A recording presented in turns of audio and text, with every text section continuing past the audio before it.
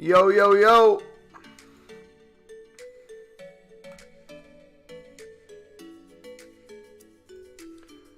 What is up, dudes?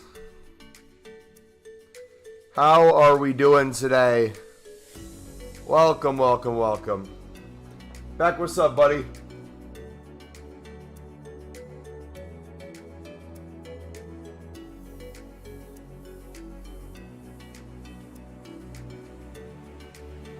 Can totally see the bicycle kicking your short. Wasn't that a crazy shot? I still don't understand how he waited for the ball to hit the ground before he biked.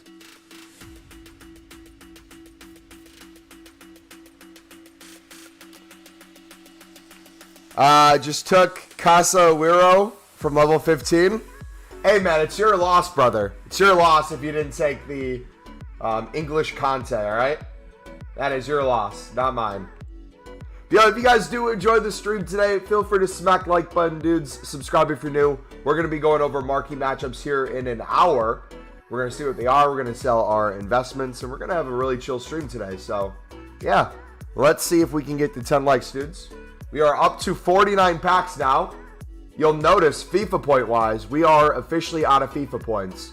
I opened up, I think it was 2 of the premium gold player packs with FIFA points just so that we could have it be the perfect amount to then go down with drafts to 0. Because we would have been left with, I think, like 50 or something FIFA points, but it ended up working out perfectly there. So we got 49 packs. I took untradables from division rivals. We got to Div 8, so we did end up making it to Div 7. But we still have advanced SBCs I have to do. It's going to be a good shout, man. We got to update our transfer profit. I believe we might be over 800,000 now. Let's go. Goal is to be on 850 by the end of the day and be on 1 million by the end of tomorrow's stream, which I think we are on pace for sure. But I haven't looked at chat here in a second. I bet Josh is going to come in. He's already probably bragged 5 times about how he has 5 million transfer profit. 2 million liquid coins. He sniped 5 icons and made 500k a piece. We'll see. There he is. Josh, what's up, buddy? My loss? Absolutely is your loss, buddy. Good afternoon, man. I can't stick around because I'm busy this afternoon. But what time are you streaming till tonight? I will be live for the next probably 6, 7, 8 hours. Somewhere in that range.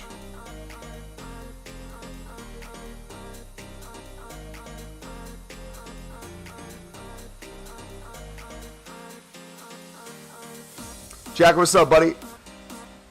Read my last message, please. Yo, Mo, it's 2 a.m. here in Australia. I'm assuming that's when the market is at its lowest? I mean, we're about to have marquee matchups, so things are rising. I would consider now the lowest.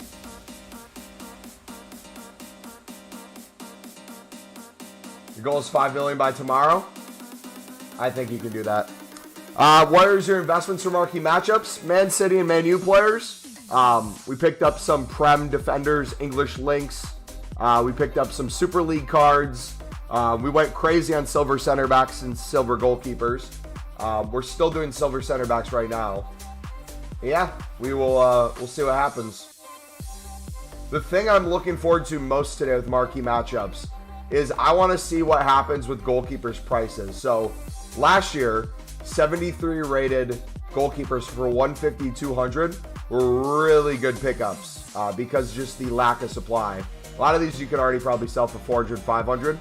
So we've already doubled, almost tripled their coins on them. I want to see if they can push 1K. What time is it for me? It is 11 a.m. How can I make some coins? Good question, buddy. I'm going to link you my trading playlist, man.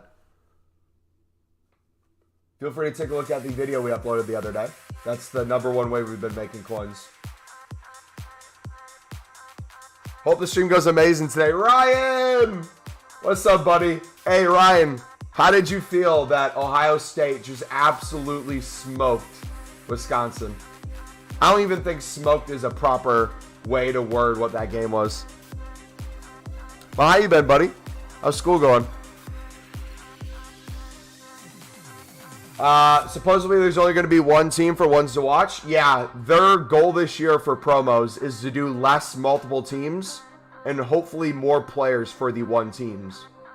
So, rumor has it, I don't know if this is confirmed, but you know how on Sundays we typically get a mini release of like 3 players? That might be more for these promos, which I would personally love. More promos, the better. More special cards of different quality and looks. I'm all for that. How much items are in your club? I have, I think, like 700 players. We haven't gone too crazy yet. Once I get to 1 million coins, that's when we're really going to bump our club storage. We're going to go crazy on bronze pack method. We're going to go crazy on common silver investing, rare silver investing, bronze rare investing, gold common investing. But we haven't quite touched that yet. Wish that could be like the cool kids.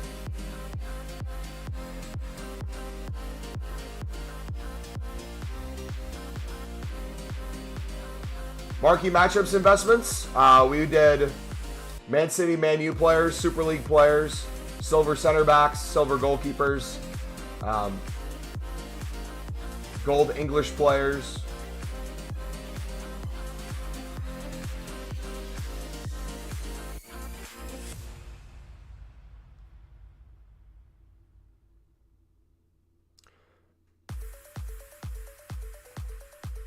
What about bronze goalkeepers? The bronze rares, chuck them in your club and forget about them for 150. Those are the forget about investments. You think bronze center backs will go up? Depends what SBC we get.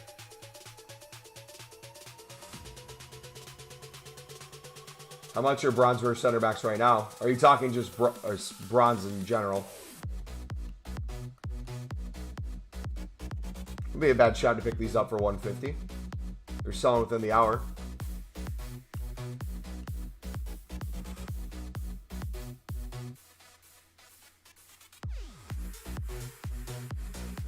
I'm not going to worry about that right now, though. Let's take a look at goalkeepers. How are goalkeepers doing currently? Okay. Let's go, the Horizon. Every goalkeeper is 300 plus right now. So let us get everything up for 200. He's meowing. I invested in a few Turkish League players on Monday. So should be a few coins profit. Yeah, hopefully, man.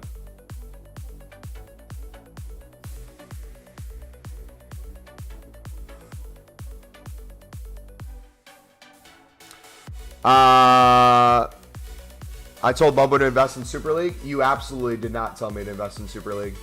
You told me to buy a Besiktas goalkeeper because he was going to reach 6K was what you told me.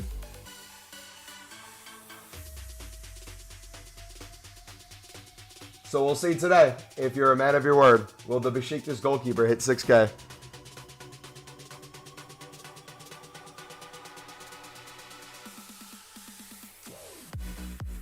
You are on the PC market, though, so since it's a different market, prices aren't going to be the same. Which, honestly, I think is going to be, if you had a downfall in this community for you giving investment tips to people, Josh, I think it's going to be over time the differences in the PC market versus the combined market. I think that's where you're going to start going wrong with people. Because you're going off of prices what you're used to on PC. And if it doesn't match up with PlayStation or Xbox, people are going to feel like you screwed them over. So just be careful of that when you're giving out investment advice to people. Oh yeah, you do have your PS5. So do you give advice off your PS5 market then, or how are you doing that? Because it's all fun and games when you're making people coins, but when you start losing people hundreds of thousands, they're going to be yelling at you. Not me. They're going to be like, bro, what was that, Josh? You're going to have some angry people. They're going to copy and paste everything you do without thinking about it. And if you make them coins, it's expected. And if you lose them coins, they're going to riot. Yeah, Mama doesn't know anything. Just ask Josh. Josh is the point man.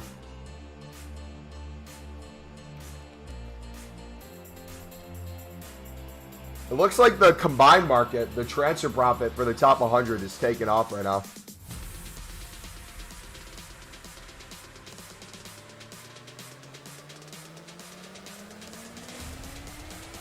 Where's the SBC solver? Yeah, man, we need SBC solver back. We miss him, man. That guy was a staple of this community. How soon after content should you be selling your marquee matchups investments? Typically, you have like a 10 to 20 minute window where things pop the most, and then it's back downhill. So you got to be on right away after, once the SBC solutions start coming in, and as people are instantly getting them, getting the teams made and submitted. Those are when prices typically shoot up the highest, because there's two different types of selling, okay? Or there's three.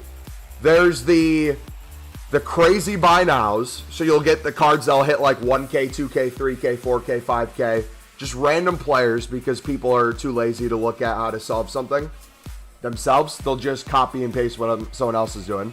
You'll have your market reaction, which is everything rises that's needed. So that's another form of investing. You have your market average, so that would be after things kind of cool down a little bit, the market average things are going for. And then after that, once people start opening your packs, you have that open wave of bids that you'll be able to pick up and flip.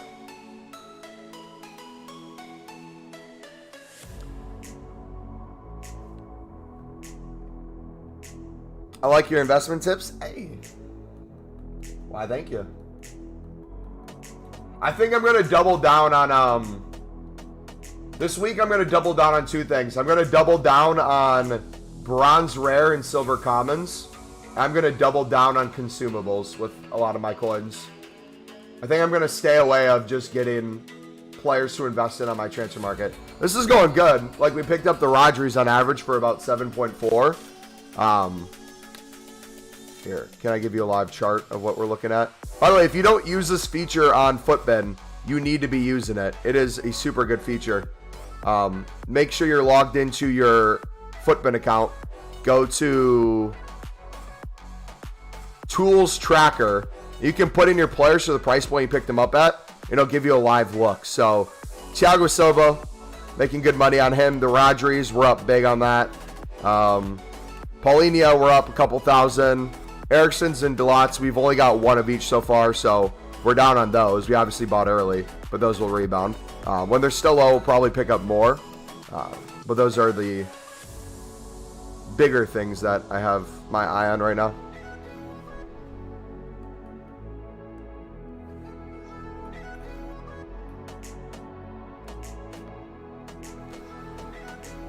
Yeah, you should be selling within the first like 10 to 15 minutes of marquee matchups.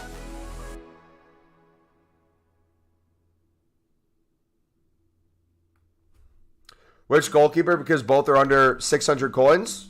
I got both of them, or all three of them. There's not a lot of 73 rated goalkeepers this year either. There's no 74 commons, supposedly. There's only rares. And there's not a ton of 73s. So I'm curious to see how that affects prices. Don't ask me how Brozovic is an 86 with those stats. What stats is he over? He's got stamina. Wait, yeah, hold on. His only stat that's at an 86 or and above is stamina and aggression.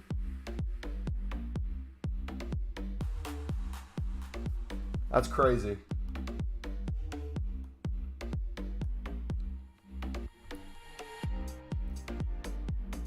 I'm still waiting for Footmaster to join and say trading methods.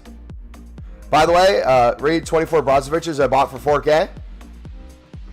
Nice. I figured nothing less from you. You're doing Rashford and Valverde tomorrow for the player month.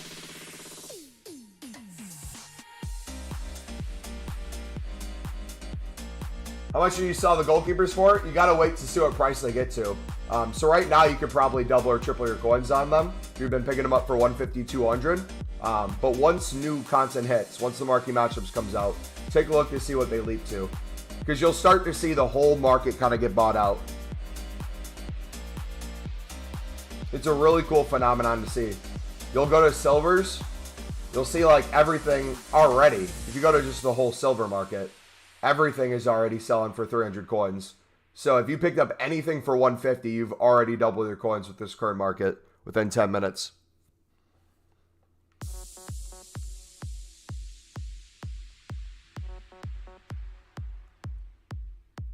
I don't know what to do on Ultimate Team. The Besiktas one. Oh, you're talking Besiktas. We picked up the bronze rare goalkeepers for under 300. I just got some. I'm not... If they go up, they go up. I'm not confident they're going to reach the prices that Josh's claimed they were last year. But if we can double our coins on them, that's cool. Should I pick up City players or not? If you're trying to pick up Man City or Man U players now, they've probably risen quite a bit in price already. You're probably going to have a ton of competition. So you can try. I don't know how successful you're going to be. That should have been something you did earlier this week. Not 45 minutes before the SBC.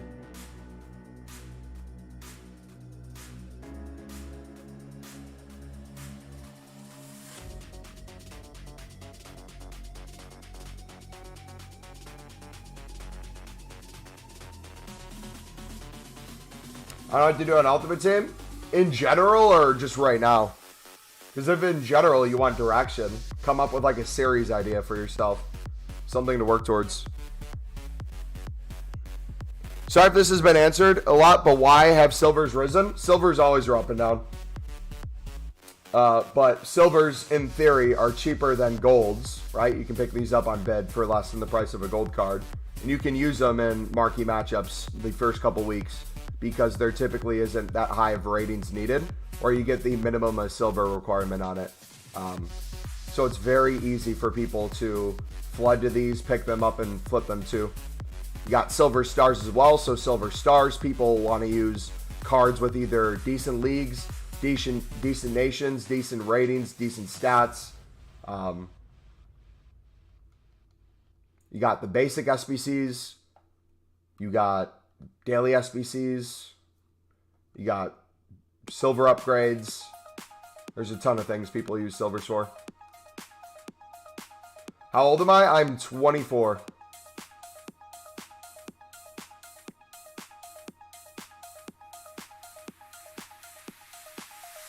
What's the Besiktas goalkeeper for? I picked him up under 300. 300 and under.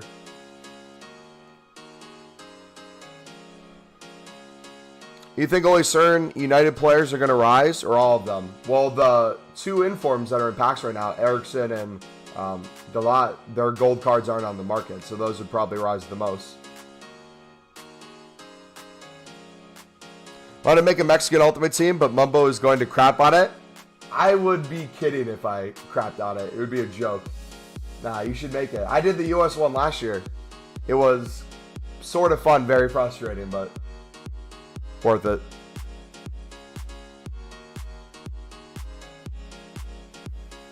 Yeah, BPM's been really nice. It'll probably be good today too.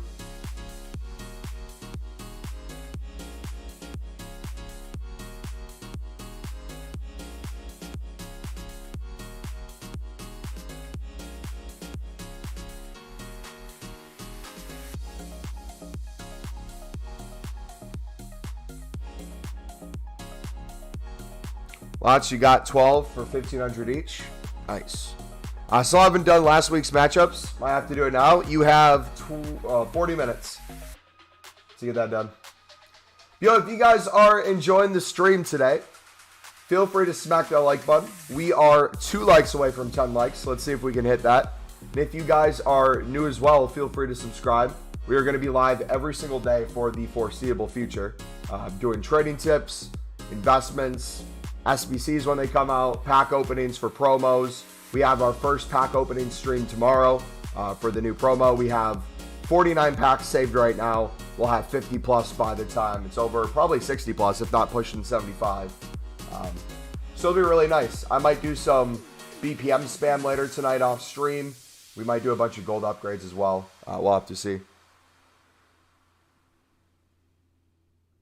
Is 250 too much to be spending on silver common center backs? Yes. You can if you want, but it's always recommended to pick them up for 150.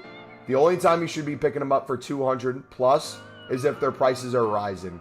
The whole point of investing in silver center backs is to pick them up when they're 150. You're fine to do 200 typically when they're 400 plus is when I pick them up.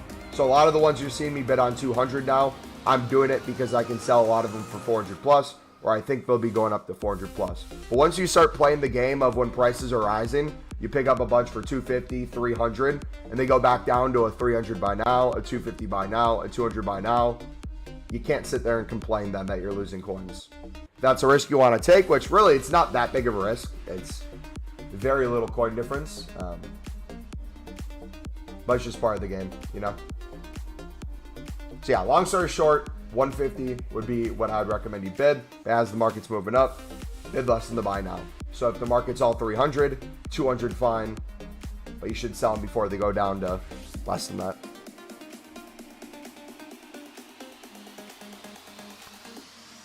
Yaya is dope Vera.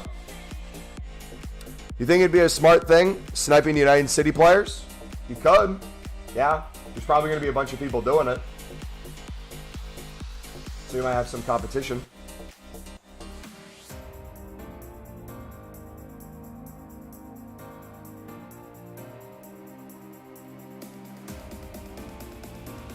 Is that a good idea? I might go unassigned on the gold one. You can't go unassigned for too much. You can only do a max of 100 cards unassigned this year.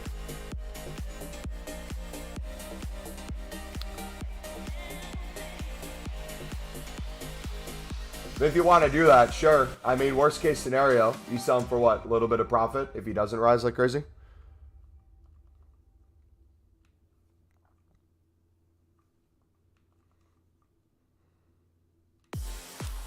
I know Christy in person, so buzzing you got a silver stars.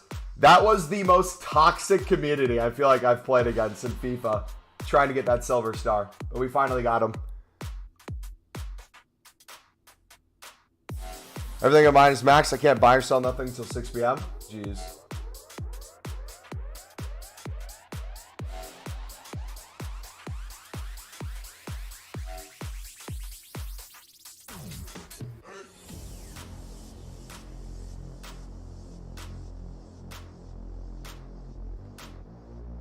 There we go.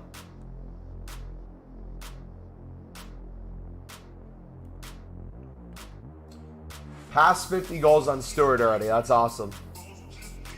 He scored 4 goals in a division rivals game against a team that was, I kid you not, close to 1 million coins. Dude had Holland.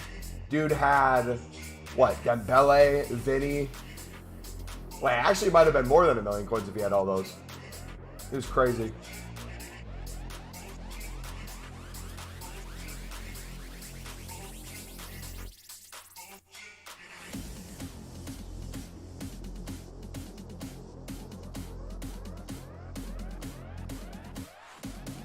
What about Black Friday investments? I guess it's no longer going to be a thing.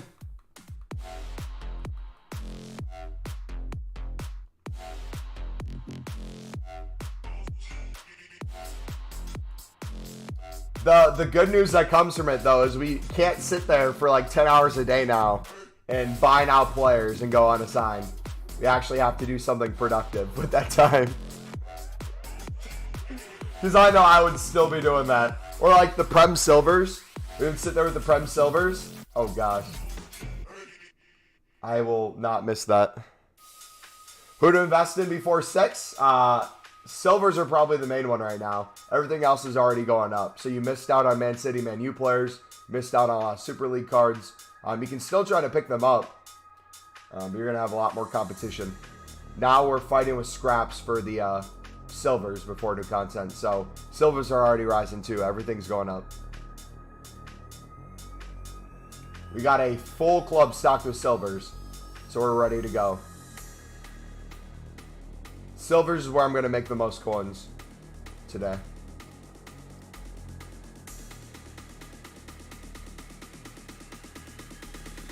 We should easily get the 200k plus liquid. If not, 250k plus liquid during marquee matchups.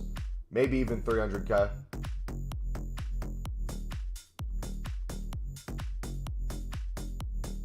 Used a bronze team in Division 3 last night on Rivals. Yeah, you're Division 3 with a bronze team.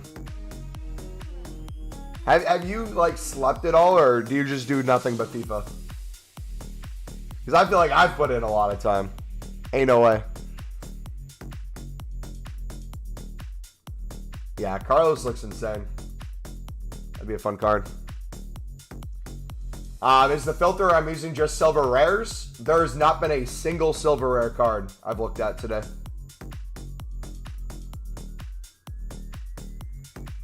These are all silver commons.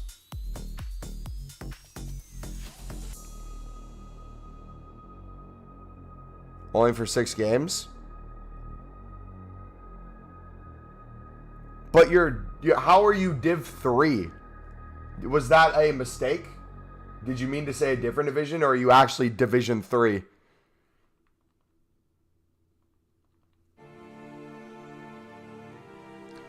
Gold rare Prem center mids. I got 25. Bid 600 to 550. They'll all be 1200 plus on marquee matchups. Does the web app glitch work? The unlimited unassigned? No, they patched that too. You can't go unlimited unassigned, and when you're on web app companion app, you can only sell 30 at a time as well. So it even hurts you more there. Best method for low budget? Silvers right now. Full silver market's up to 300 plus.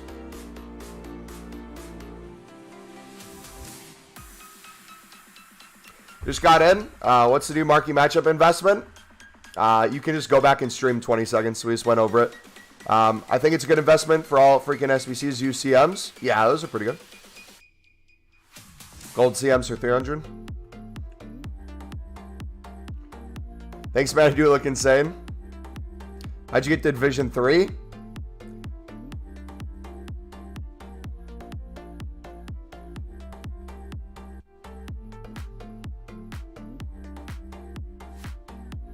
Thieves use 4,600 points till tomorrow. How come you do not read my trading advice, mumbo? Should I change my name to Josh? What do you mean? I literally just read it. Picked up 2 Marco Verrattis for like 7.5. Let's check his price real quick. What is Marco Verratti going for?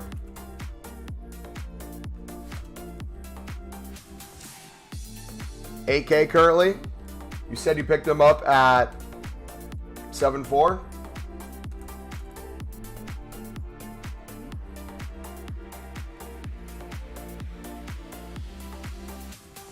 Okay, not add one more. Is that the cap? Yeah, you're up silver 100 so far. That's a dub.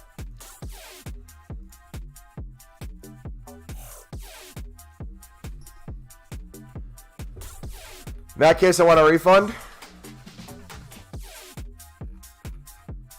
Yeah, they patched everything, man. It sucks. I'm going to have to live on console this year. What's up, Mumbo Jasper? What's up, buddy? Invest in the British pound.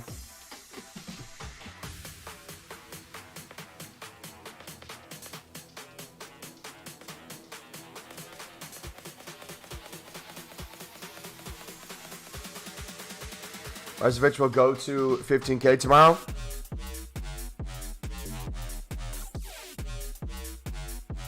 Do you play Division Rivals on your PC account, or do you play on your PlayStation account?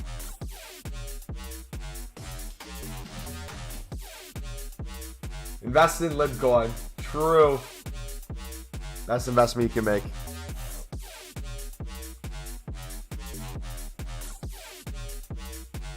I'll be at 10K plus.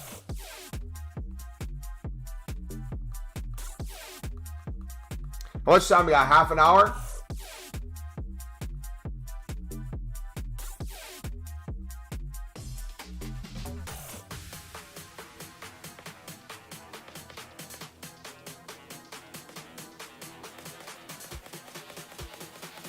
Half an hour, boys.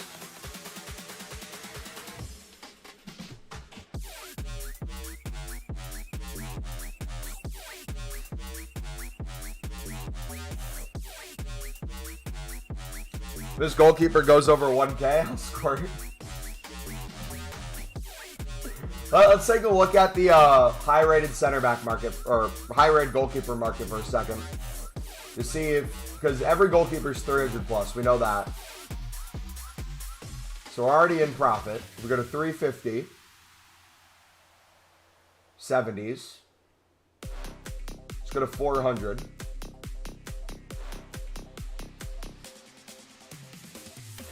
$71s. Let's go to 450.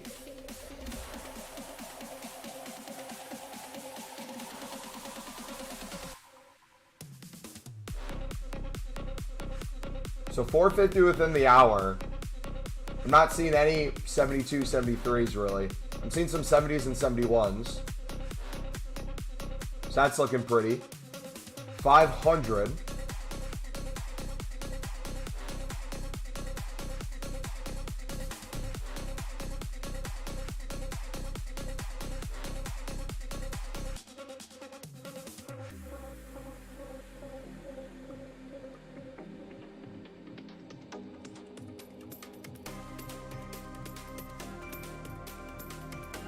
Yeah, a lot are being taken off the market. That's awesome.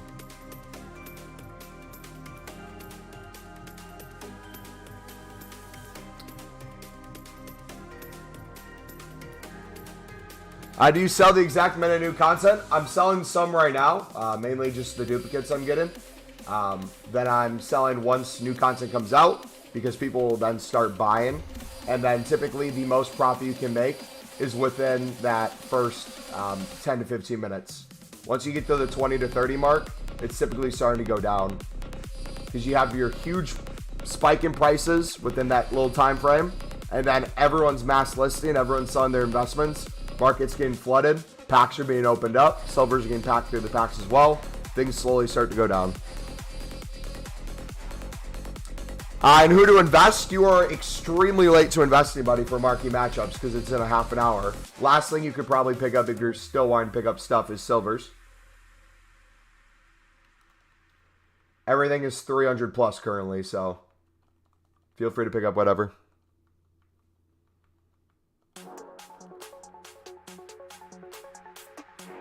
So we should sell at 6 p.m.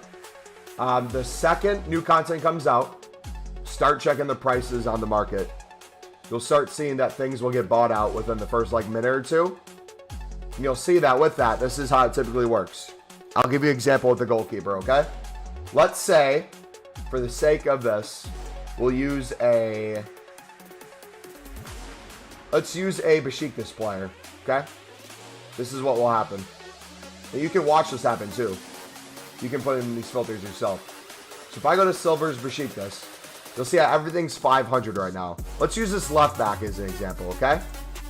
If you have this left back, let's say you picked him up for under 400 coins, you're going to notice that he doesn't have a lot of cards on the market, but since Besiktas would be needed, let's say that's one of the SBCs, you'll see the ones for 500 get bought out, you'll see the one for 600 get bought out, you'll see the one for 700 get bought out, and very quickly within those first couple minutes, it'll be like 700, 800, 900, 1,000, 1,200, 1,500.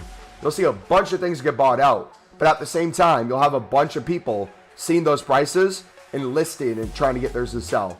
At some point, you're going to have less people buying and more people listing, and at that point, that's when things are going to start going down a little bit. So you'll see that steep rise within the first 5 to 10 minutes, then it'll kind of even out, way too many things will get listed, it'll go back down. Does that kind of make sense? Best trader right now, silvers.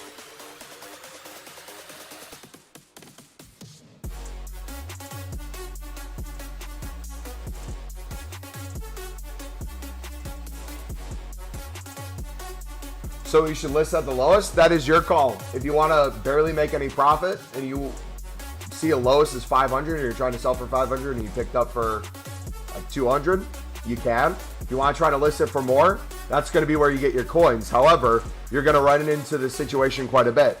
Some cards you're going to list for way too much where it's going to sell. You're going to make a lot of coins and be really happy. Other ones you're going to list for way too much. It's not going to sell. You're going to miss that whole hour buying window. And by the time you try to relist it, prices are already extremely low again. So I would recommend selling below market average for most things.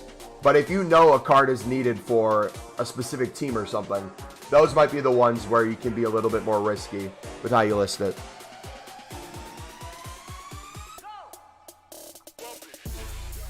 What teams will be in marquee matchups? Guess we'll find out in 25 minutes, buddy. We're expecting Man U and Man City for sure, and rumor has it Besiktas is in it.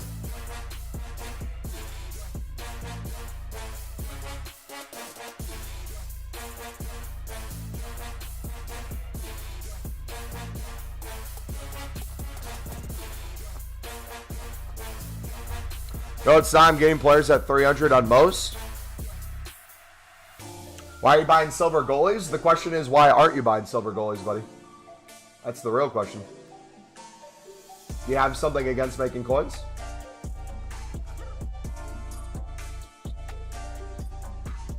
It'd be a shame if you did.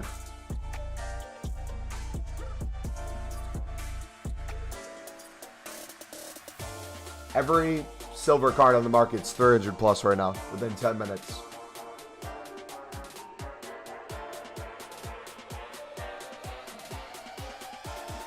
So, for example, Luke Shaw is 1.8 at the moment. Should I list for 2K or 1.8 or 1.6? That is your call. This is how I would do it. Once the SBC comes out, if you notice Luke Shaw's next lowest by now is 2,000. If you go to the market, everything is selling for over 2,000. At that moment, you can decide, okay, do I wait a couple minutes to see if his buy now keeps going up? And do I list where it's the lowest on the market? Or do I try to lazy list for a little higher, hoping it gets bought out to that point? That's when you have to make the decision for yourself. I can't be the one to make that decision for you. That is completely your doing.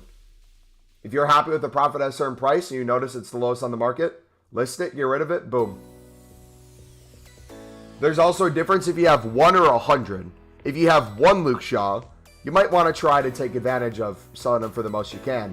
If you have 100, that might be a case where you're your own worst enemy. You're trying to make profit on the card, but you're listing a bunch, adding supply to the market, which would lower his price. Gonna make a milli, boys?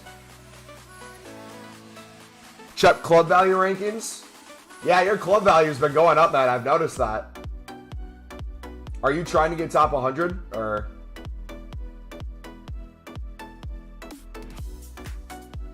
About to be 100 mil. I think the lowest is what? 285 or top 100? 271. I'll race you after we get to 1 mil transfer profit.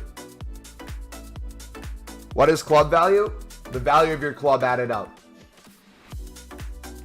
So each player and things have value. That gets added to that list. So getting a bunch of players in your club from different calibers is typically what gets it to be top 100.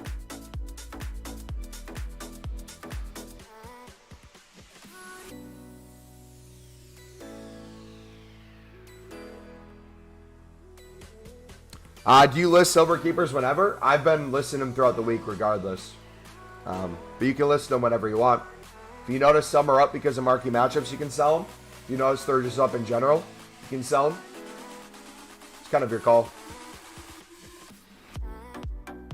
I'm doing whatever I can to make coins. But if that happens, it happens. Yeah, you really got to work for top 100 for that. You really got to put cards away. I know this isn't on topic, but I just packed Ronaldo from the 100 finesse goals pack. Hey, GG, feel free to put it in the Discord, buddy, in the FIFA pack section, if you got a picture of it. 20 minutes, boys. We are 20 minutes away from new content. If you guys are enjoying the stream today, feel free to smack the like button, dudes. Let's see if we can get to 15 likes. We are currently, looks like 5 away currently. So if you haven't already, feel free to smack the like button. It really does help YouTube recommend the streams to more people. But we got a PS5? Yes, sir. Because of Carlos in chat, we got a PS5. Carlos randomly sent me a DM on Discord last year. It was like, yo, Mumbo, I heard you said you wanted a PS5 and you couldn't find one. I can sell one to you.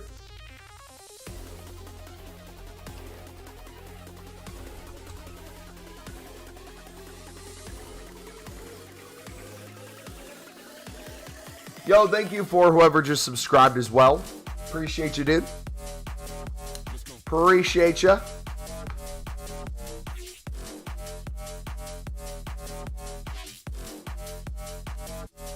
Want to open my packs tomorrow? Sure.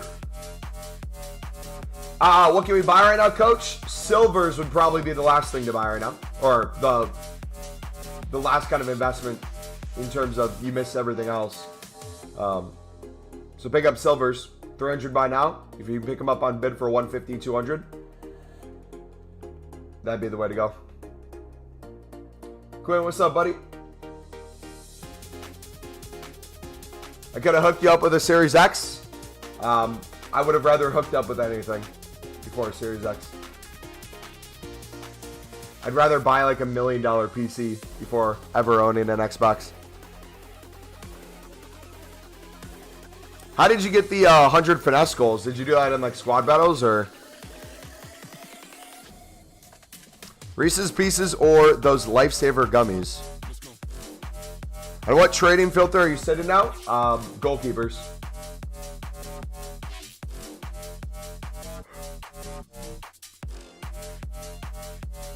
L take? Nah, Xbox is rubbish. PlayStation all the way. The Libertadores filter is glitched on web app. What's glitched about it, Simon? Unsub. Spot 8 players from the first XI SBC to find out one of the cards needed is extinct. Rip. Can you explain the strat for coins? I'm picking up cards for less than they're going for. So I'm able to sell them for more. That's the strat.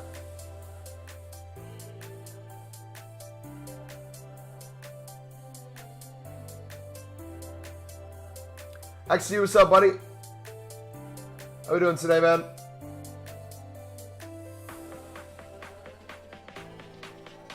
Yeah, all silvers are 300 plus. So we're making coins right now, and then if they shoot up at new content, make even more.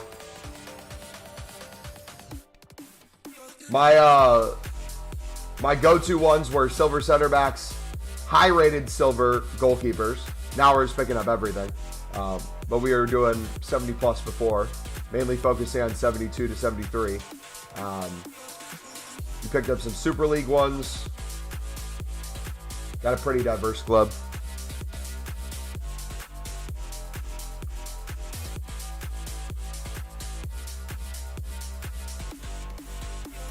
Let's create a little bit more space.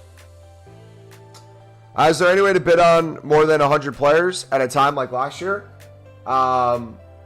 You can only bid on up to 50 on your transfer target, so then you got to pull them, and you can only have up to 100 unassigned this year, I believe. No unlimited unassigned anymore. No unlimited transfer target anymore. I believe they patched both of those.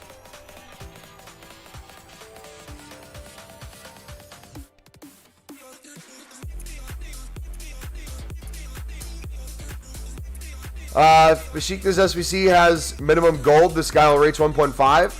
It's probably going to be the lower ones, wouldn't you think? So it'd be a minimum silver, probably. Yeah, if it did, that card would probably go up quite a bit.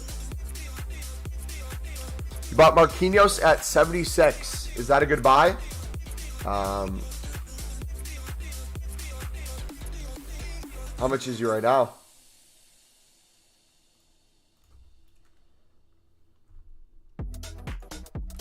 Marquinhos.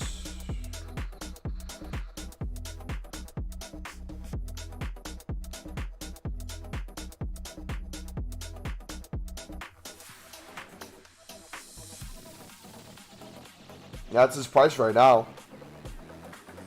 Looks like for the cross market, yesterday he was 75.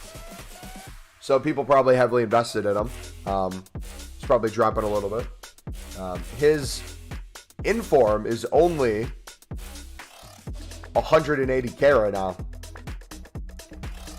So I would keep an eye on that price too to see what it gets to. Rip on a sign?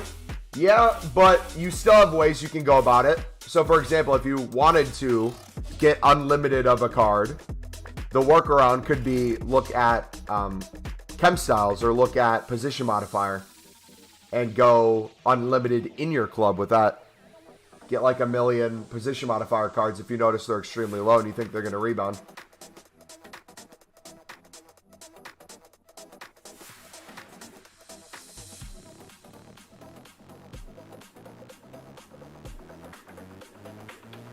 All right, we got 15 minutes, dudes. 15 minutes to go.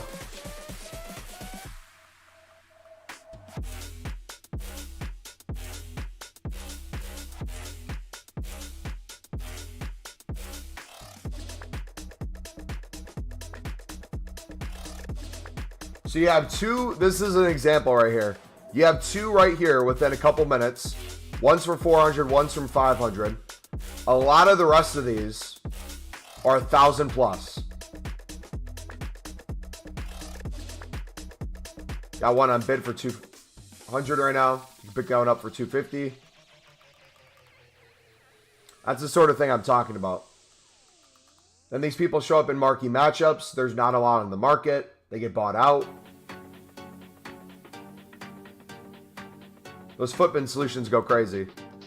It's like this guy. If you've been picking them up for 150, 200 the past couple days, got a couple of these listed for what, 550, 600.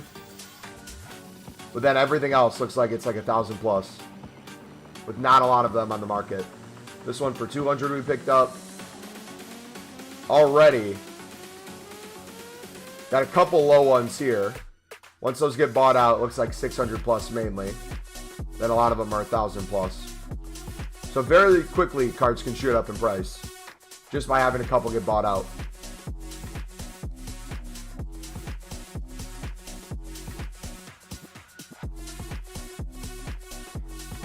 Is Araujo a good investment? I'm not sure. I haven't really checked them out yet. If I search up Libertadores cards and see a price, there are only cards after 17 minutes. But I know that's not true. I had this problem last year too, but then you could fix it. Not now. I've never seen that before, I guess. Should I invest in something for marquee matchups? I mean, you are extremely late at this point, but you can still pick up silvers if you want. Mumbo, are you going to invest all coins? That's what we've been doing. We just made a lot on silvers today and yesterday off a stream. So that's why we have as many as we do liquid.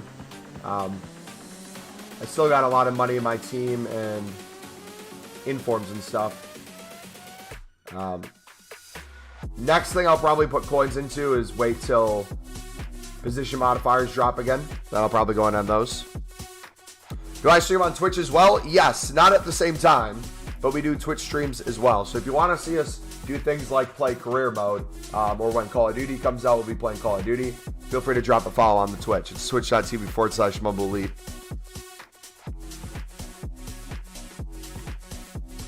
I'm investing in Top Nation Common Golds for 300. Nice.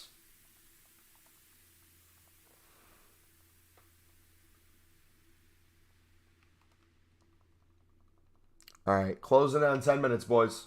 You're almost there.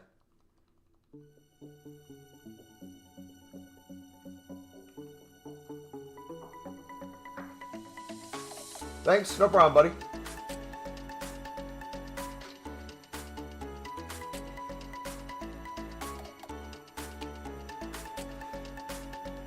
Silver goalkeeper is going to bang today. If you've been picking them up for 150, you have already guaranteed double your coins. So it's only up from here. Very easily triple, quadruple.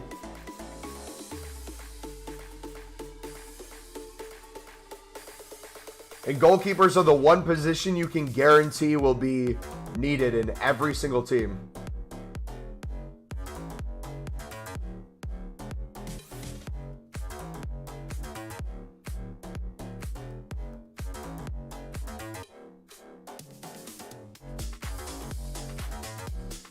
Just marquee matchups today. Could be other stuff too. We'll see.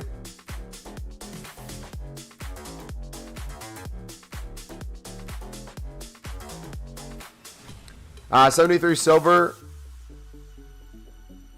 Room. Lowest is 700.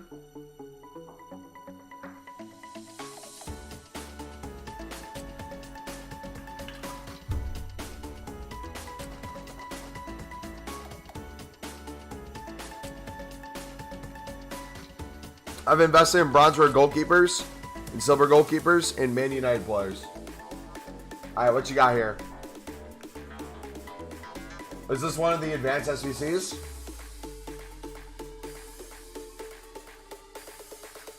Oh, he's got the rare mega back. And he's got 100K back. Going to lose. You bought 32 Cedrics in case Arsenal is in marquee matchups. Investing in 12 Cruz at 10K. Will they go up for the Valverde SBC? What's Cruz, an 88?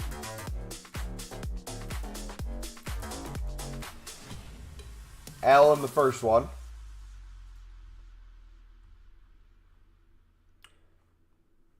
I mean, he's already 14K, so he's already rising quite a bit. He'll probably keep going up, yeah. Quite behind on the stream, by the way.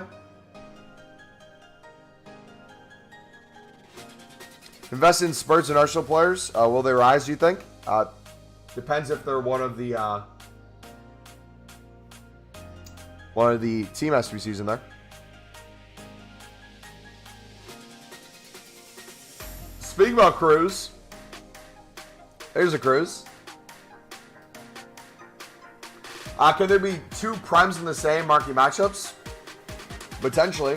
The Man U or Man City one would probably become the first one. It'd be the highest rated. I'm sure you could have other ones in there potentially. Well, I've got the 100K back. AW. Alright, do you want to do it right now quickly? If you want to do the 100K back right now, we have, like, we got to do it now. And then we have to go back because we're about to have new content. There we go. It'll just be City United? Yeah.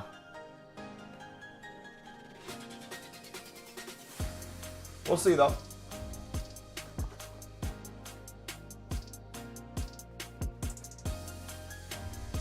All right, back to our account after this. First one is an 83? And Mbabu. All right, 100K pack here, boys. Let's see if it pays off. Watch it be like Mbappe.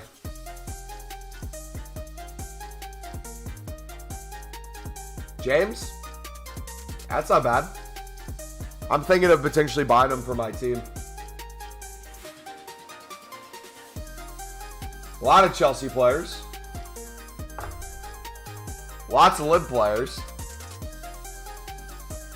Not the worst in the world, but could have been a lot better. It's that somewhere in between. You hope for walkouts, though. You hope for the big boys.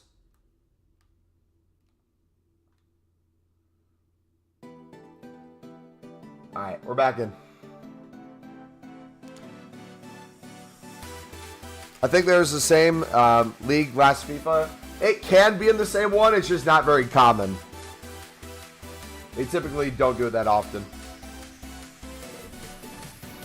I feel sure about Man U being safe, but not sure about Arsenal investments-wise. Yeah. I mean, you know for sure if it gets leaked, but I haven't really looked at leaks, so. But if you can see the leaks, other people can see the leaks. Which means the market would already react. It took you 4 hours? I'm sorry, buddy.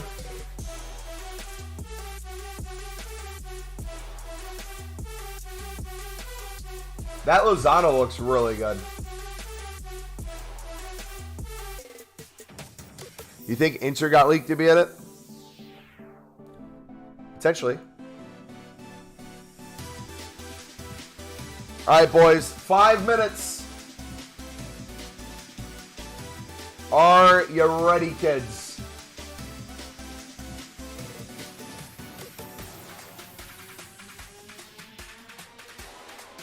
The moment of truth. All right, I'm going to stop my bids.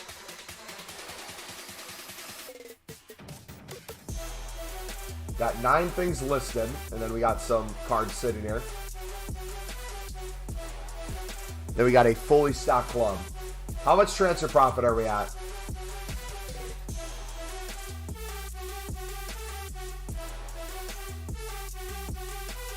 So we are on 814,000 transfer profit. Let's remember that. My hope is we'll have liquid coins after this. We should easily have over 200K. Hopefully it'll be 250, 300K. Depends on how much I actually sell.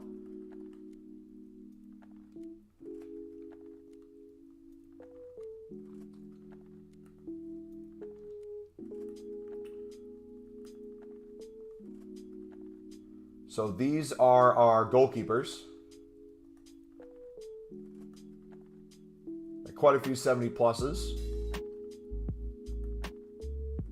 Take a look at those.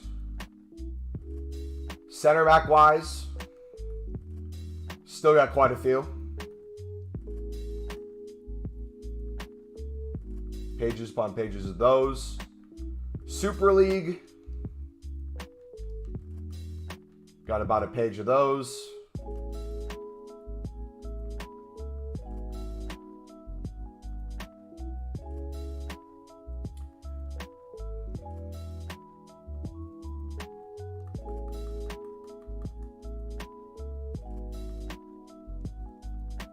Bum, bum, bum, bum.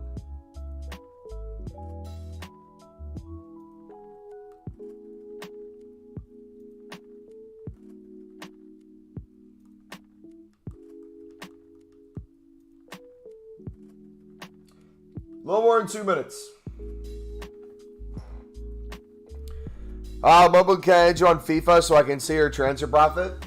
Does anyone know the limit? If there's a limit on the EA friend request thing?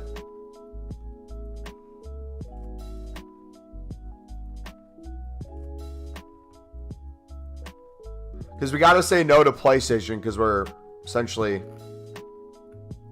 full there. But when it comes to the EA,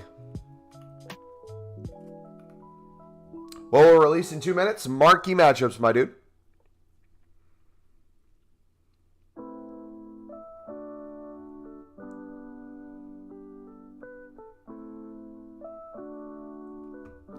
$400K packs and $350K packs for tomorrow. Hope I pack Anthony ones to watch.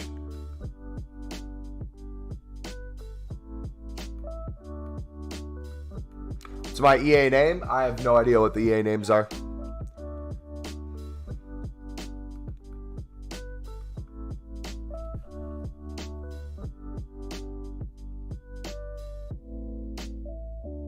There, I guess. Same as PlayStation.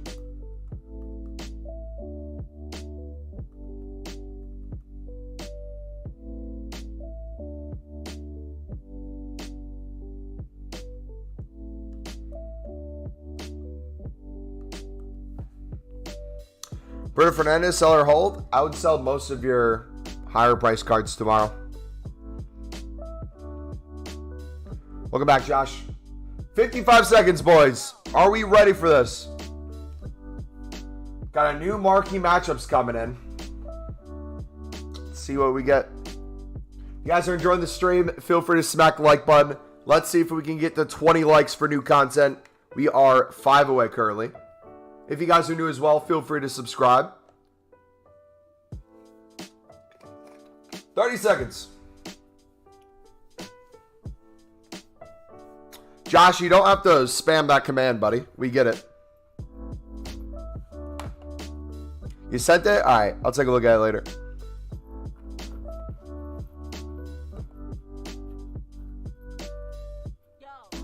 You want to try to Obama this year? I have not yet, no. All right, here we go.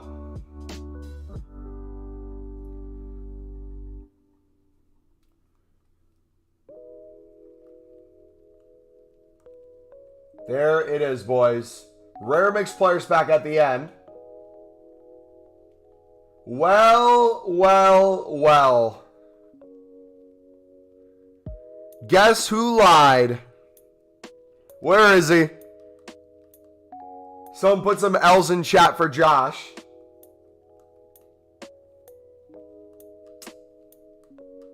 Take the L on that one. Man U, Man City, though, for a prime election players. 75 rated, so the rest are going to be extremely low.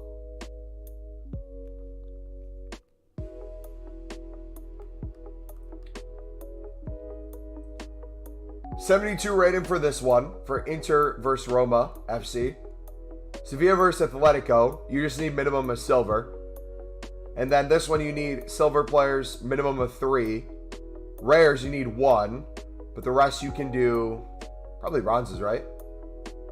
For a 3 common gold player pack. What?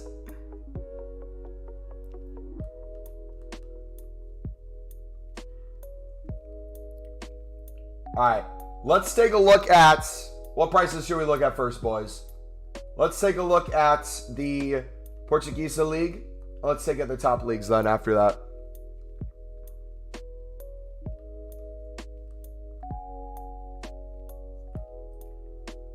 He predicted but not confirmed. You made it sound like he confirmed, buddy. So people are going to be pissed at you thinking you lied to them. So just keep that in mind in the future. If something's a prediction versus a confirmation.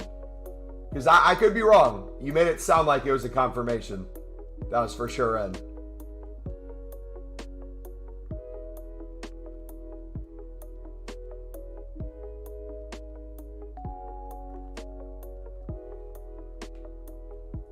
Rare mix reward. They should be giving us 100k packs minimum on everything. So another thing too, not the craziest rewards affects prices as well. So it looks like that one has 1 for 400, then the rest are pretty high. How about the center backs? What are we looking at center back wise?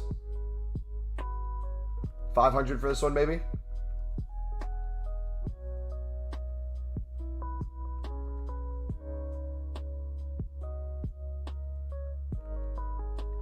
$400 there.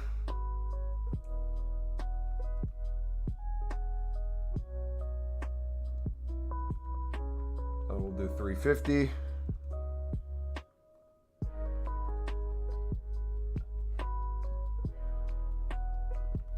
This one will do 500.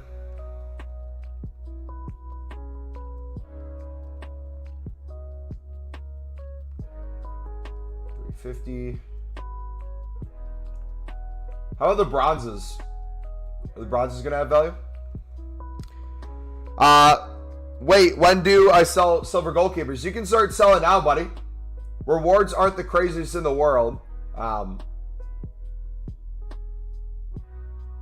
So that's going to affect prices a little bit.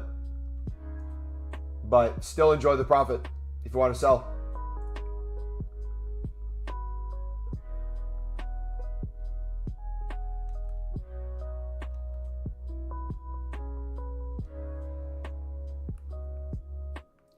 All right, let's go through higher rated goalkeepers.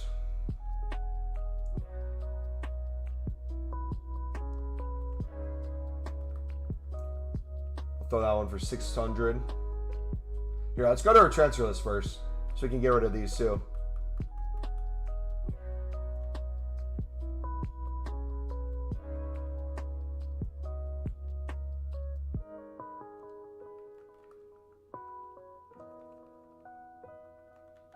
I'm just gonna toss them for 400.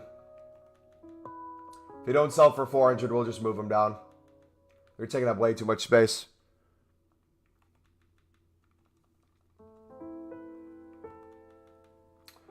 Roberto just shot up because of the formation. He was 1,300.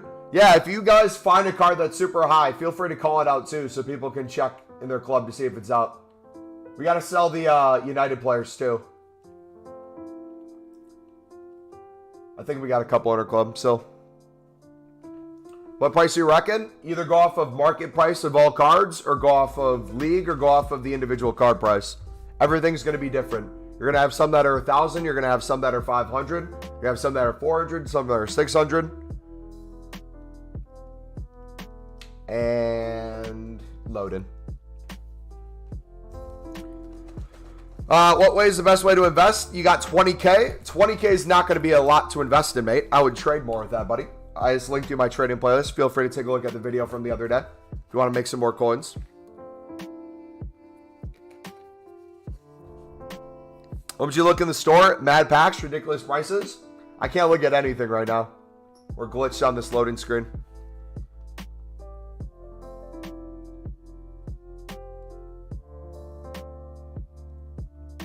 Sorry, man, what filters you use for trade? That link I just sent you in chat, click on it. The newest video from the other day.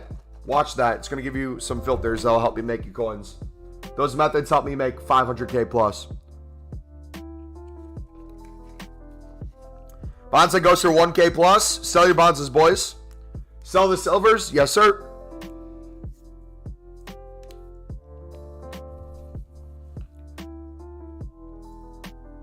Wait, there's 100K back on the store? Nah, bro, do we go for it?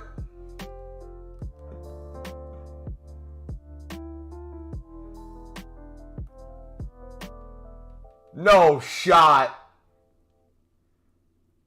Contains 16 gold rare players, 3 guaranteed rate 83 or higher, draft token. Oh my gosh. Oh, it's untradeable. Untradeable. They're already promoting the untradeable packs too. That's crazy, man. That's 2,000 FIFA points.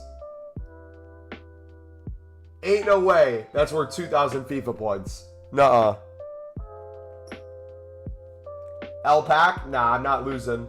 100K transfer profit just like that. All right, let's keep going.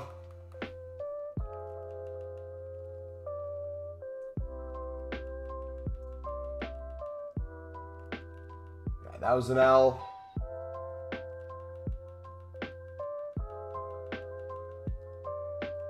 Do 600.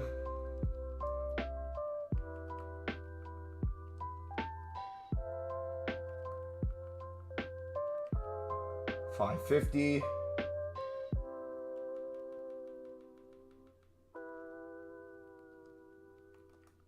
600 for these two. How about MLS room?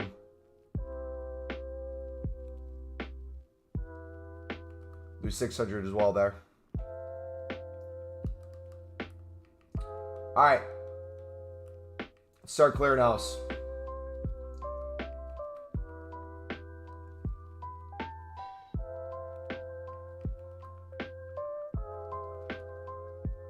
Is Roger going to go up? He's already gone up quite a bit. But he'll probably still keep rising. There we go. 900 for Miguel Silva, we're going to list him for. All right, what's Lindy going for? 500. Do 450 there.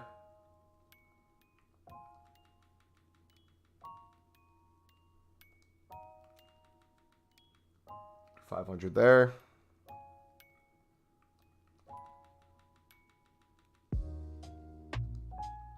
$500 here.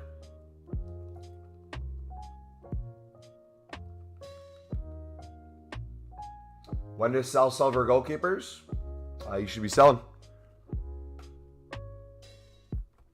You lied. I had 143 on unassigned. Is it more than 100?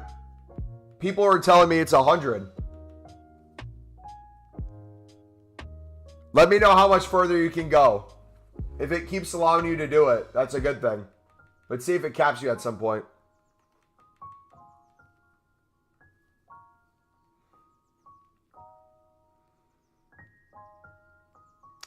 Do you know, because you do lib trading, does it take time to make 1 million coins? Anything you do is going to make you take time. Doesn't mean it's not worth it. We're almost at $1 million transfer profit. We're going to hit it by tomorrow. That's mainly off the libs and silvers.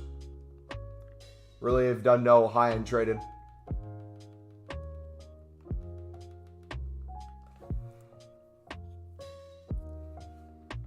I'm out now. Let me know if it caps you at some point then. I'll mess with the unassigned today too then, if it's more than 100.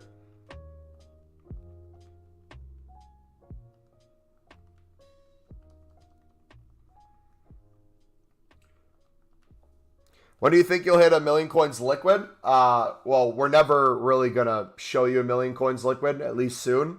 We'll always have it in something, so it's making more coins. If I wanted to get rid of everything and have liquid coins, I'd probably hit 1 million liquid on Saturday or Sunday versus Friday. Transfer profit will hit first, and then the coins would follow suit a day or two after.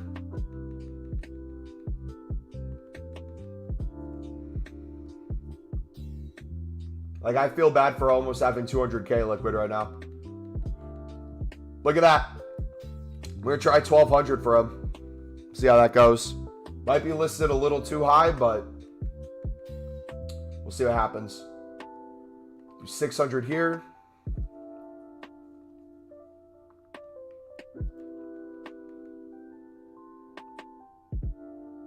No shot. I'm going to go for 900. What's your transfer profit? Take a look at screen, buddy. That was as of about an hour ago.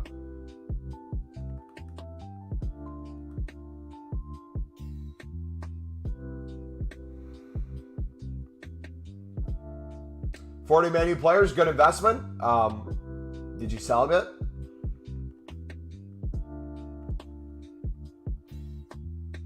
OMG, I'm blind? No, you're good, buddy.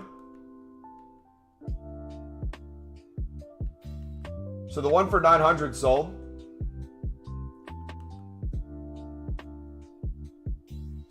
Where is he?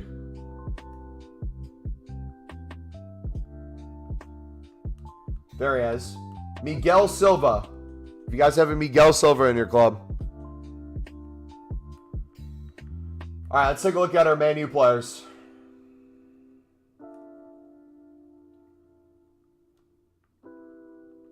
Luke Shaw.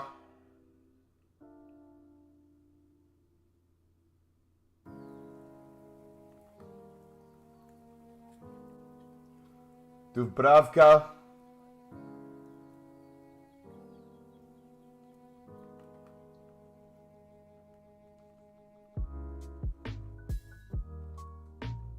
Lindelof.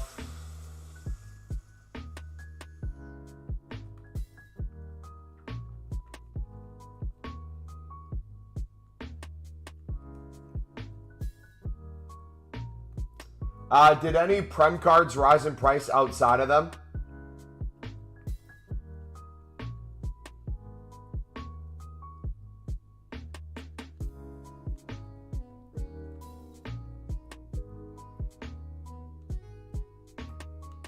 How long has it taken you to get this many coins? Since the web app started to now. So, since what, Wednesday? Last Wednesday?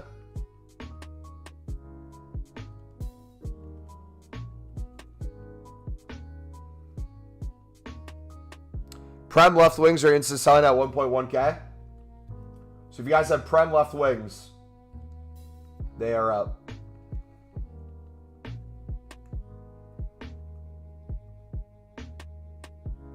They're gone down to 900 from 1.1.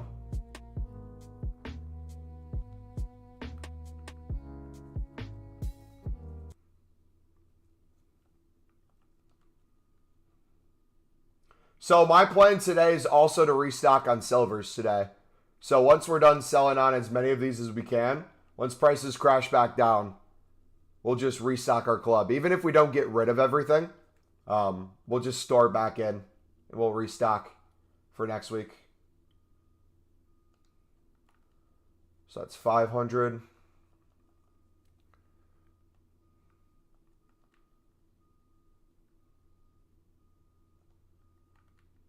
$400 there. You got 450K profit. Nice.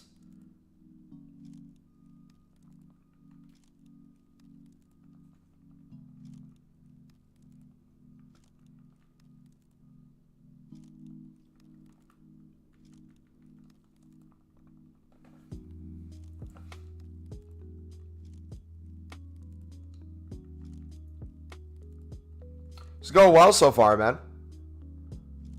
Not bad.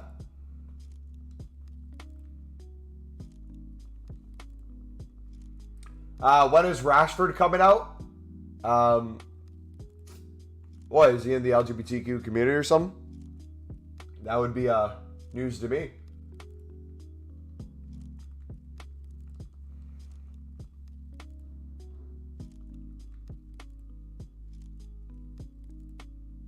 But good for him and his boyfriend, I guess.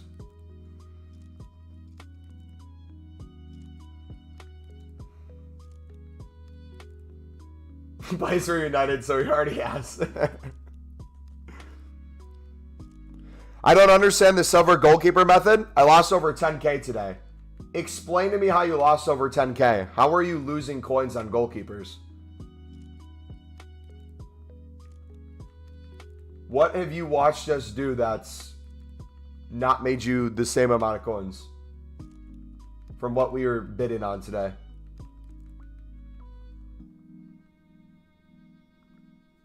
How long did it take you to get 1 million coins liquid in FIFA 22? About the same amount of time, if not a little longer. I think we got 1 million by the first Sunday. So we'll probably get it quicker this year than we did last year. He's player of the month? I know, I'm joking. I'm trolling. Remember when Feldman was literally the most OP keeper in the game? Yes, all those squads back in the day. All those Bundesliga cheat beasts were insane. If you picked up goalkeepers back for 150 to 200 coins, there's no way you've lost coins. So I don't know what prices you've bid at or what you're talking about, buddy. If you want to give me more context, I can help out, but unless you bought at an outrageous price, you should be just fine. And enjoying double your coins.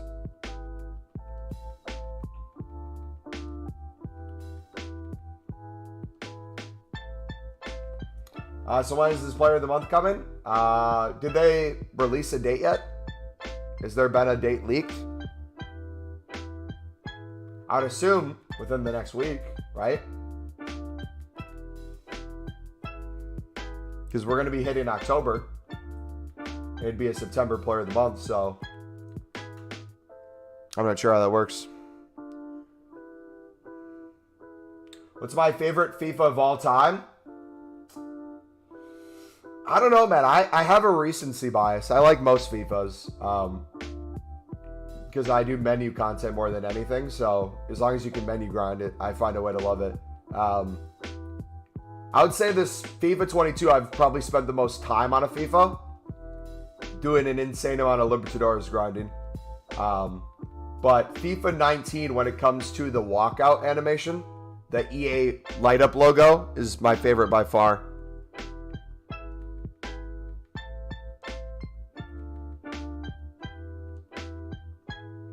Marquee matchup rewards are dead. Yeah, they're dead, but the low-end profit is definitely not.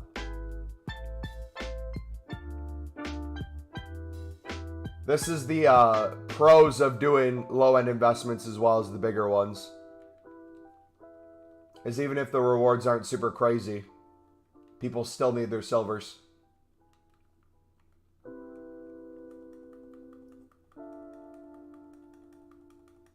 That is just goalkeepers right now. We haven't even touched the rest.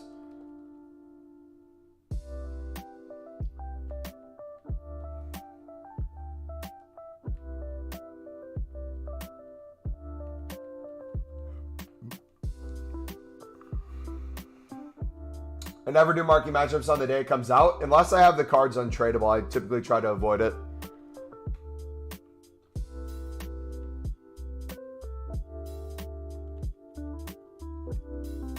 Alright, should we switch to higher rated cards now? Oh, hold on. Top Nation, maybe?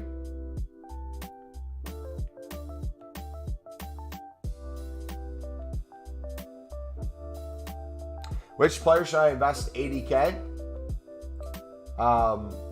Honestly, people might give you a list of players that would go up with 80K where you can get either a couple or like 5 to 10 and hope they rise like a couple thousand. I would honestly say with 80K, Do a silver club stock. I feel like you could double or triple your coins with an 80k club stock of silvers. Very easily.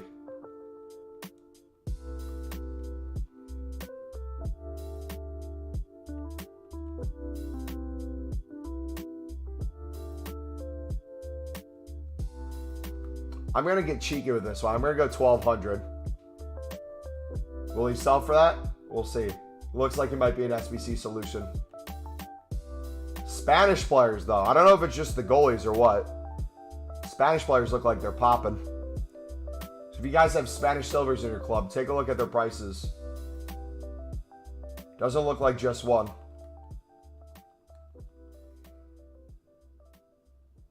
Silver pack method right now? I personally, I don't get you guys who do silver pack method. I would personally never touch silver pack method for the most part. Because if silver player prices are up, instead of waiting till they're up to then open silver packs, just club stock silvers in your club when they're low and just sell the silvers when they go up.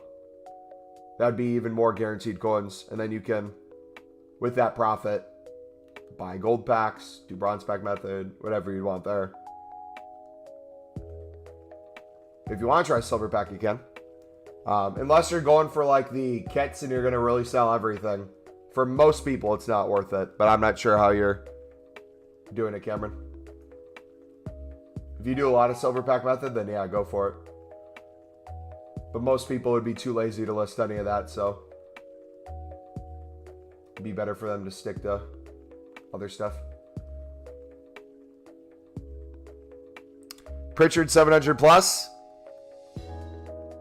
Ooh, I don't think I'm going to touch any of my Sunderland players, sadly. Even if they're super expensive. All right, let's take a look at now Spanish silvers.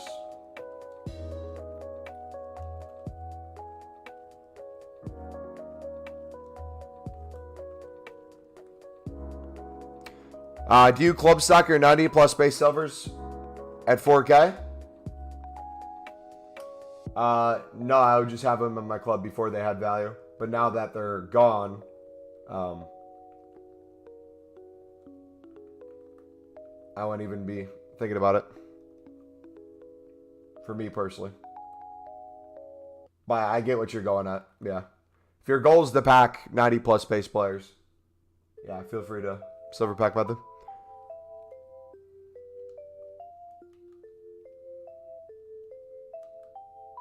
Alvarez sold. He's in the second Spanish division. 70-run rated Spanish goal or Argentinian goalkeeper. Let's see what else. 800 for the Zub guy. Yeah, all the Spanish ones are like 700 plus.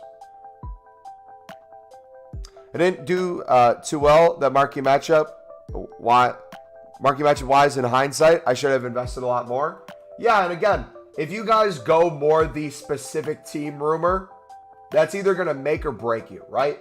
If the teams get in, that's really good profit, especially if you're in early on. But if they're not, you probably either lost out on coins or just waiting a year for things to sell. If you always do the silvers, I'm going to preach this till the day I die. For the first month, if you consistently focus on doing silvers, take that profit you got from the silvers, reinvest in the silvers, all silvers, different nations, different positions, high ratings, low ratings, getting it all in your club, you will never miss.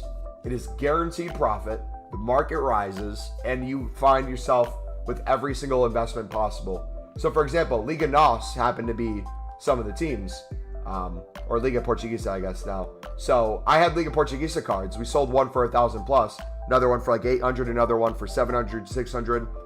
We had a lot of those, not because we thought it'd be Liga Portuguesa. We had them because we got everything. So you end up hitting everything, and then everything else on the market in general is just profit if you're picking up for 150, 200. So we're almost at 200 liquid, and we have infinite cards to go still. So I would say this has been relatively successful so far. Let's keep going. Pac Martinez for marquee matchups. He's 16K. I thought he would have been more. Lib Silvers are doing great. Yes, sir. Enjoy your profit on those.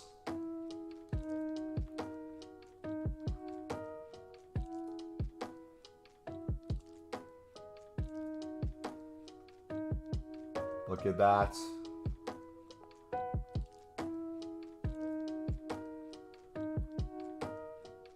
And I'm kind of pissed because I could have invested more too. I was sitting on like 150K. I could have put into more silvers, but I just ran out of time. That's why my investment for next week's going to start today. Wait, no shot. No shot this is an SBC player. I'm going to put him up for 1,400.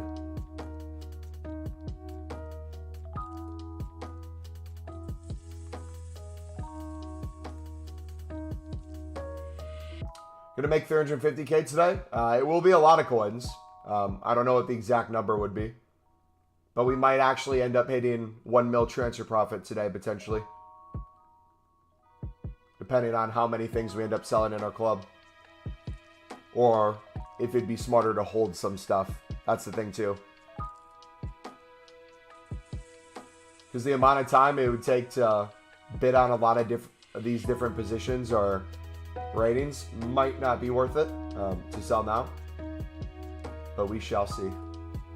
If we can get double our coins on these, they're gone.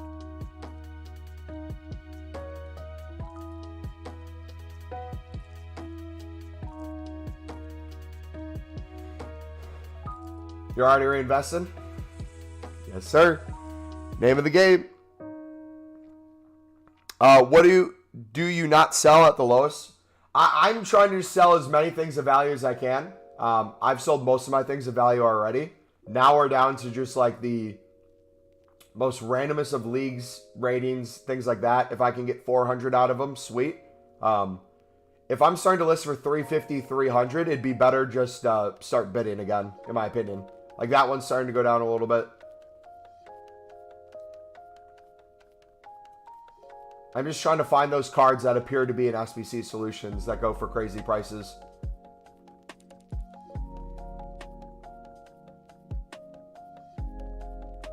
I have 40K. What should I do with these coins? I'm going to link you my trading playlist, buddy.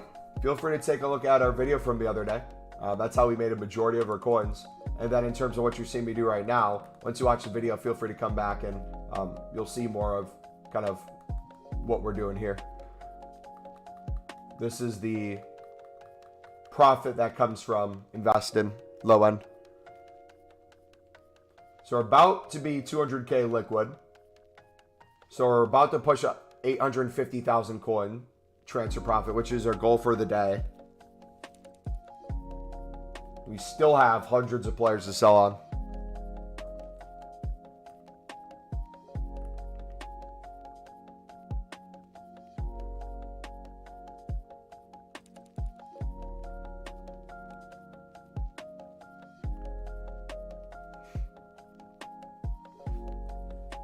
Why didn't FIFA 22? I bought Serie A silvers early because of league SBCs and it kind of paid off. Yeah, if you guys ever pick up top 5 leagues early on when they're cheap, that will always be a good investment.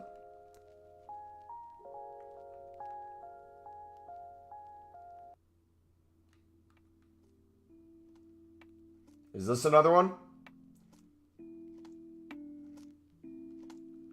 Maybe. I'm just going to go 900 for him.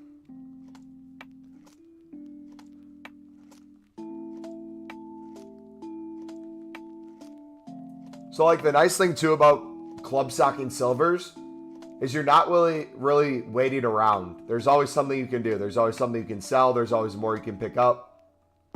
That's really nice for me. It's very appealing compared to the buy players at X price, sit on them for a week to hope they go up. I like doing a lot more kind of action and moving. And then I take my profits from this and I invest it into other things. So I'll restock my club with the profit. Then I'll buy maybe some like informs. I'll buy some boards and walkouts, throw them in my club, get one of each, get a bunch of consumables, and just keep this up. Because once you have like 50 to 100K, Really all you need is like 25K of that to flip and stock silvers. Anything over that is able to be thrown into other stuff, I would say. You have 49 packs, or is that unassigned? That is packs for tomorrow, brother. This number is going to be closer to 75 to 100 for tomorrow. We got a bunch of tradable packs from drafts. We got some untradeable stuff from rewards, from objectives, things like that. We're going to be opening them for the promo tomorrow.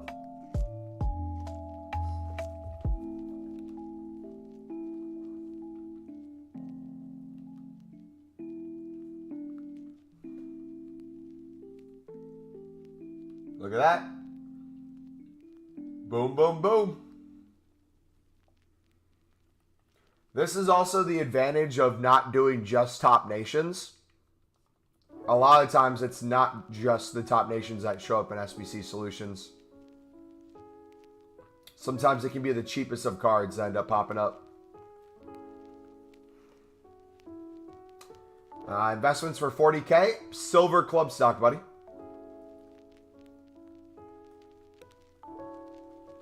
I would mainly focus on silver goalkeepers and silver center backs. Look at the market for how much the buy nows on the market are going for. Mass bid for less. I'm typically doing mass bids for 150. But when prices rise, I typically go to 200. I'll store as many as I can in my club as an investment. The duplicates I get, I'll sell them for profit. And just rinse and repeat that over and over. And then typically marquee matchups day is the best day to sell them. Within a half an hour. So now that we're at a half an hour mark, this is now the downhill that I was talking about.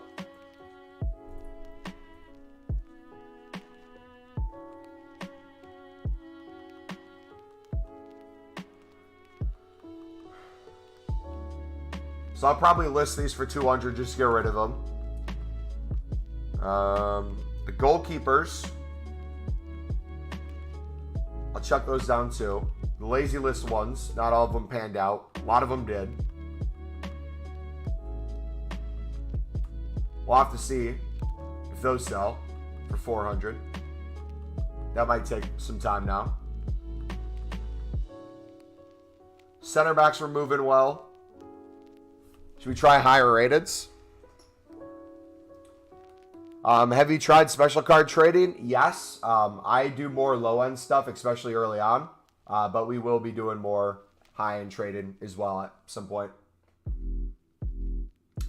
Just not right now.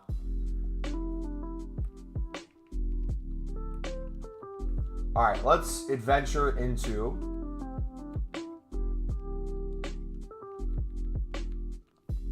some different areas. Let's take a look at these guys. I'm grinding for these 100K packs, doing a ton of squad battles in moments. Nice. That squad battles grind is going to pay off too for, what is it, Sunday? You get rewards for that?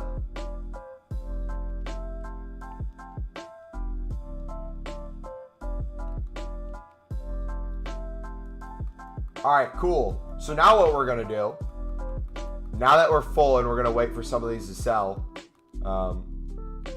should I? We'll keep those there.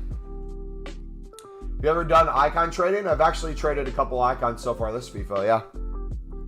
That's the next thing I'm going to do when I'm club stocking, is I kind of want to get to the 200 to 300 liquid range at any point, so I can flip one or two icons. All right, let's go to center backs. Let's start restocking. So everything's still going for 300 plus. So whether I pick these up now and store them or sell them, it's coins.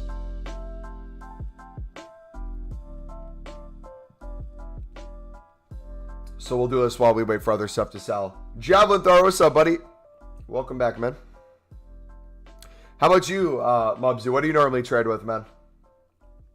I gotta take a piss, too. I might have to head out for a sec. I've been drinking lots of water today. First day I've worked out in a couple days too. The FIFA grind was too real. I've been on this game nonstop. I was at 20K, now at 42K with a few walkout fodder. Nice, man. Another way you can look at marquee matchup investing, or look at other investing in general, if you invest for marquee matchups with silvers, you'll get a ton of coins off of it. And then on top of that, you essentially have the SBCs paid for. You have a lot of fodder in your club already for super cheap. The silvers that you use, golds you might have to buy a couple, but you'll have a majority of the stuff ready to go, which is really nice. So it's a lot cheaper than just doing the buy nows of everything. You get to sell the stuff that's in the packs then. And obviously the best part is all the profit you're sitting on.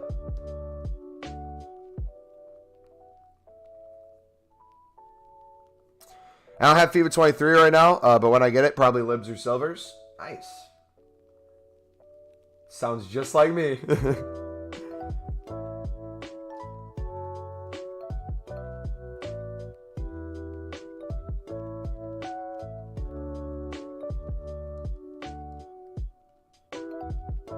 Are they banned silver sandbags for 150? They're not 150 right now. For me to win them, I have to bid 200 currently because they're still up. But once they go back down, I'll go back down to 150 bids.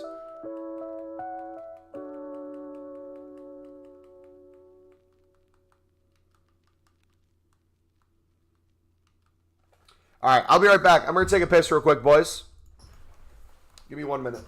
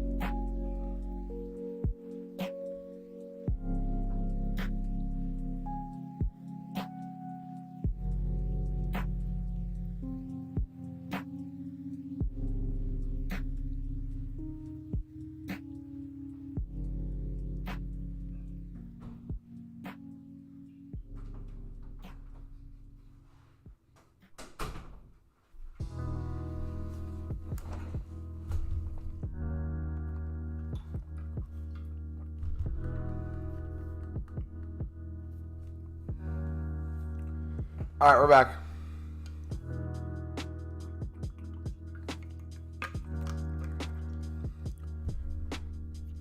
You ready for the BPM popping off from midnight to Sunday? What specific reasons for? I know BPM is great, but anytime someone brings up BPM, if you could, give a reason before why too. Is it just all the new people getting on the game doing the SBCs or what?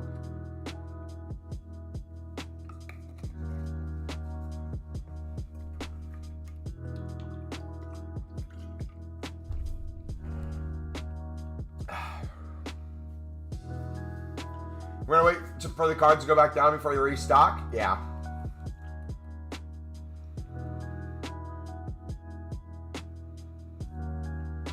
So what I might do too, once these goalkeepers that we have listed for like 400 to 500, if these start expiring without selling, we'll just restock them. Will probably be what we do. Silvers on PC are all already at 250 coins by now. I think it's not good to bid on them for 150. I mean, if they're 250 by now, that's 100 coins minimum per card.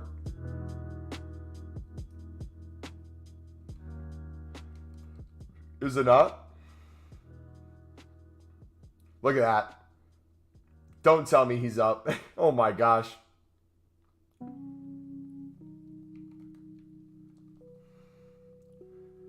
Oh, they're not selling well? So my question to you is, if they're 250 not selling well, and you can pick them up for bid for 150, it's guaranteed coins for 200, right? And you can't pick them up any cheaper than this. That might be a good time to just pick them up in club stock, and either the duplicates you sell to make more coins, whether that's 50 coins a piece, 100 coins a piece, you go from there.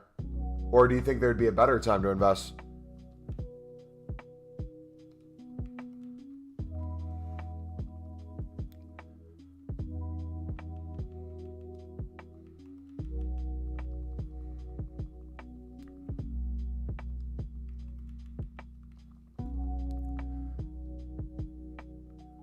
Is it smart to buy Gavo? G-O-V? Who's that?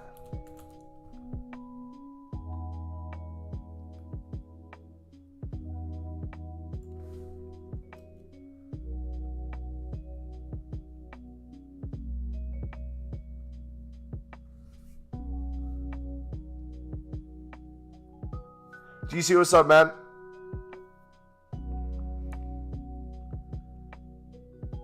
Luke went from 1.8 to 1.2 before 7. I had much more luck with these filters. Now he's 900.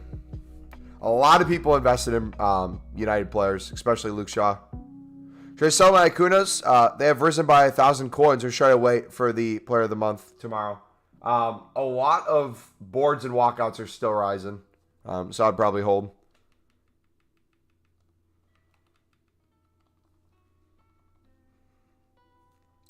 Gold right mid. German Bundesliga up to 450. Sell for 600 to 650. Nice.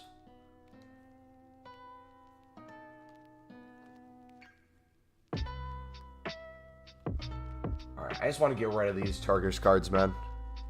He's 450k right now. He's a hero. Oh, he's a hero. Is he the French guy? Oh, I see what you're talking about now.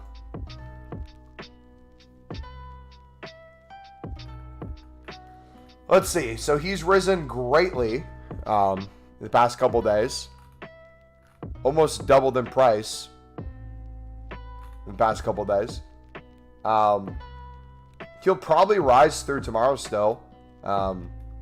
Did you pick him up or did you pack him? Because this would be the thing I would say. If you're already in profit, let's say you sell him tomorrow, no matter if he keeps going up more or not, that's a lot of profit you made, and then you can reinvest that money that you get from that player into so many more different things where you can make profit a lot faster or more secure where you're not waiting on one card. So that would be the thing to think about if I were you. Maybe not trying to predict the absolute top for the card, but enjoy a hefty sum of coins and take those coins and make more coins. That would be my 2 cents.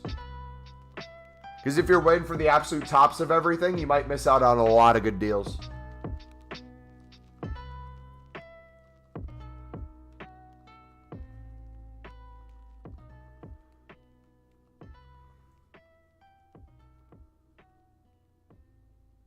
Oh, you want to buy him?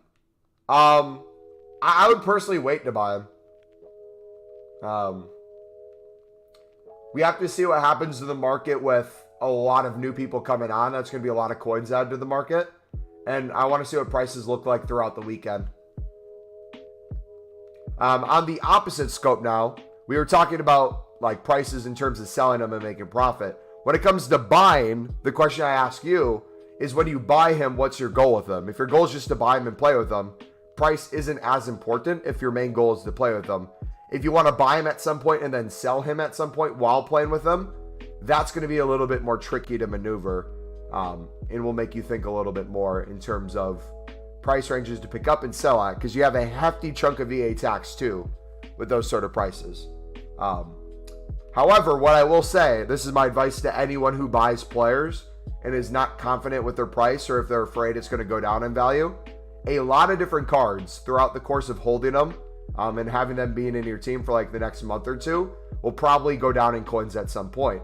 However, you will most likely be doing trading tips on the side, investments on the side, that'll also be making you coins.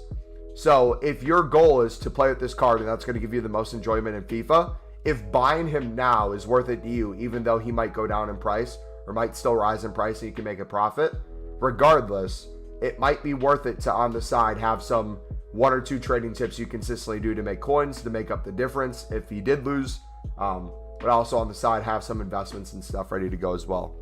Does that kind of make sense, or do you need me to explain that a little bit more? Because I'm in that same boat with Dalglish right now. I really want to buy Dalglish. Icon is my striker, and he's like 700k. Now, for me, my fear is I'm going to buy him for like 700k, and within like the next week or two, he'll crash down to like 500k in price, and I lose a bunch of coins.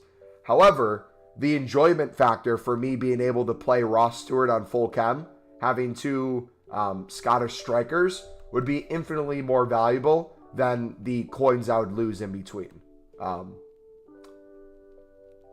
that's just me.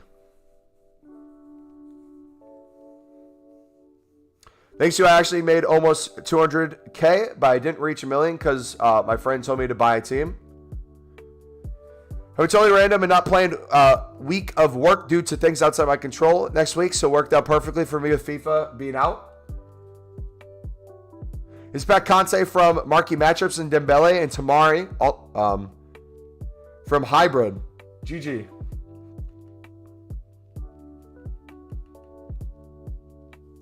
What do you think is going to happen in the weekend? Is he going to drop a rise? My thought, not him specifically, but this is my thought on the market in general. I think a lot of people are going to be buying teams tomorrow, playing with them throughout the weekend, and selling off by like Sunday time.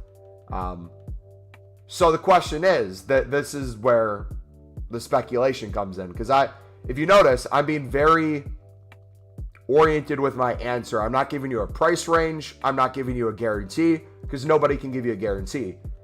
If he keeps rising into tomorrow, it's very possible he could keep rising in price to a certain amount where even if he drops on Sunday, he still might be higher Sunday than he is today.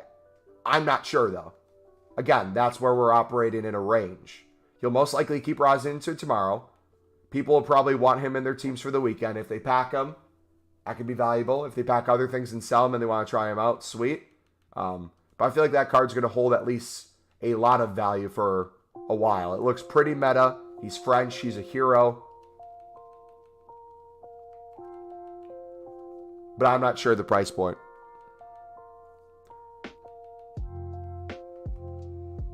How many coins do you have right now, if you don't mind me asking, Hotman? Are League SBCs coming back again? I hope they are. We won't know until EA either says something or releases it. I hope we get them before the World Cup mode, though.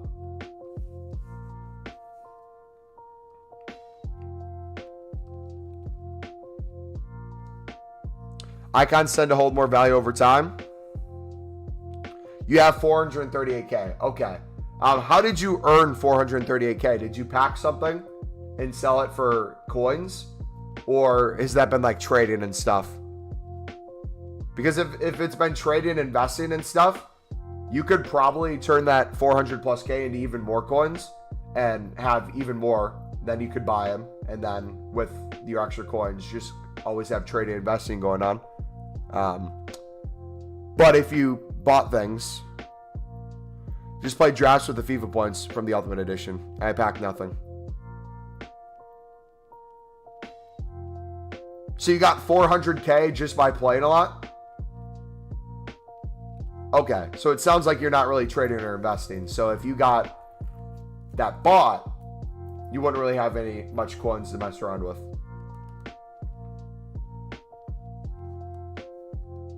I don't know. I guess my question to you then is, what's more valuable to you? Having him for this weekend, to play with him this weekend, or potentially waiting until Sunday if his price would be lower?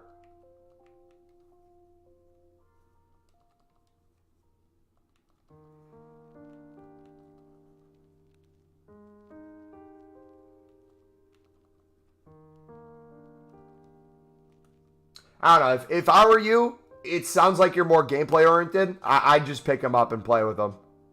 You'll be making plenty of coins from gameplay and rewards and stuff anyways. I think you should pick him up and play with him.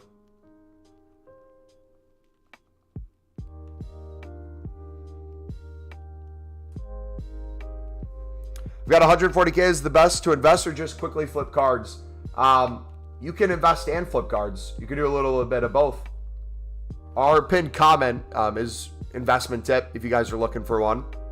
We can check prices again in a little bit, but 86 rated cards, any walkouts, 86s, 87s, 88s.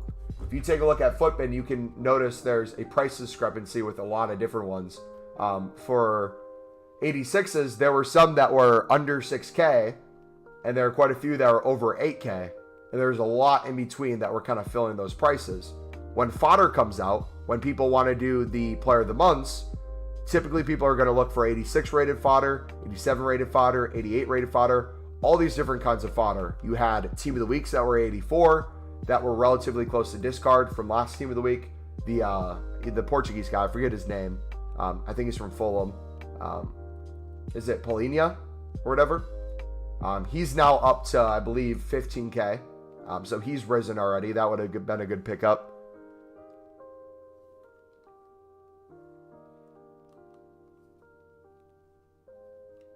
So yeah, I would look at those sort of things. Are libs selling well right now? I'm still on silvers. Let me check libs.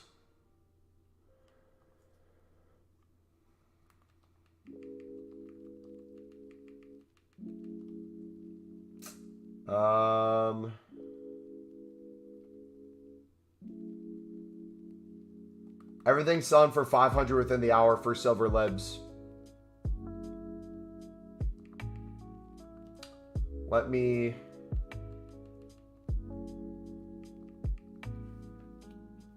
Looks like bidding would be better right now than sniping. Looks like things are on the low end currently.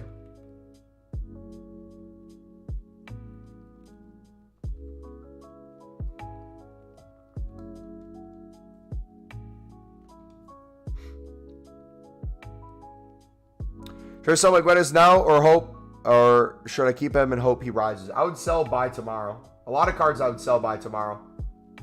Because I feel like a lot of people are going to buy into their teams Friday, play with them throughout the weekend, and then sell them by the end of the weekend. Flipping meta players does the job as well for me. So if you're going to be flipping meta players, guys, just make sure you're familiar with the prices that stuff is going for. And you're constantly checking the price ranges. Do you know any extra short-term investment to make extra coins? You're looking at it right now, buddy. Silver trading / club stocking.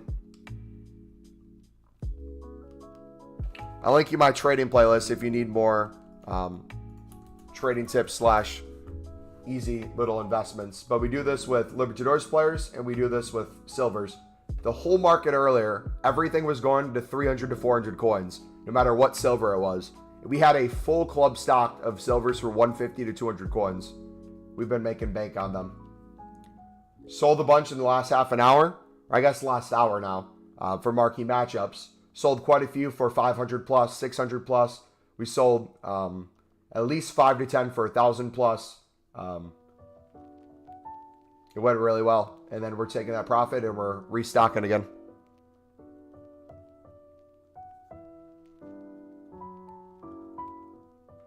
With meta player, I'm personally not touching meta players. I'm not confident in any meta player's price. If you have pack pulled ones or you've been holding on to investments for a while, I'd be more safe to say to sell into tomorrow. But if you're trying to buy players now and try to predict prices by the end of the weekend, I would not be comfortable with that. What do you think about Haaland? I think a lot of players will go up into tomorrow and then throughout the weekend be getting sold off. Plus, with ones to watch, we're going to have more cards on the market that people will be wanting to use, where they might be getting rid of their old gold meta cards to use these new cards if they have the coins. So that's another thing to keep in mind.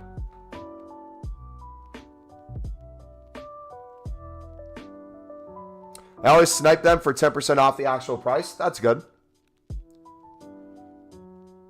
Just packed Haaland twice out of marquee matchups. Hey, GG, man. Another thing, too. Perfect example here. He packed 2 Haalands. He's wanting to know if he should sell now or sell tomorrow. If you can get investments that you think would be more safe, you don't have to always predict prices, which one's going to be most expensive which day.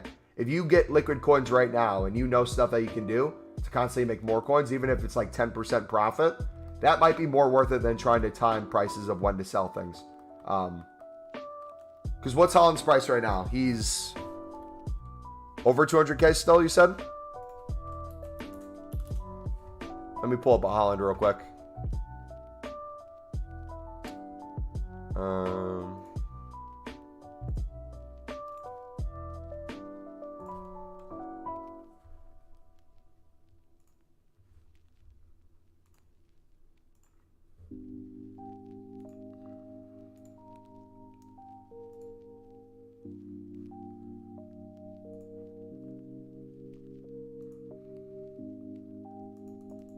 What, does it not let me get out of it? Delete. Yes, delete it. An error card. What the heck?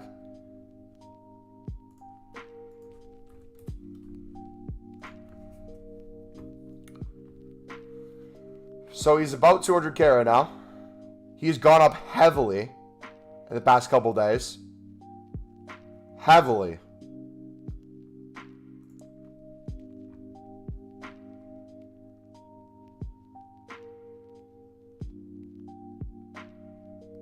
Today he got the 217. Now he's back down to about 200K. For me, this is me. This doesn't have to be you guys. If you're waiting for him to get back to like a 210 to sell instead of a 200, I personally would rather just sell at the 200 and trade and make another 10K easily and not have to spend time waiting for that difference. If you want to try to sell him into tomorrow thinking he's going to rise one last time, you can. But you're then also taking a risk that at any point he could potentially crash a little bit too. So either way, 200K is a lot of coins. And you can do a lot more with that in the meantime. It's your call. Yeah, if you got the Haalands for 70K, brother, I would take the profit and run. That's huge gains. That's almost 300%, right? Need, what's up, buddy? I'm doing good, man. How about you?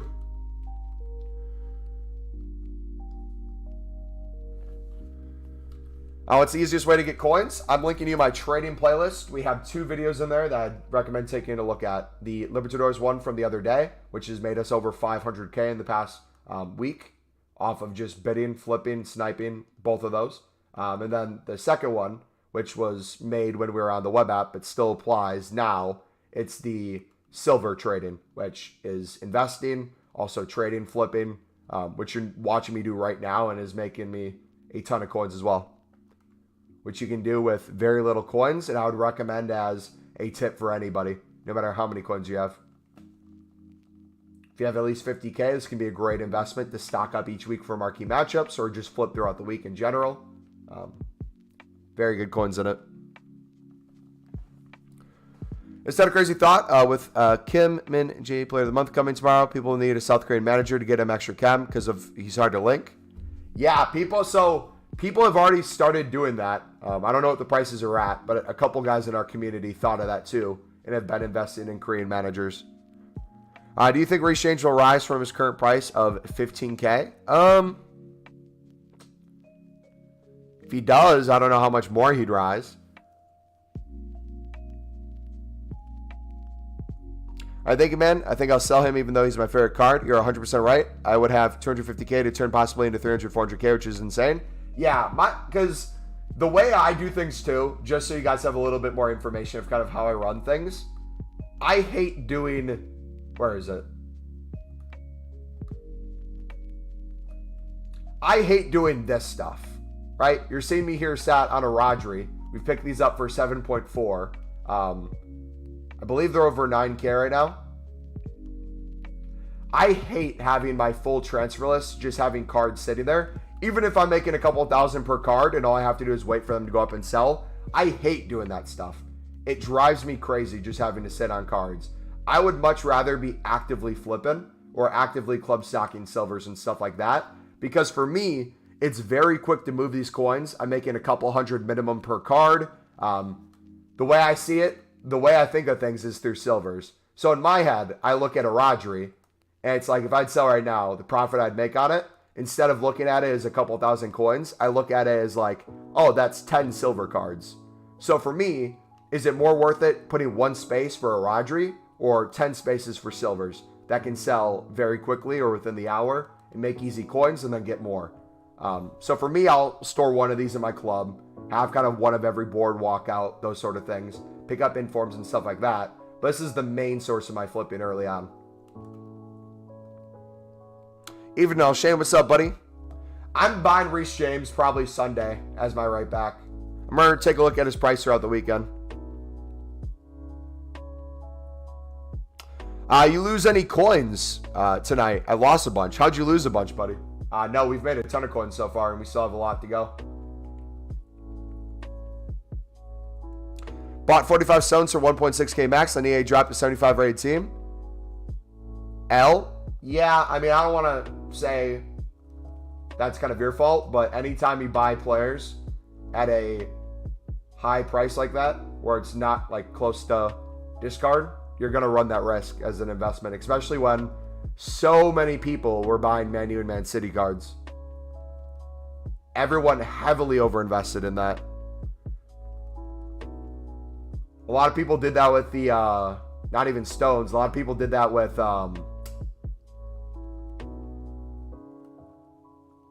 who's the left back everyone picked up from United?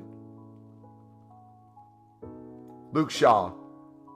A bunch of people were hoping Luke Shaw's price would go a lot higher, but there was a ton of people selling him at the same time, and his price just plummeted extremely quickly.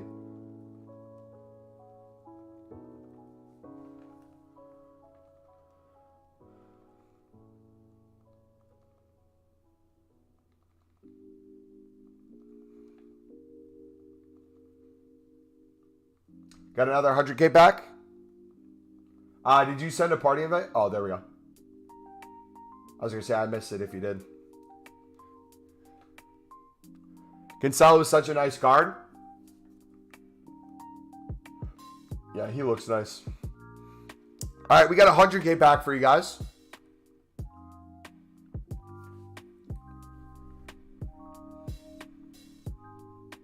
Should I keep my United players?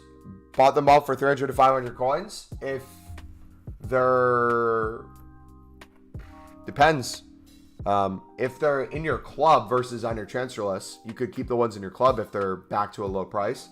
But if they're on your transfer list and you can't do any trading because they're taking up most of the spots. Oh. Is that Orban? Nice. 84 inform. That's going to be good for the player of the months. Any hidden cards? Paulinho is gold. No longer an inform. Osmin. Solera. So is the silver method just mass bidding silvers for 152 on coins, and after winning them, comparing price and selling for a profit? That can be how you do it. The way I typically do it is I'll do it more with goalkeepers and center backs. Because most of the time, silver center backs are going for 300 plus. So I'll mass bid one. If you're mass bidding for 150, you're doubling your coins on every card. Same with goalkeepers, right? But a lot of times, people will notice that you can double your coins on them. Me and a lot of our community are heavily on it. So what we'll do is we'll start bidding 200, because if we can sell for 300, we're making 100 coins per card easy. And we're able to pick up hundreds of these, no problem. So then it becomes a thing where they're mass listed. Over time, the price goes down a little bit because they're getting mass listed. Then we pick them up for 150 on bid.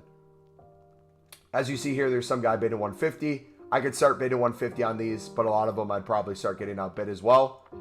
We'll try 150 though. So a bunch of 150s right now.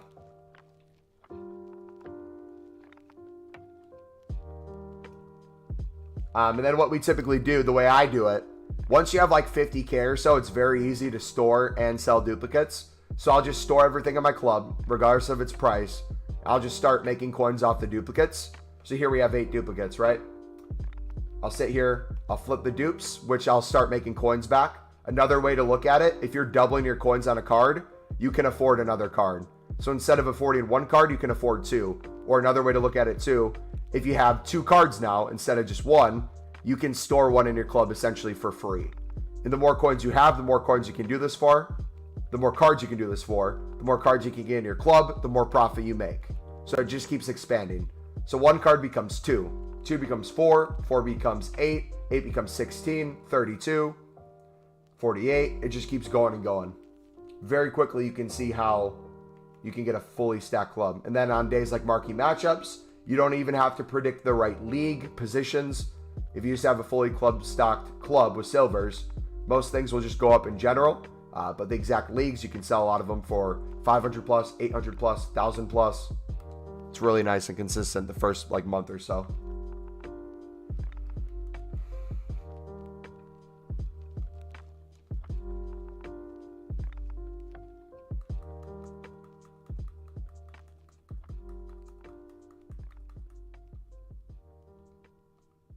All right, let's just get rid of these.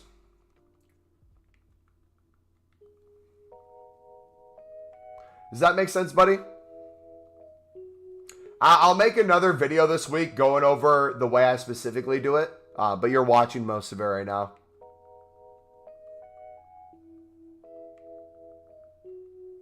Only just got home from work? Hey, welcome, buddy. Yeah, marquee matchups day today. Marquee matchups day.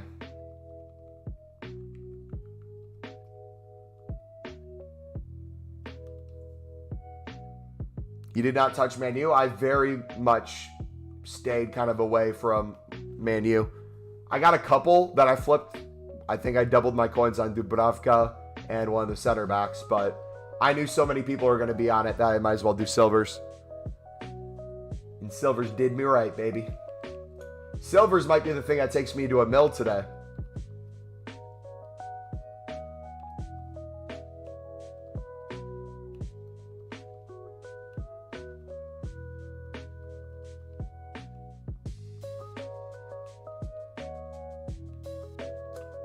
Let's update our transfer profit though. After this bid. This line of bidding.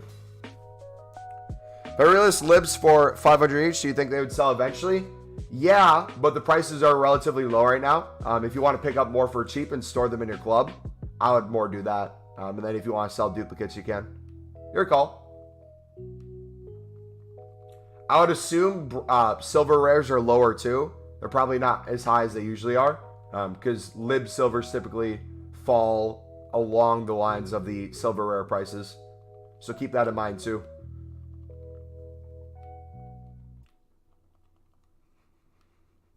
So I opened like every pack from SBC and I still pack nothing. Tomorrow's going to be our moment of truth to see if we pack anything.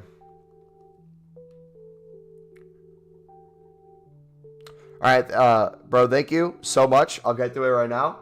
Another thing to keep in mind too, sorry if I sound like a broken record. Another reason why I like silvers, especially this year, we have a dual market now. Xbox and PlayStation are together. There are going to be a lot of people on the market trying to trade with bigger cards, trying to look at golds, trying to look at the best things to invest in. Not as many people I feel like are going to have their eyes on silvers, but silvers are always going to be needed in some way. Whether that be silver stars, daily SBCs, silver upgrades, marquee matchups, player SBCs,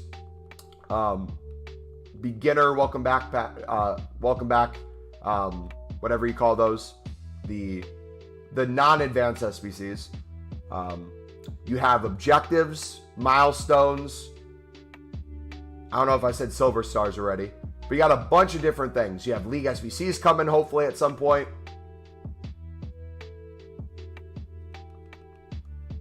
Bunch of different ways that silvers can be used. You got me, who has Ross Stewart as my striker.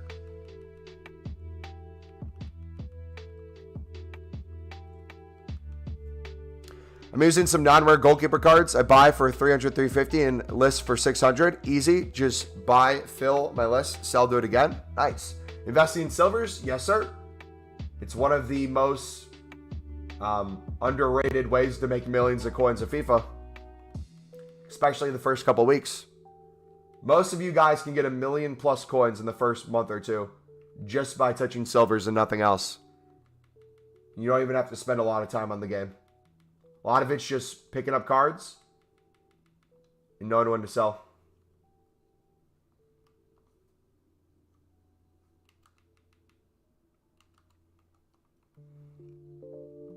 Back from dinner. Jack, welcome back, buddy.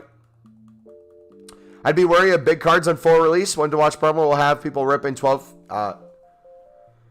kids like crazy. I haven't said this yet. And it's pretty obvious, but it's another reason why I kind of stay away from the bigger stuff. At some point, everyone's going to get affected on the market, right?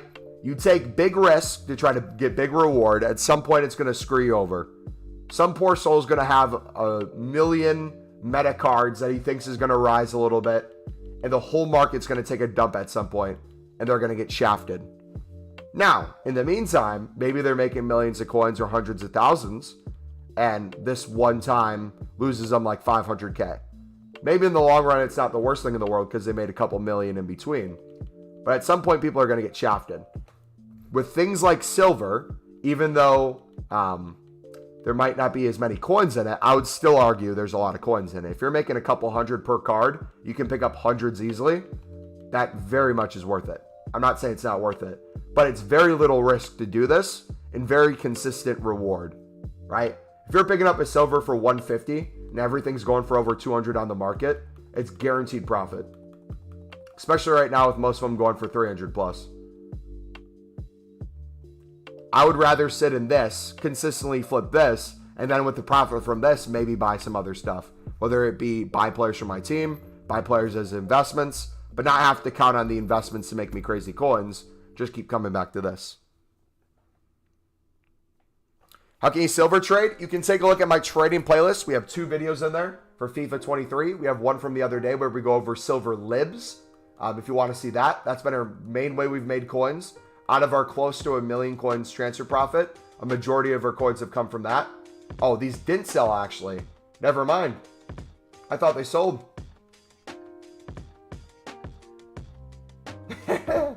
Oh my gosh. Yeah, rip Man U prices.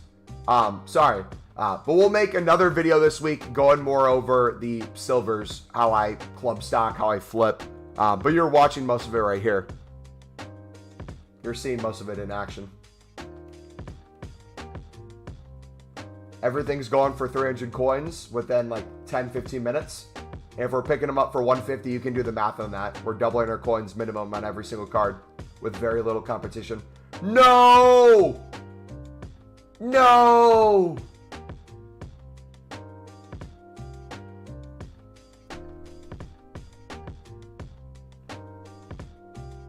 We just got bid banned.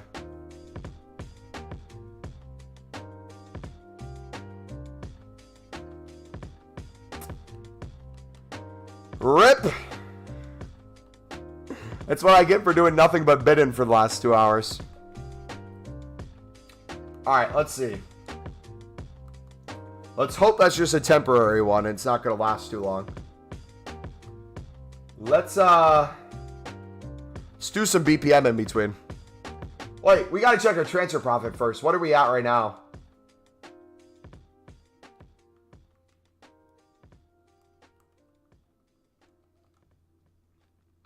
Let's take a look at that first. We'll give you guys some time, I guess, to pick up the silvers in the meantime. If you guys want to pick up those silver center backs and try to flip them. So the goal was to get to 850K by the end of the day today, meaning get to 850K in the next like 12 hours, 11 hours technically. We're literally at that right now, essentially.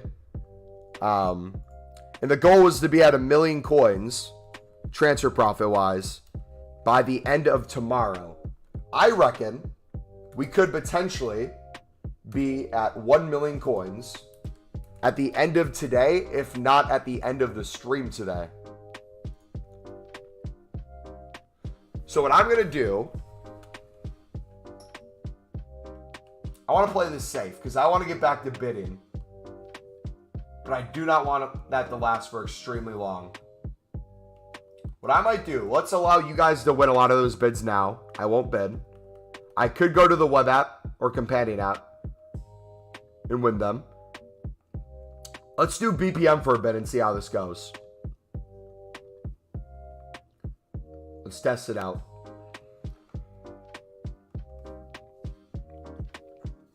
Did the whole marquee matchups, no boards? Yeah, they're pretty bad packs, so I'm not surprised. How'd you guys pack something great? Some people will just, no matter what it is, pack something great out of it. 2 MLS rares, Argentinian, and they can't play CM, so I have to pay 7K for some random lads. Oh, man. That's tough.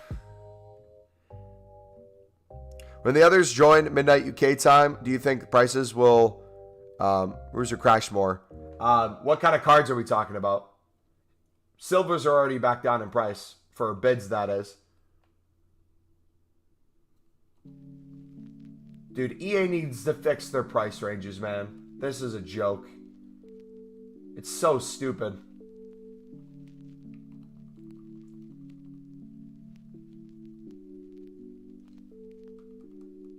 Why do they have like 4.1K as the minimum for that? It's BS how the advanced squad builders are untradeable. Yeah, EA's for the last couple of years trended towards untradeable stuff now.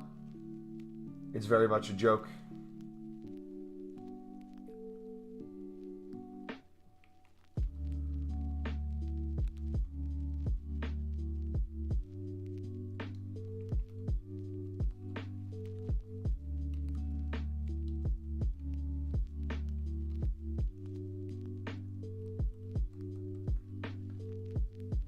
Worth making gold upgrades tomorrow? It could be. It's going to be a lot of work to get him to gold upgrades, as always, but if you think you can potentially pack something, might as well.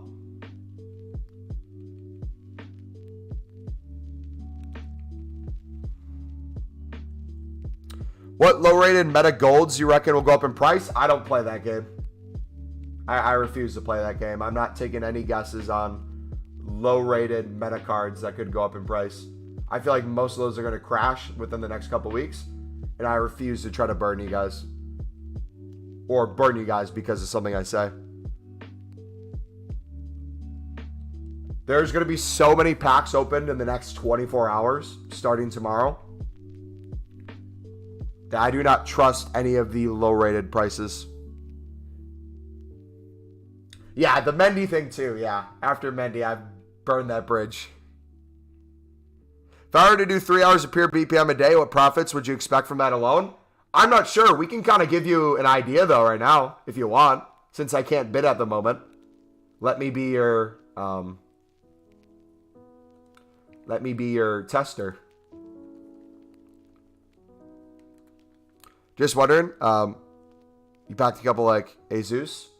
If it were me packing these meta cards, I would sell them, buy new content tomorrow. That would be me. That would be my goal, would be to sell by new content tomorrow. Because I do not trust the market after days this weekend of people buying packs, people buying FIFA points, spending coins on packs, getting coins from rewards, objectives. Oh, the bronze pack method myth still is the same.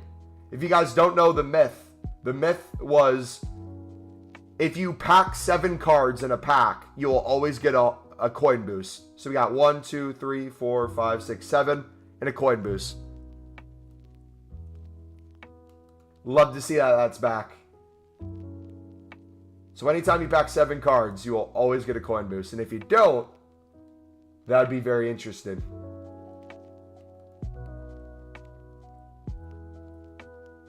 And I say FIFA myth as I remember it being one of the YouTube FIFA myth things. Not that it doesn't exist, and it's a myth because it doesn't exist. It for sure exists.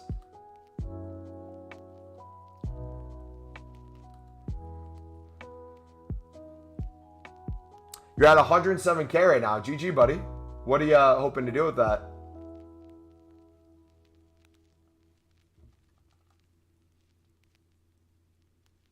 I think Stones will rise for Rashford so I can break even. Stones is what? An 83? Stonesy. Yeah, he's an 83. What's the lowest 83s right now? I think 850 to 1K are the lowest 83s. So, he's someone who gives good links, decent stats, plays for Man City. He's English. He's a center back.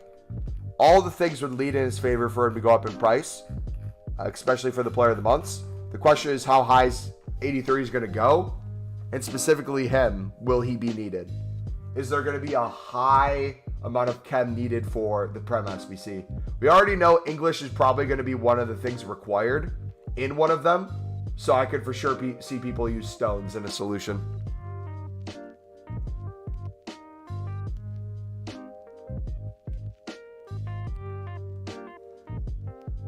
All right, we're going to do BPM for the next,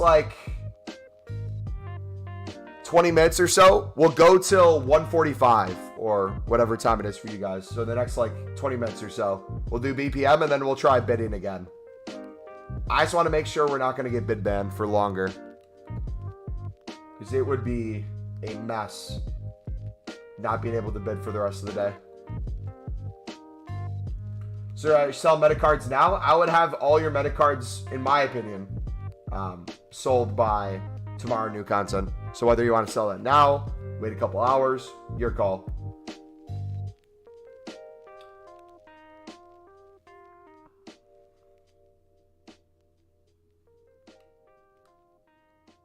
A manager with a hat. I'd love to see it. In Cisco.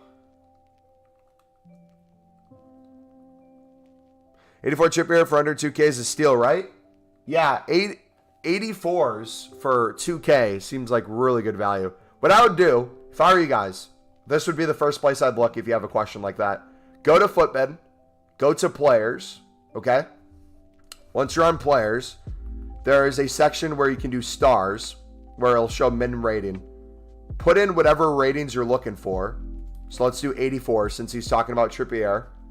And you can show things ordered by price from highest to lowest, lowest to highest. So we're going to go lowest to highest. We're going to look at the price of everything. So the lowest priced 84 is Tadic, which makes sense. He's going to be hard to link for 1.3K. You have Savage, who's an 84 rated center back, 1.4. You see a bunch kind of in the 1.4, 1.5, 1.6 range. You'll notice as you move up, some of these are above 2K now. So, logically, if people need 84 rated cards for an SBC, even though a lot of these might be more meta players or potentially more using squads or might just hold a little bit more value now because of their league or their position or their nation, these cards that are on the lower end, typically if they can find a way to be worked in, will rise as well. So if you see a big price discrepancy on the low end versus the higher end, that's something to note, because if people need 84s, they're not going to buy the highest ones. They're going to start with the lowest and work their way up if they can. You can take a look at 85s, 86s, 87s. We'll go to 86s because this is our pinned comment. We'll see if it still applies. Yes, it still applies. So here's a good one. You have a bunch of 86s. You have Parejo, who's 6.2. You have a Trap, who's 6.2. A Savage, that's 6.4. A Brozovic, that's 6.5. A Laporte, that's 6.7. And a Thiago Silva, who's 6.8. After that, after this group of cards, the next lowest 86 is over 10K. And that's the only one in the 10K range. The rest are 12K plus. This is 30 plus, 36, 44. very quickly those prices rise. So if people need 86 fodder, it would go to show that it'd be more likely that these lower cards, the Parejos for 6.2, would rise to start matching some of these cards up here, right? Because why would you buy a card for 44K if you need an 86 rated when you can buy 6.2? So that's something to keep in mind. If you see a big range in terms of more of the fodder cards, that could be a sign that, hey, maybe I should look to pick at least one of these up and store them in my club.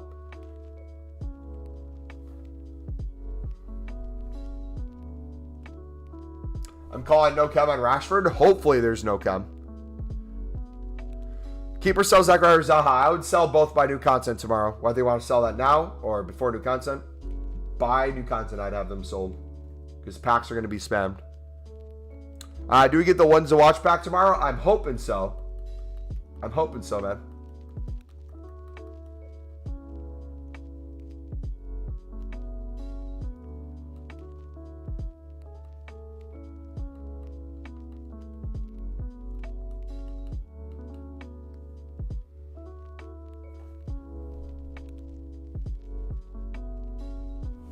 Welcome back, buddy. How you doing today, man? It's 7:23 in the UK. I'd consider sooner rather than later. Yeah.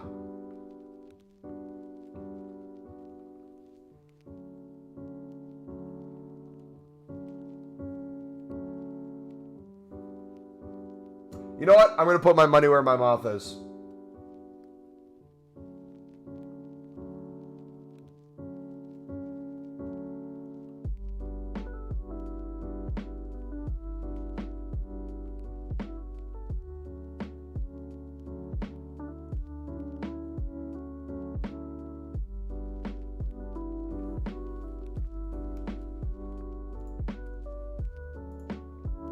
Bala.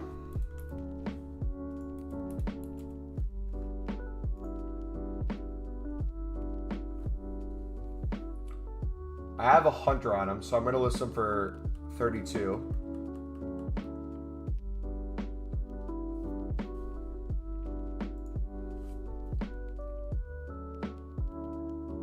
Raphael.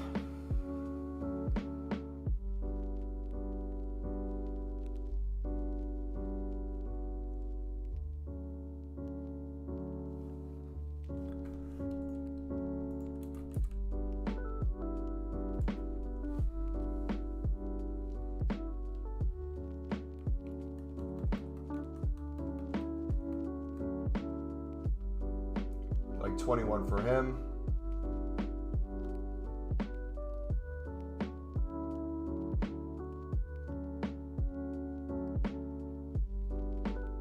Mendy will hold.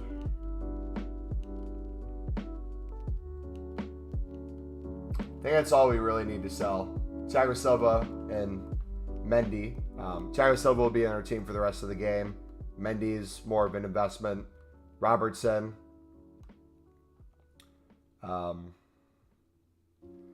I might sell him and buy him back if he drops more. Let's actually do that. So I'm going to sell him for 20. We're going to see what his price is by the end of the weekend. I'll probably play more draft this weekend than division rivals, so I really don't need a team, but if so, I can buy back cheaper players.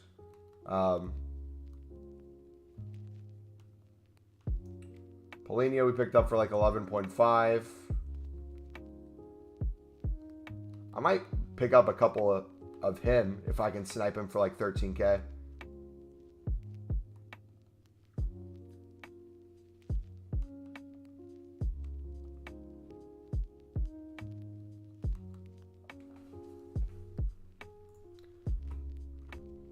Yeah, I'm getting out. How much is Ruben Dias versus the other 88s? How much are other 88s worth? He's 13K. How much are the other 88 red cards?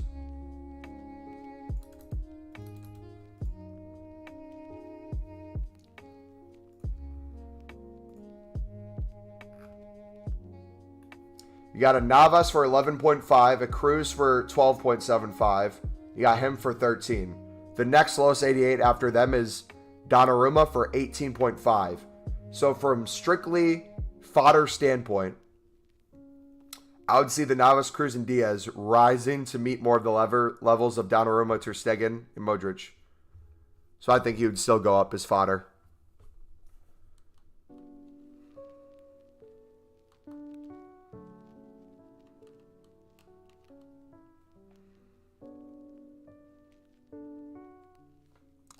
Are Zachariah and Fred a good CDM for an initial team? Zachariah is. Fred, I don't know how good he'd be for a CDM for you, but he's cheap, so won't be the worst thing in the world. What am I doing? We have sold on a couple people on our team, and we are waiting to get unbid banned because we've been doing a bunch of bidding for silvers. So we're doing some BPM and selling on some of the cards we still have in our club for silvers.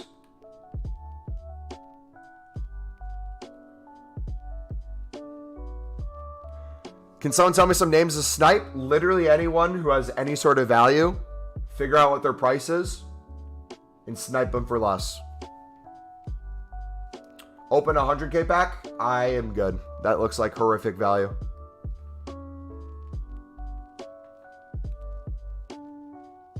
I'm just sniping 86 rateds for 6k below. Hope they'll rise soon.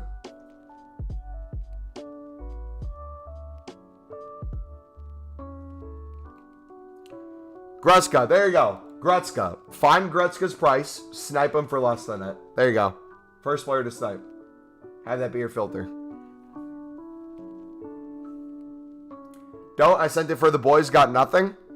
They know exactly what they're doing. It's too early for an untradeable 100k pack. That is a waste of coins, waste of transfer profit, waste of your resources. And they know a bunch of people are going to do it. Waste of FIFA points if you spent your FIFA points on it. Silvers are so easy to win. Absolutely. If you guys aren't on silver center backs right now, for 150, you are missing out on the easiest doubling of your coins ever. If you have any amount of coins and you want to double it.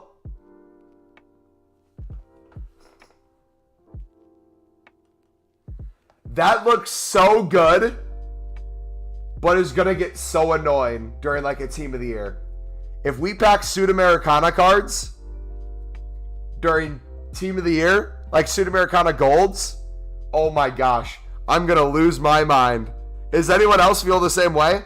I'm colorblind, so I don't know exactly what the colors are. I just know without a doubt, I'm going to confuse that for any sort of special card. That's in packs. Whether it's purple, blue, doesn't matter. I'm going to confuse that. And of course, it's worth 4K, because why not? Prem Bronze is popping off. What's the plan for silver method? Literally pick them up, store them, sell duplicates, and throughout the week as you see them rise in price, or if you're happy with the price, you can sell. Otherwise, wait for marquee matchups and sell. And then once you sell, pick up more again. You rinse and repeat the cycle over and over and over. He's got Polina for 13k. I was thinking about sniping him here soon because his price dropped a little bit. Can you give me a card that's really good to make quick money? I'll do you one better. I'll give you a whole trading method that's made me over 500k on that method alone. Feel free to take a look at it. I just linked it in chat. It's a video from the other day. I'll give you another one too. If you look at anything that we've been doing in the stream for the past 2.5 hours, we have given you the sauce, the whole stream on how you can double your coins. Don't sell them instantly. You can if you want. It depends what your goal is.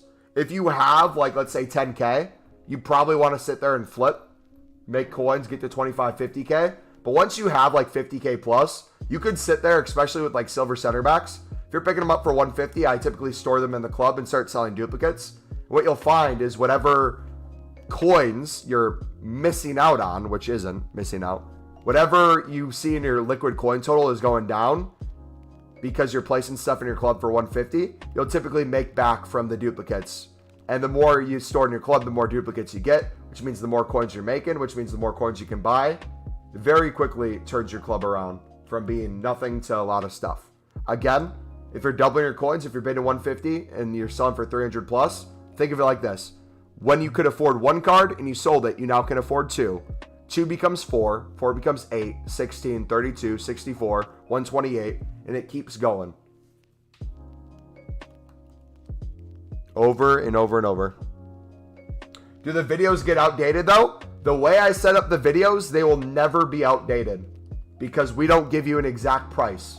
We give you the way to check what buy nows are so that you at whatever level you're at or whenever you're watching it can check for yourself to see what buy nows are going for and bid less than the buy now accordingly. For that reason, they will always be relevant. There will never be one of those videos that I make when it comes to showing a trading filter that will never not be relevant. Prices might not be as much as they are at different times. That's true. But the method and the filter will always be relevant because we never give you a thing that's going to go out of date in an hour. We always give you stuff that you can check whenever. Silver rare bidding looks cracked. The community is not ready for that one yet, Cameron. They're still trying to wrap their heads around silver commons.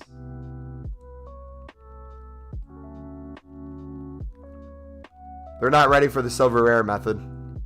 They're not ready for the bronze rare goalkeepers. They're not ready for the... I'll just hold my tongue on the last one. They're not ready for these club stocking low-end tips.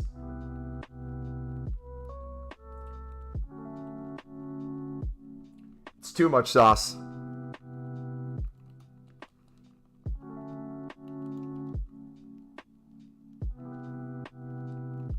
You got the hang of silver commons? You, sir, will have millions then by the end of this year if you got it down. Minimum I could see you getting 5 mil. Well, I am, so I'm going to be rich. Yes, sir. All right. 8 more minutes of BPM, and then we will check to see if we can bid again. Does anyone here have both versions of the game downloaded? Does anyone here have the PS4 one and the PS5 one downloaded? The reason I ask is I'm curious to see if you get bid banned on PS5, if you can switch to the PS4 version and still bid. You can do silver any position. I'm doing goalkeeper. Yes, sir. Shall I sell my team right now? I've sold the higher price players, yeah. I'd get out of them probably today. I said buy new content tomorrow, but most of you in the UK are going to be going to bed soon, so I'd get rid of them sooner than later. Yeah, you can switch. It might be worth it for me then to download the PS4 version. Let's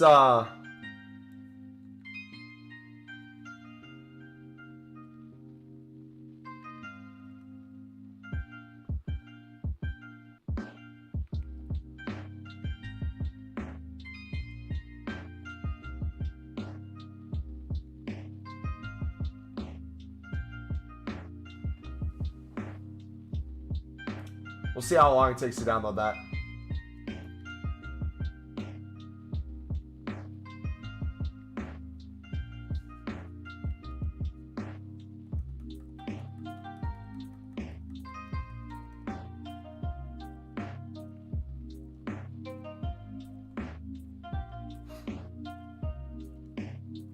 You need Koundé first owner? I packed Thiago Silva today. Tradable, sadly. I'm debating whether or not I use that one now as the card. But I have a feeling we're going to pack him untradeable eventually, so I might just wait for that. The good news is, something that I didn't think I would feel, I'm starting to feel. I'm not tied to the numbers, really, on the cards. I thought I'd have, like, a big problem with accidentally getting rid of Thiago Silva or Ross Stewart, but I feel like both are going to get a special card. I feel like Ross Stewart's going to get an inform when he gets back. I feel like Thiago Silva is going to be in some sort of promo. So if we accidentally submit one or we need to submit one for some reason or want to get rid of one, I'm not too worried. We'll just find a way to work them into our teams for the rest of the year anyways. You didn't say to not show people, so I'm showing. Winning a bunch of cards for 300 on bid. Hey, you got Sunderland as your badge. I love to see it. Everyone's rocking the Sunderland badge this year. All the people who love making coins are rocking the Sunderland badge. And taking Luke 09 at level 15. The first option, the CDM. Yeah.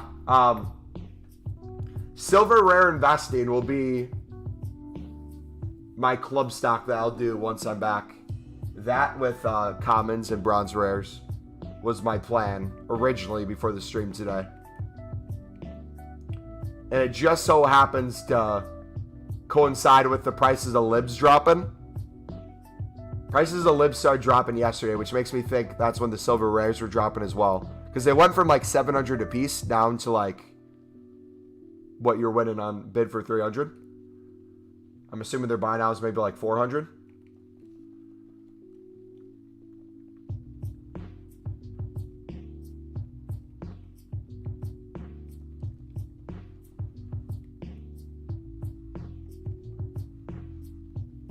I ain't selling too much right now. Need a club stock for daily SBCs and FIFA launch tomorrow. Think of this. If we ever get an SBC that needs 11 rares again, if you don't have bronze rares and silver rares in your club, you're missing out. That just seems like a fool-safe way of investing. To like triple or quadruple your coins. Shaw actually went down. Dude, so many people invested in Shaw. So many people. Do you store all and sell duplicates or your lib method? Depends on how you want to do it. You could sell everything in the moment. You could store it and sell the duplicates. You could store it and sell later as an investment. Whatever you want.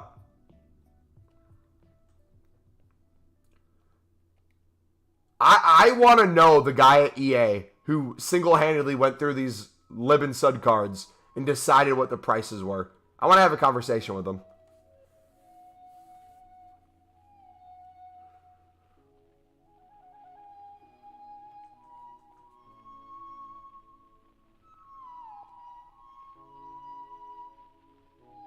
When does Lib come out? Lib is already out. If you're talking about the League SBC, we don't even know if we're having League SBCs this year.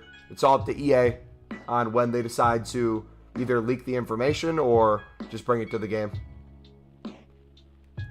However, I will say the idea that we have Sudamericana cards and Lib cards every year makes me think we have League SBCs for sure. Because why would someone go through the effort of making the designs for the Libertadores and Sudamericana leagues if they didn't plan of having them in a League SBC? Unless there's something specifically in the contract of... Ooh, Doyle. He was a Sunderland player. Unless there's something like in their contract where they need to have a certain card design. That's a lot of effort to put into something that... Gold rare goalkeeper, we're keeping that. You bet your butt.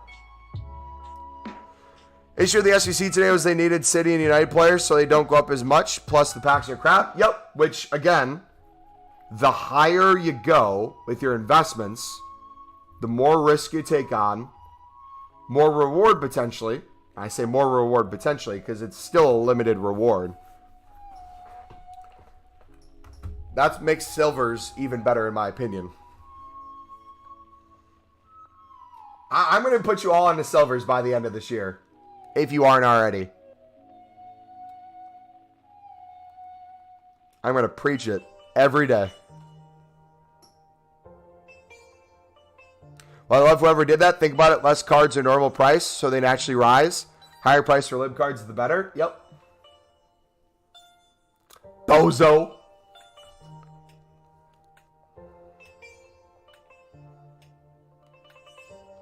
Are Brazilian managers still 5K for the bronze? I understand EA tax, but not well. I will make it very easy for you, buddy. EA tax is 5% on every purchase. So whether you sell a card for 200 coins or 2 million, you take 5% of that, and that's the coins you lose from EA tax. So 200 times 0.95, that 5% difference, brings you down to 195, right? Or is it 190? 200 times 0.95, 190, my bad. So if you sell for 200, you're getting 190 back. If you sell for 20,000, you're getting 19,000 back, so you lose 1,000 out of EA tax. If you sell something for 200,000, you get 190,000 back, so you lose 10K out of EA tax. If you sell something for 2 million, you lose 5%, which is 100,000. So take any number that you're selling for and times it by 0.95, and that's the amount of coins you get on the purchase. Or on the sell. The sell of the player.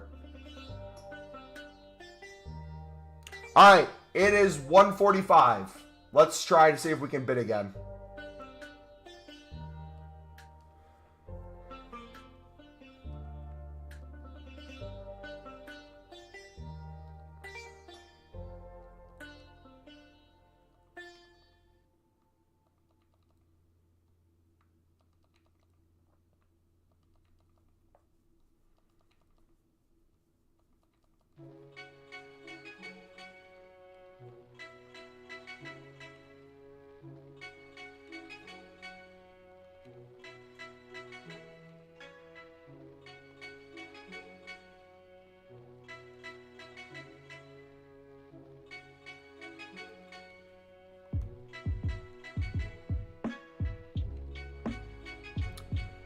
I bought almost 50K worth of silver cards for 150, 200 max, and now I have a shit ton in my club. Time to make bank, baby. Yep. So if you want to start selling duplicates or something that you pick up, you can do that. If you don't have a lot of coins, doing a certain position rather than just all silvers will make it more likely that you'll get duplicates.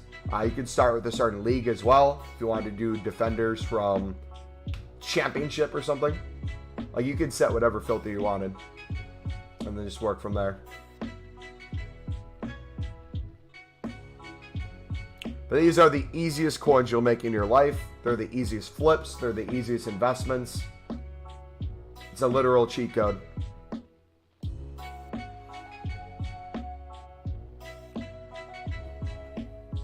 It's official. Been half a decade of my knowing of your read. How does it feel that you've known me for half a decade? You'll never get that time back.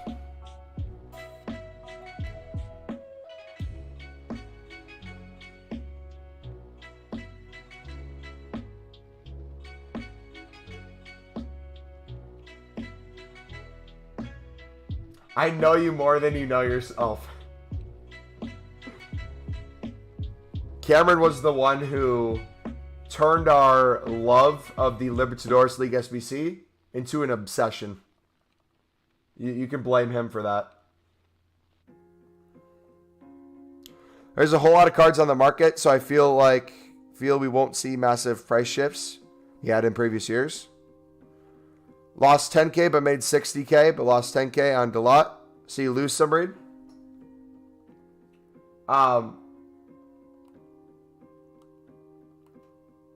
Yeah, Delot will rise over time though. When you bought Delot and when I bought Delot, I kind of figured that was the case, that he was going to go down in price, because the prices you guys were pushing when he's still in packs seemed crazy to me. Unless you plan to try to flip it like early on after you bought it. But Erickson Delot, I feel like will just rise in general, especially the Erickson being a 84. So I'd be too worried about it. If anything, I would have doubled down later this week and bought more. It's pronounced Delo, is it?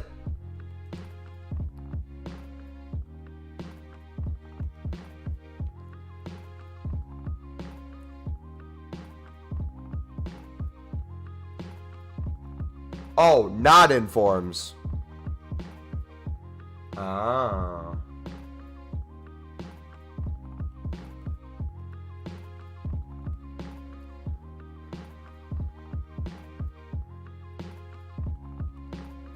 So I've pronounced it wrong for like a year, and no one said anything.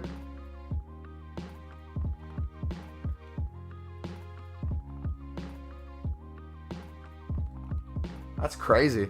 Typically, you guys are on me for pronouncing stuff wrong. Can't believe the United ones let that slip.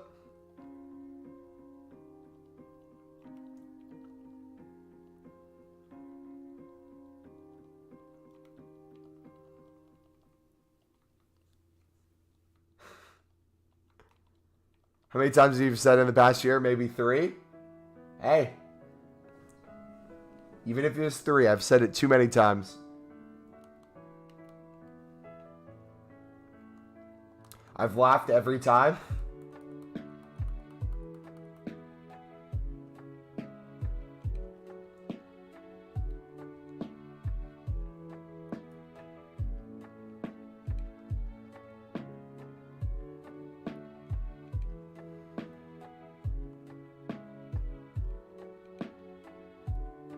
Squirt butter merchant.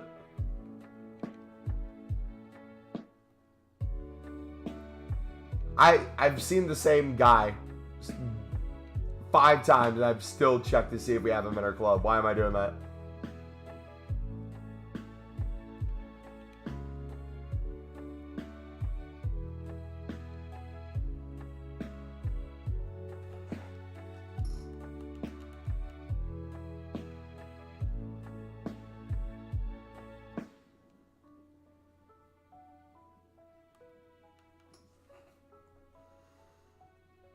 I'll never have a lot respect for you again.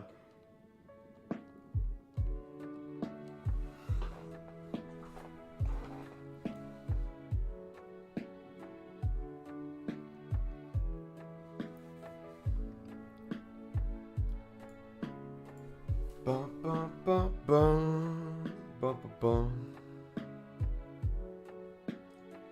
I honestly love that we now have dynamic images for its games.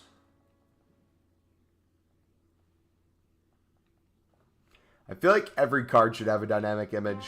I want the 48 rated bronze players showing off the highlight of their career for their team in their image. I want Ross Stewart's goal in the playoff final as he's sliding to the corner to be his card.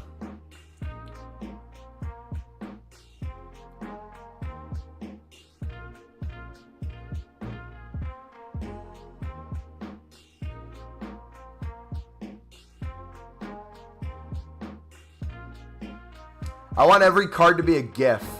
Make promo cards GIFs. Like have Mbappe run up and do a celebration. Have Dybala be like,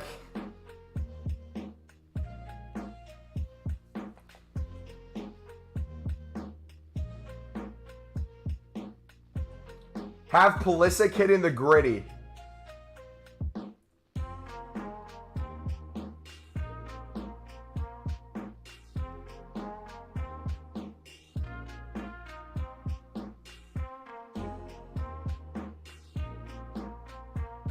Have Ronaldo do soo.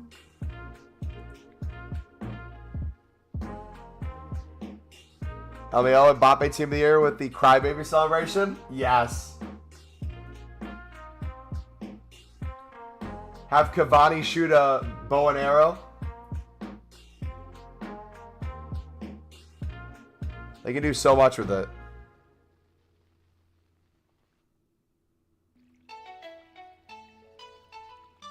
Have Mount fall over?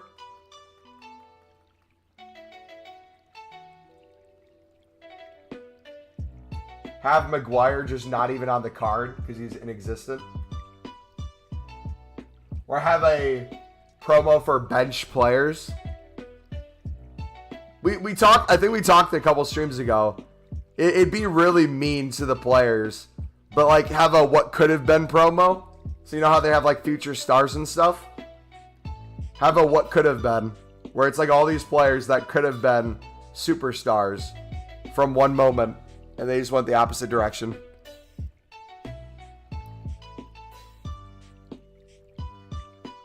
Campbell slides off the pitch. Pepe's just kicking people in their back.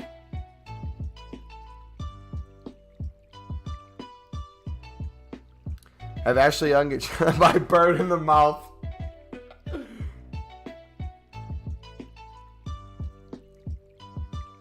Have Suarez's lib card take a bite out of someone. Have Robin dive in versus Mexico to win a penalty. There's so many good ones.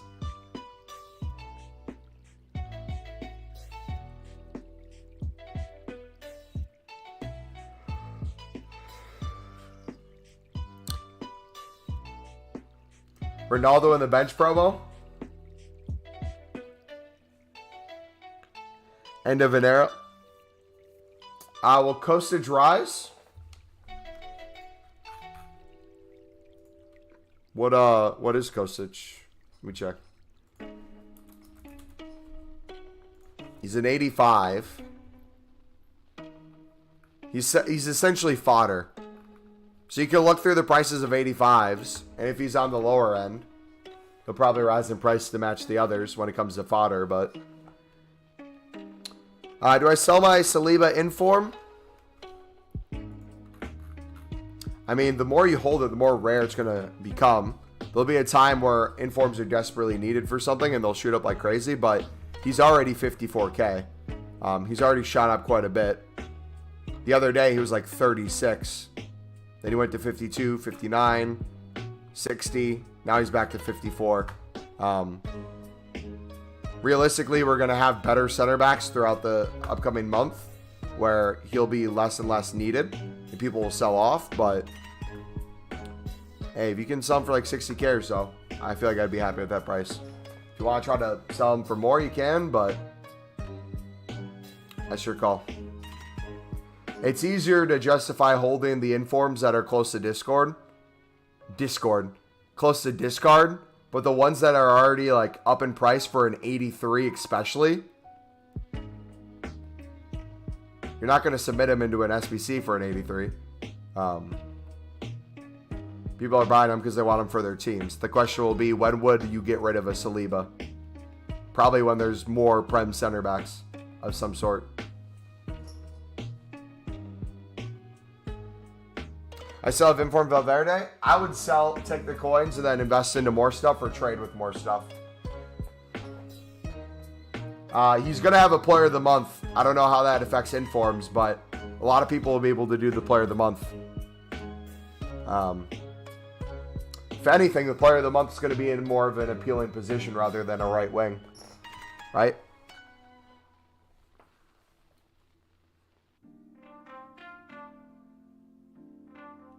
So if you can get a better positioned player of the month version that you don't even have to pack, you can get it just by doing the SBC. Seems like you wouldn't need the inform as much.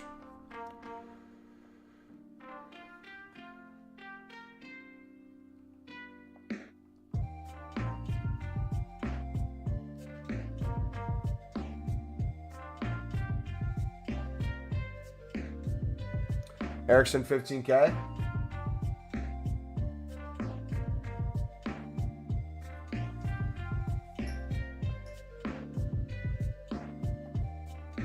Our left wings and right wings also good options of better silvers. Every single position for silvers is good for 150.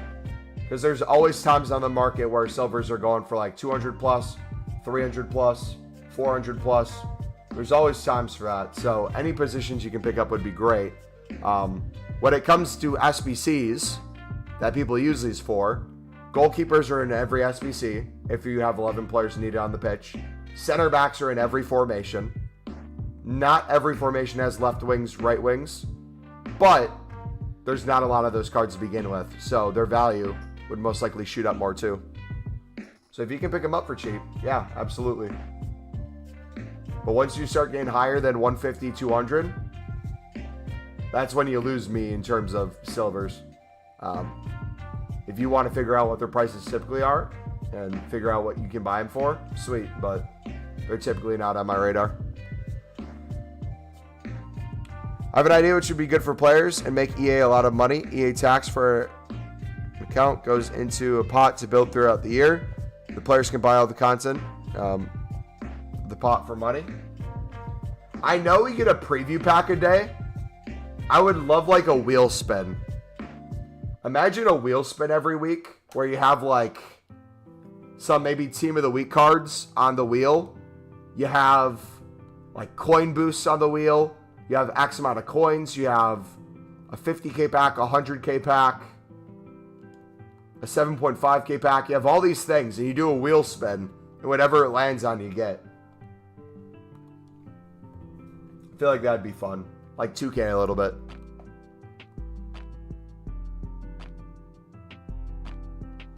That'd be ranked? Oh, absolutely.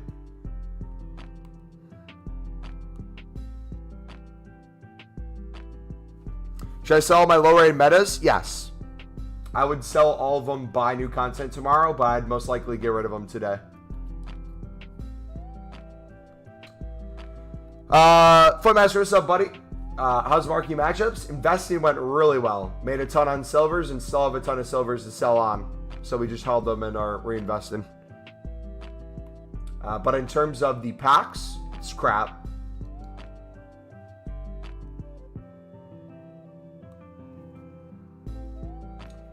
What should you invest in? You can look at my pinned message where I go over an investment tip I'd recommend.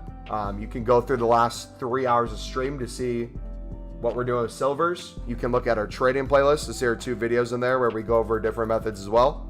I'd take a look at all those places, Alpha. Message before last. The I have an idea one, I read that already. Oh, I'm sorting all silver rares, so we need a method to reaccumulate the coins back. Silver center mix. Maybe, but I get tempted to store all. Literally do silver center backs until you get infinite duplicates. Then with the profit they get from the duplicates, buy the silver rares. Would be the way I would go about it for me. Worth doing? What, the investing in marquee matchups? Absolutely. If you're asking about is it worth doing the marquee matchups, if you're doing buy nows on everything, probably not. But if you're bidding on everything for cheap and being creative with your solutions to your SBCs, using untradables as much as you can, absolutely. You have a full week to do it, so take your time. You got Ronaldo Sanchez for marquee matchups? Nice. How much is he worth now? Is that possible with 80K liquid? Absolutely, man. If you need to start with a certain league first, feel free to do so, but silver center backs, you can get quite a few duplicates quickly. What are you running with at the moment?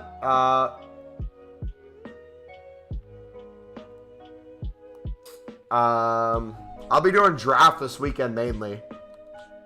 We're going to be buying some different players in our team now, but this is the fraction of our squad. Probably going to get rid of these 2 and buy a James. Maybe buy a Saliba gold or something. We'll buy Robertson again probably at the end of the weekend.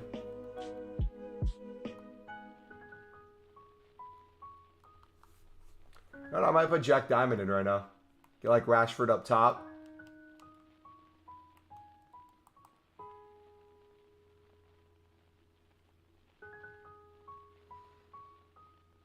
Why Thiago Silva? Footmaster, I'm convinced you're an idiot, buddy. I'm sorry, I had to say it. After a year, the truth has to come out. If you're genuinely asking why we have a Thiago Silva in our team, after how much you've been in the stream for the past year, I have to ask you to go to a doctor this moment and get your head checked on why that might be the case, that we have a Thiago Silva in our team. Or a Ross Stewart.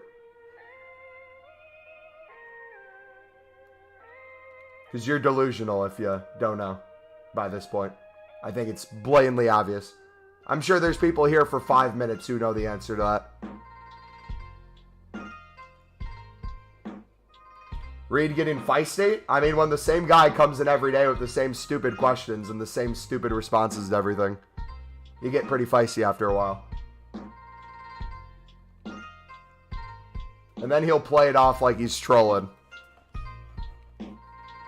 When in reality, I honestly don't know if he's trolling or, again, if he has more brain damage than me. I've had more than 10 concussions, and I'm convinced Footmaster still processes things worse in his brain than most people. Don't blame him, to be honest. I still don't know who the guy is. Fair enough. Thiago Silva isn't that common of a name. Another 449 today. Hope you're happy, Reen. What do you mean? Well, I'm almost time for everyone, but no, Footmaster ran out of time. Everyone else still has their patience that we go through. Footmaster is at like the end of that line. So for new people hearing me snap at Footmaster, they might be like, what did the man do? He asked the question. Chill. But for those of you who've been here for a while, everyone knows the deal with Footmaster. You think I should invest all my coins and then do the slow build-up? I think if I were you, I would live in silver center backs, make coins off of them while storing in my club, get to the point where I'm literally getting like 90% duplicates. Once I'm starting to get 90% duplicates, use the profit that I'm making to then buy the silver rares and maybe silver common goalkeepers. And then with the silver common goalkeepers, I do the same thing. Start storing all until I get a bunch of duplicates. When I start getting profit there like crazy, I'll then transition to buying more silver rares. Once you get into the silver rares and you start getting duplicates, those aren't going to be as easy to flip because they're going to have more value later on in general rather than the quick flip.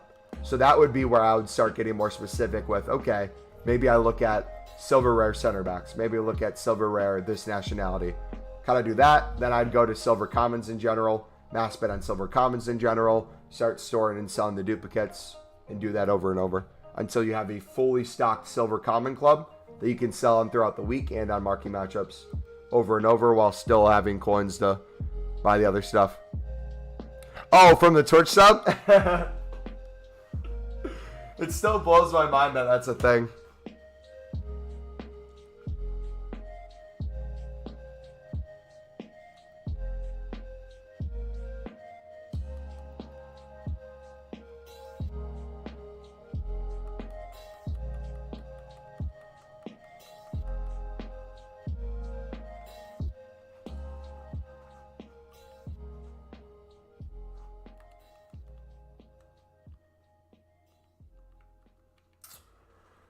Is it smart to wait to buy my team after Friday? Wondering because prices might drop.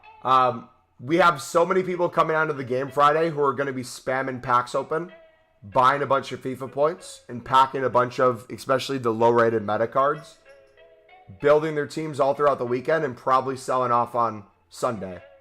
So for me, I'm kind of holding off to see what prices are going to look at Sunday before I start buying again for my team. If I'm worried about price. I might buy a player here or there to fill in the meantime. So we've been rocking Robertson at right back, upgraded from Tierney. I might buy Tierney back since he's relatively cheap and he gets the Scottish link. Actually, did we just get loyalty on Ross Stewart? He's on full and we don't even have Tierney in. Do we not even need a Scottish player in our squad anymore?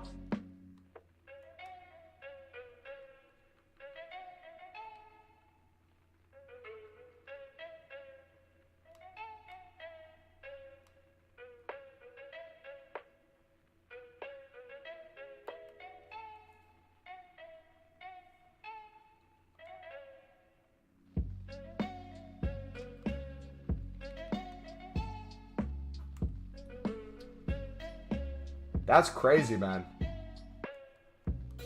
I was going to buy Dalglish for like 700,000 to have Dalglish be a striker with Ross Stewart so that we didn't have to use Tierney as a left back. I still might do that eventually. But now I don't need it.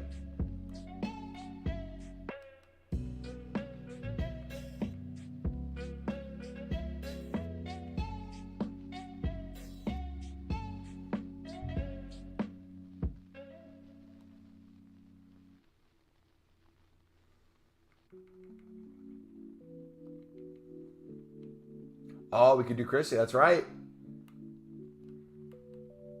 Get a Prem striker.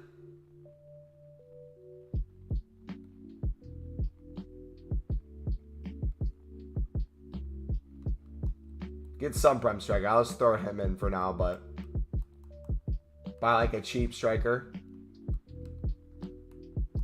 I still want to get rid of my AC Milan cards. I think we just go Prem. Might just go Prem, bro, to be honest.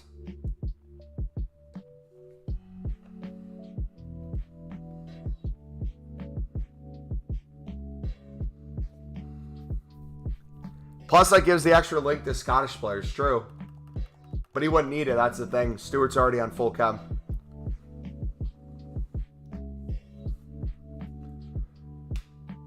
I'm going all in on silver commons. Feels so good, but feels so bad. How much profit are we on? We'll have close to 300K once the Liao sells and we keep selling what we have. 850. Why? How did we go down? Oh, we've been buying and not selling. That's why. All the cards are still in our club. I was like, how are we not at the transfer profit yet? Because we're restocking. That's why.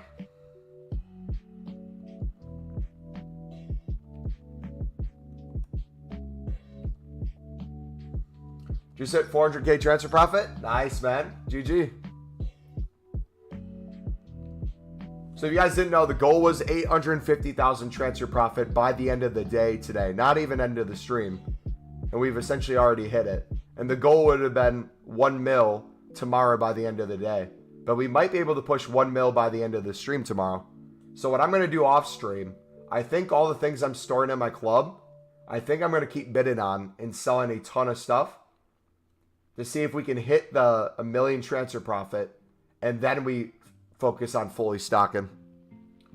Watch my club value. Oh, I'll be keeping an eye on it. I'll try to be surpassing you. Because I don't like having as much liquid as we do now. Once we hit 300K liquid, I might just buy like 1 or 2 informs. Or 1 or 2 icons. Try to do some icon trading. I heard unassigned max is 100. I've heard that too, but I guess you can have more than 100. Cameron had 145, I guess. And he didn't get any message, so either that person who said 100 was lying or we don't know the full limit yet.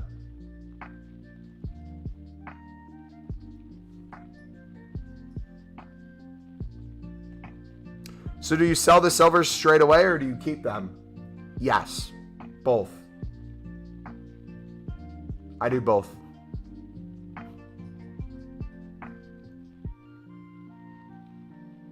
Right now I'm in the process of club stocking, so I'm storing and selling the duplicates. But there's times where I'm bidding and selling everything right away. Very much depends on what my goal is.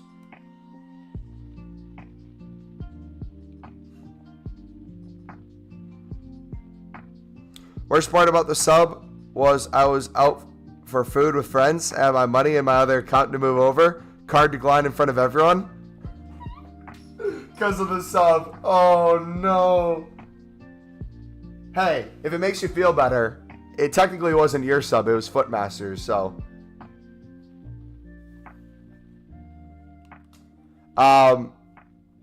Best informed to invest in for Team of the Week 2. If you can pick up an Ericsson for extremely cheap or the Delo? Am I saying it right now? For extremely cheap, those will probably both rise.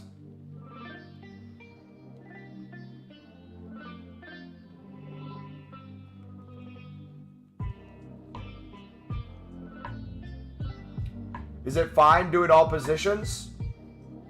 If you check the silver market and everything's going for a certain price, yeah.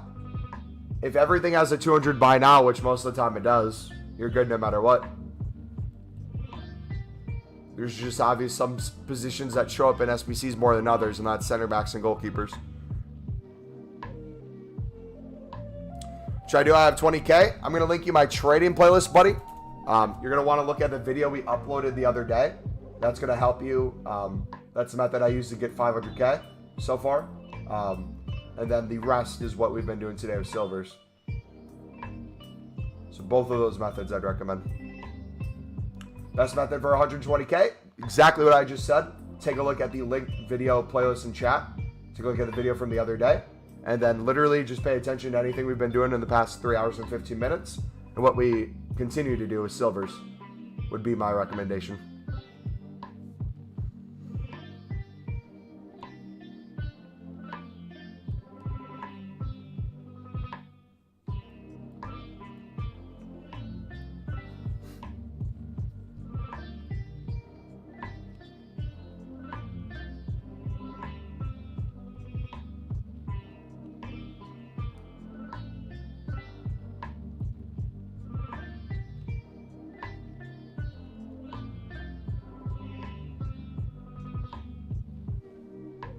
At 500K, would you recommend I do? The same thing we just said to the past two guys. Take a look at that trading playlist. Take a look at the past 3 hours, 15 minutes of the stream, and or continue to watch what we're doing with silvers. And then on top of that, if you wanted to do investing, we got some investment tips pinned in chat. Feel free to take a look at Flipman to help you out more with that.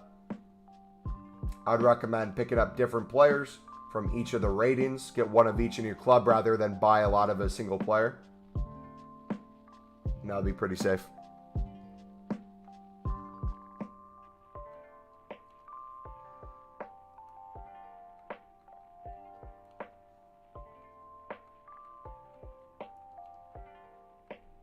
Again, the two methods I've done to make almost 1 million coins so far this FIFA are the two videos in the trading playlist. We're doing one of them now.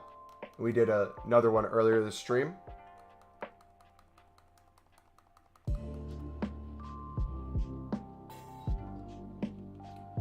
Dude, the United cards.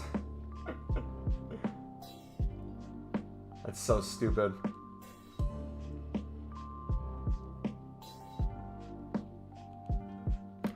Silvers are 300 safe.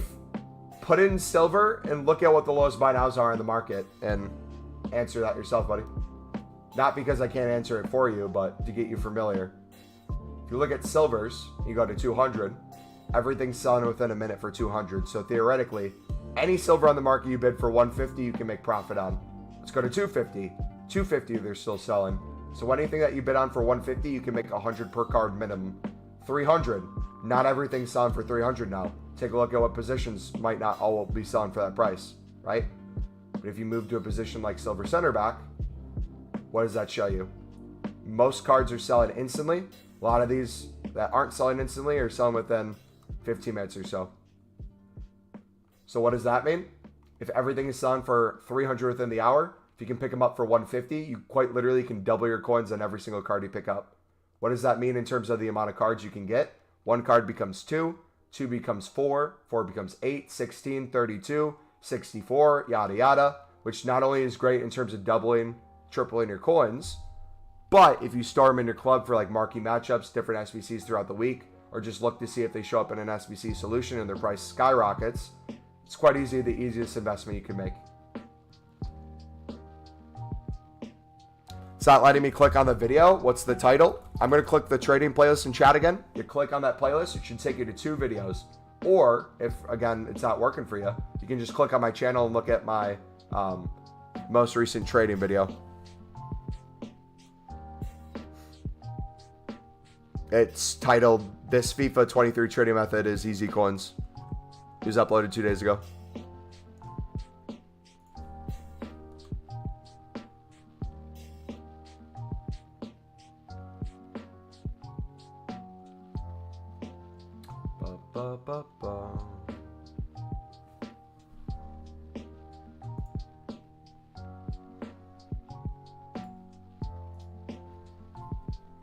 Should I sell St. Max? Yes, I would get rid of them. Any low rated meta players that are extremely expensive, I would sell today before you go to bed.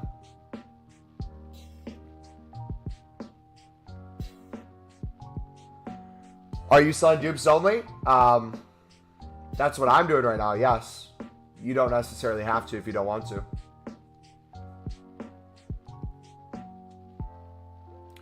What's the average market been? I don't know how long it lasts. I took a break for, what was that, like a half an hour. the first time it happened, and it's not been a problem since. So, sell Ronaldo? Yes, I would sell Ronaldo. I'd take the profit today.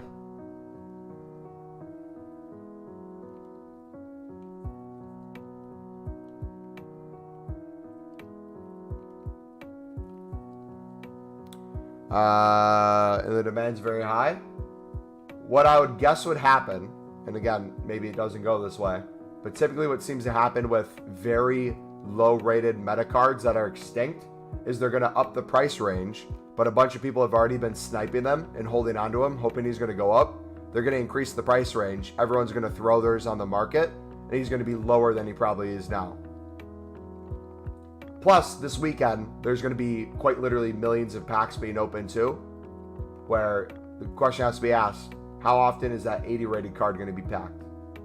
Probably not as much as other 80s, but probably packed quite a bit.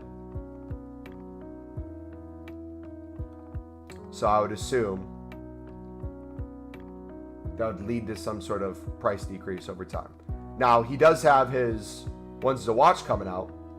That will have probably quite a bit of value, which means he won't be in packs.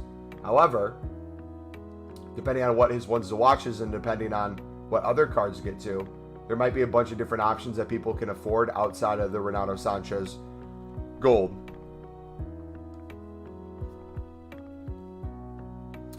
Why you're not streaming on Twitch? We'll be live on Twitch later this week, buddy. But if you're talking about why do I choose to stream more on YouTube than I do Twitch, in every single way, I mean, no disrespect to Twitch, but YouTube is the superior streaming platform in every single way imaginable. Recommendation, ability to then have the people who watch you see your videos, shorts, all that in one place. Ability to grow, organic search. All of it is just infinitely better. The only thing it's missing out on is their own version of a Twitch Prime, which YouTube could easily do. They could do a service with YouTube Premium, where people who buy YouTube Premium could get a free YouTube membership a month. That would honestly be crazy. That's like the only thing they're missing out on. Yeah, I've been someone who's been on and off Twitch and YouTube for the past 7 years. There's pros and cons to each site, but YouTube is miles clear in a lot of different ways.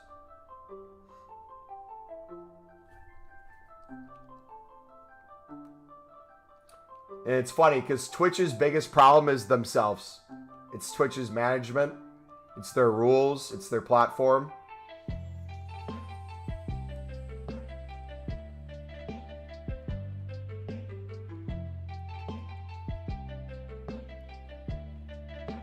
LOL, what's up, buddy? I have 6K. What should I do to trade up to 100? I'm going to link you my trading playlist, buddy. There's 2 videos in there. There's one from the other day, which is Libertadores rated. That's what's made us over 500,000 liquid coins. I would take a look at that as an easy way to make coins. And then the other thing that's made us the rest of our coins has been silver card flipping, investing, trading, all that fun stuff, which you can take a look at the web app video we made last week in that trading playlist, or you can take a look at the last 3.5 hours of the stream, and or just continue watch what we're doing this stream, because we're doing it nonstop. Very easy coins.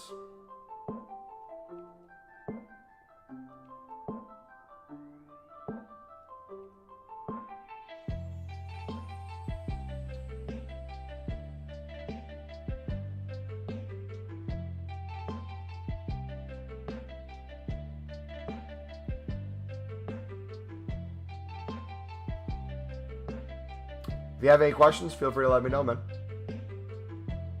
Yo, if you guys could do me a favor as well, feel free to smack the like button, dudes. We are 3 likes away from 30.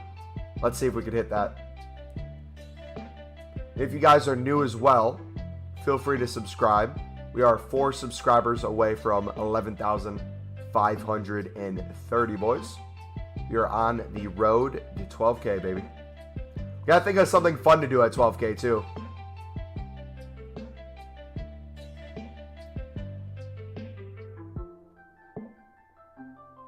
We'll probably do like a super long stream to celebrate one of these days. Maybe do like a 12-hour stream. One of those weekends. One of those Saturdays.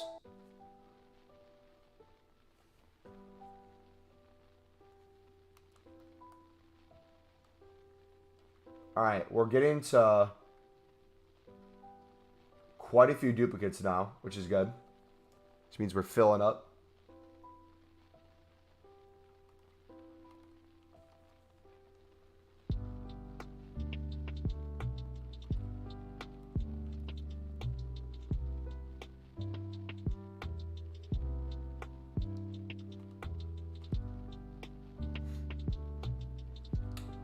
Cameron, are you still here, bud?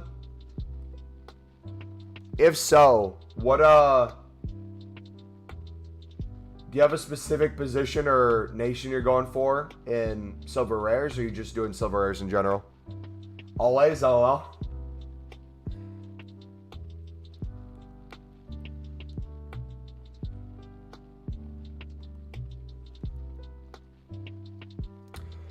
The silver method, though, I was just copying you and made 3K in 20 minutes for 5K. Bro, I'm telling you, you will easily double your coins on almost every single card if you notice what the buy nows are and what you're picking them up for. You can kind of do the math out where it's like, okay, now that you have 5K, or you have whatever amount of coins, how many cards can you pick up? Okay, each card minimum, if you can double your coins, how many cards can you afford then? How much profit per card? You can kind of keep bringing it out that way. So it's like we're making 150 per card, but in reality, we're doubling our coins minimum per card. So if I'm getting, let's say, 50 bids, I can afford 50 cards. The next time I go through, once they all sell, I can afford 100, then 200, then 400, then 800. It just keeps going out exponential. And then what I typically do too, I just keep reinvesting. I store way more in our club, do the same thing over and over. But then once we start getting a lot of duplicates, I'll look to kind of store other stuff as well. So maybe I'll throw some investments in bronze rares, silver rares.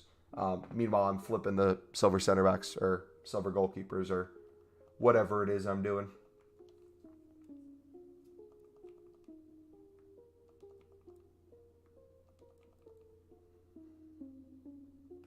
I'm going to eat. Good luck with the stream. All right, see you, buddy.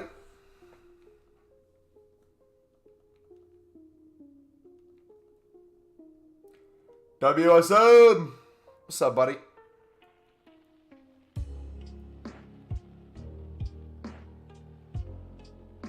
Gonna do this a lot and see what happens, as you should, man.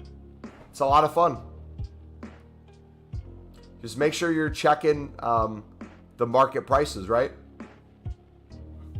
When you get on, just pop open silver common center back and see what they're going for.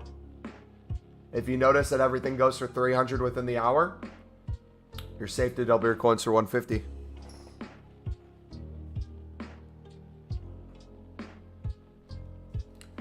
I'm at 225K transfer profit. Nice, Sean. What do you have a specific goal you're trying to get to today or soon?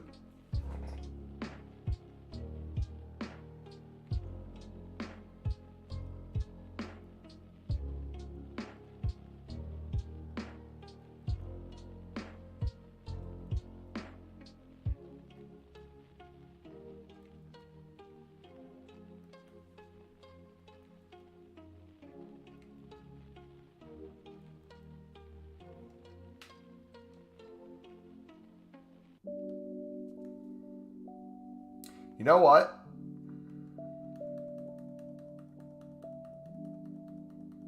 I'm going to mix it up. I'm going to change the way we do this. Since I should be having a full transfer list the whole time,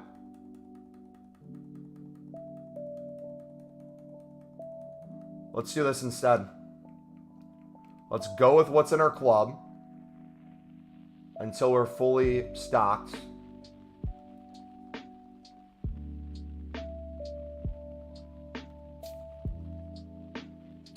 And then we mass bid store, sell the duplicates with the stuff that's sold. That way we're not sitting on a half-empty transfer list. We'll have our coins work for us even more.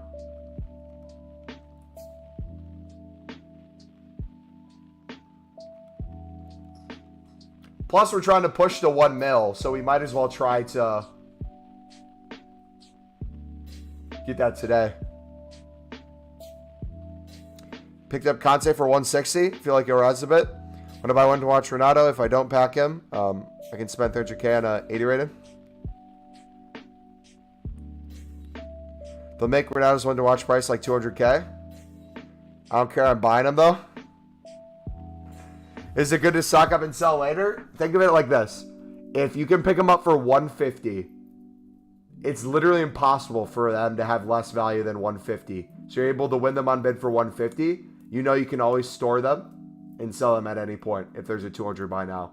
If you notice that things are going for 300 buy now like they are right now, bare minimum right now you can double your coins. If that's not enough for you, or you think you want to sell them at an even higher price where you could triple or quadruple, just wait till daily SBCs and marquee matchups and things like that so you store them in your club. However, if you want to do both, you can just store everything you get and the duplicates you sell on for profit.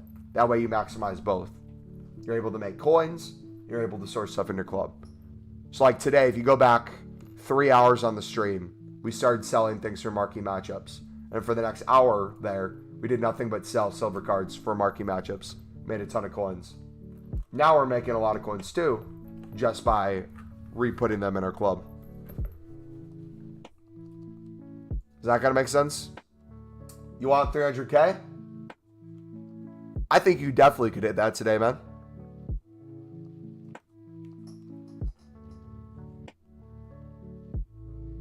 Do that in a bunch of different positions. Keep in mind, different positions have different prices right now.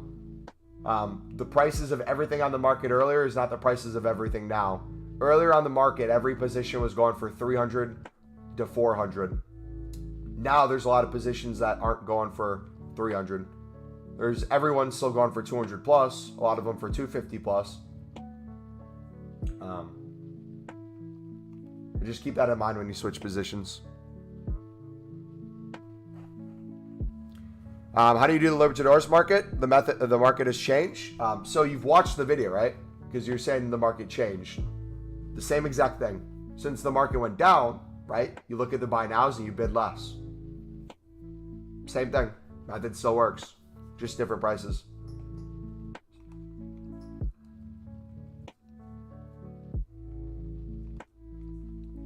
Or you can treat it more as an investment. Store them in your club. Wait for the prices to go even higher if you wanted to.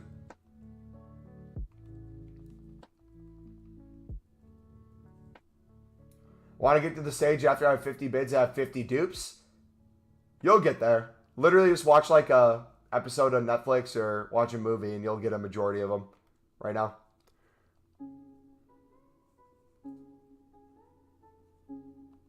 It's still profit even though they're 200 and 250. Yeah, just be careful with what you're doing time-wise for coins. Because the same cards you're selling now for 200, 250, you could be selling at marquee matchups for 400, 500, 600 coins. You know? So, just think of that in mind. Keep that in mind. That's how you kind of get to the next level of this silver madness, is how to make the best use of your time. A lot of times we kind of overwork ourselves. I fall into the same issue. A lot of things I'm selling now, I overwork myself a little bit. Would it be smarter to wait until marquee matchups next week to sell the things in my club? Sure, but like my goal right now is to get to a liquid amount of coins and a transfer profit of $1 million. What's your transfer profit count? If you look on the screen, right below the cards, you can see it. It's in the middle of the screen at the bottom.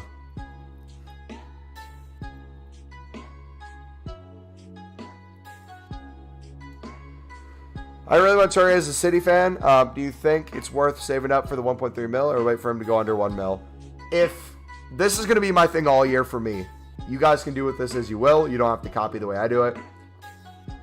If I can buy a card that I really want to use that's expensive and use it for a couple more weeks than I would have if I would have waited for the price to go down, I would much rather get the use out of that card for a couple more weeks and lose some coins on it, but be able to trade and make back that difference in different ways, rather than not have fun with the card for a month or so, wait for it to go down, inevitably pick it up at that point and then ask myself the same question at a different lower range, right?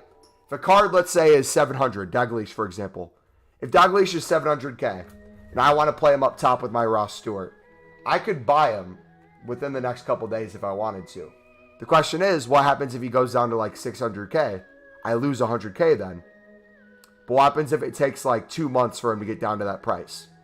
Was it worth it for me to not using him for 2 months just to potentially save the difference of 100K, which I could literally make back in a couple hours of flipping silver center backs? I think it'd be more worth it for me to play with that card and have fun with it. So that would be my mindset. Now, each person's different. How I view cards in my team tradable is different than how I view investments. Whenever I put a card in my team tradable, I'm kind of losing the idea of that I can profit off of it. Or I'm accepting the idea that I might lose a lot on it. Especially when you have kind of lower rated meta cards that are expensive. Most likely if they're in your team for a long period of time, there's going to be a point where they get smushed by the market. Now the question you have to ask yourself is, what's worth it at that point? The coins or your fun and game? And again, if you have a trading method on the side and investments you're doing on the side, all of that will infinitely make up the difference of what you lose out on. So I would think of it that way. If I bought a Dalglish and I end up losing 100K selling him on a month from now, I would have made by that point probably another 3 to 4 million coins anyways, liquid, to make up the difference.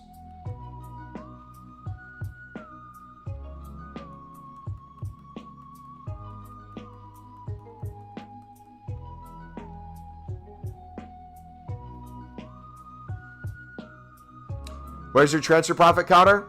It is the bottom of the screen, literally right in the middle. You can't miss it. You see where it says transfer list? You see where it says squad? Right under that, it says transfer profit with a number. That was my transfer profit as of like 20 minutes ago.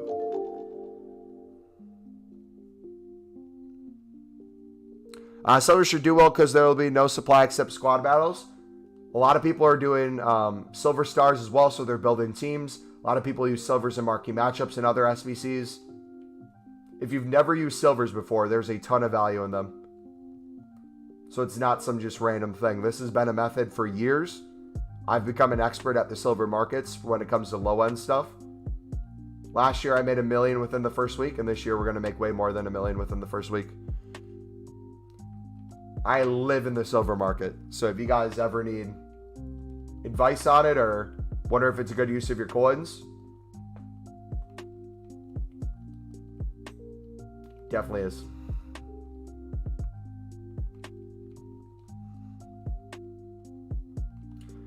It's true, to be fair, I stopped playing the game early last year, so I want to actually enjoy it.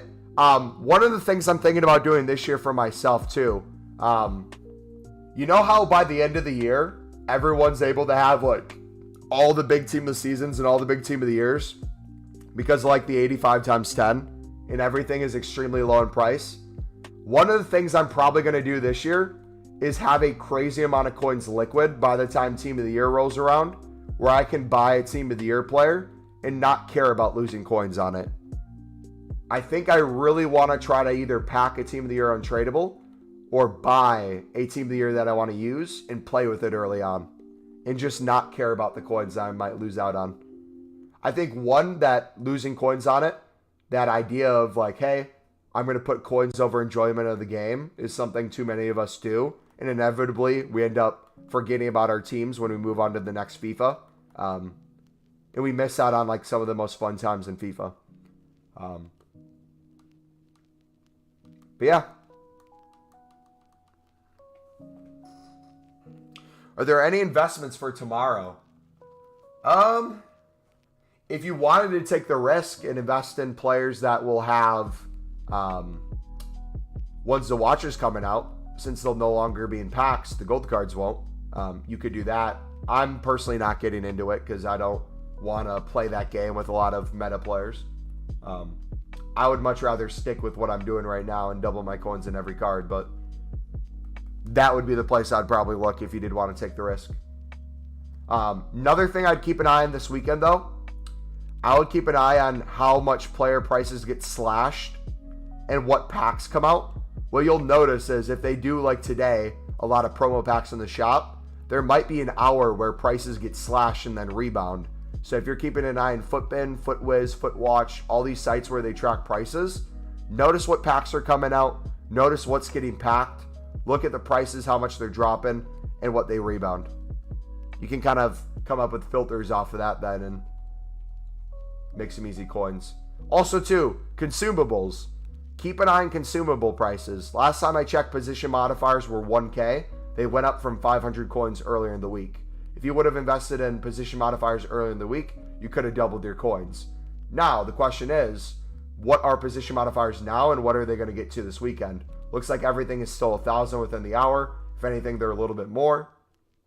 I'm going to keep an eye on these. And if I see them get down to like 800, 700 coins and start going towards that 500 mark, I might pull the trigger at some point. If I can snipe them for like 600 or win them on bid for 600, and I think they'll go back up eventually, I might follow that trend and store thousands in my club over time and sell them on. With that profit, buy more. Store them in our club, sell them on, and do that over and over. I hate the FIFA 23 Captus selling only 30 items. Yeah, that is only though for web app and companion app. It's annoying because that's where I'd prefer to do my trading. But console, if you get on the actual version of the game, it's wide open for 100. Check message. Just have fun is what I say. Yep, it's hard to break that mindset though because we all have goals for ourselves. But once you break it, it's really freeing.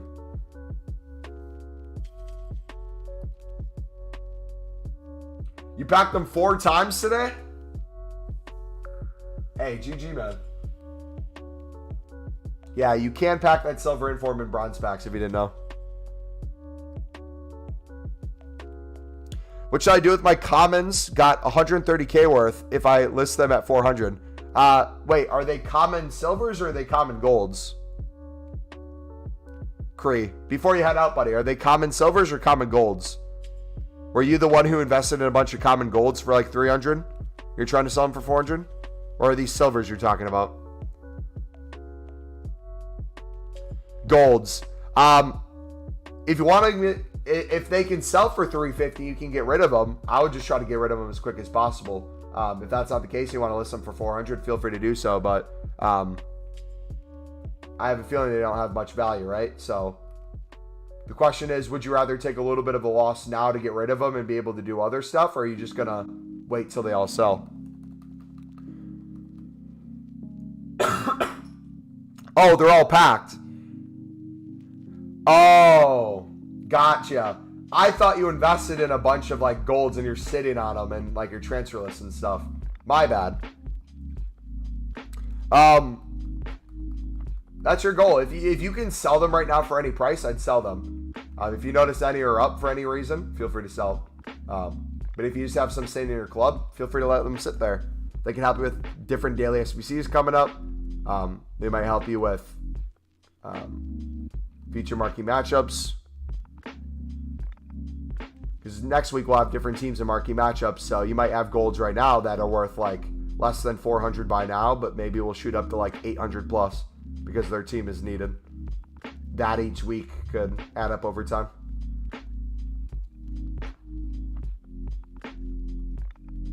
Yeah, it depends on what your goal is. If your goal is to get rid of them as quickly as possible, you can either quick sell them or list them for 350 if they sell quickly. Otherwise, you're kind of out of luck and you have to hold them until you either sell them or you find a way to get rid of them. I'm money hungry this year? Yeah. If it were me and they weren't even selling for 350, I'd honestly take the L and just quick sell them. And I would put those coins directly into silvers and flip them and double my coins. That would be me personally.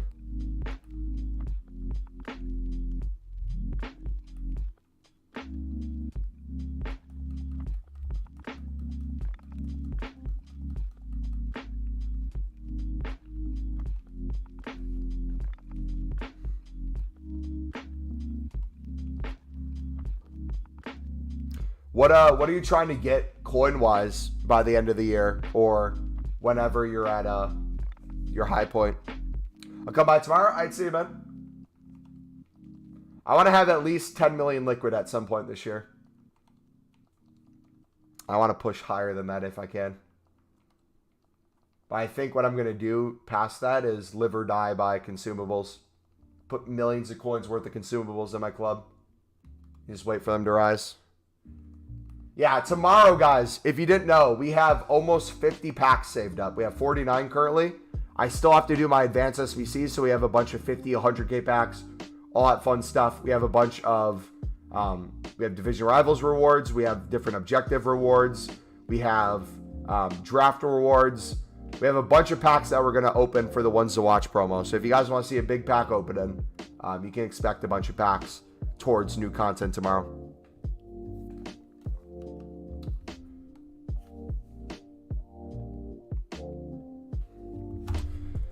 I have 11K. What can I trade with? I'm going to link you my trading playlist, buddy. We got 2 videos in there. One of them was made on the web app, which is what we're doing right now, which is the silver center back method. I'd take a look at that video to get an idea of what we're doing right now. If you want to see the method that made us over 500K this past week, that method is the Libertadores, which we uploaded the other day. Feel free to take a look at that video too. Both use silver cards. One is silver libs, and one is just silver cards in general. Both of them work really well. Silver center backs, especially, you can double your coins on right now very easily if you're on the combined market. Yeah, that'd be what I'd recommend. I have 300K. What should I invest in? Pin message, buddy. Make sure you use Footbin to help you out. I'll look at 86s, 87s, 88s, and 89s. Take a look at the price discrepancy between the low-end players and the high-end ones. See if you notice a trend. If you want to pick up boards as well, you could. 83s under 1,000, especially if you can pick them up for 850 would be good. Cheap 84s, cheap 85s.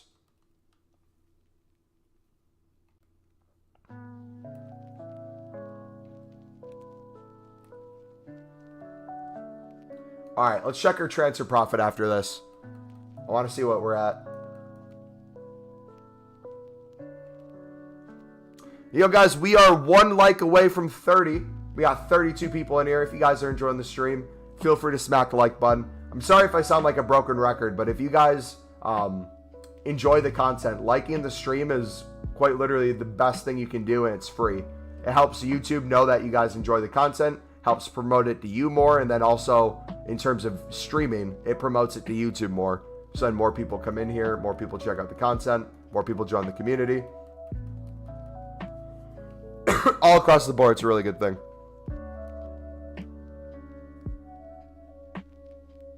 All right, what are we at? 862,000. Okay, so we got to our goal for the day. Now the question is, I think we can for sure get to 900,000 today on stream. Should we try to push for 1 mil on stream though? I don't know if we're going to be live long enough to hit that.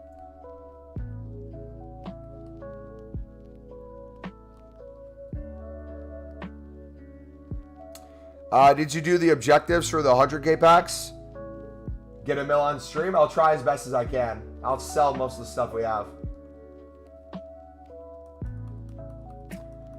I did a bunch of stuff in objectives. I think I still have some objectives to go.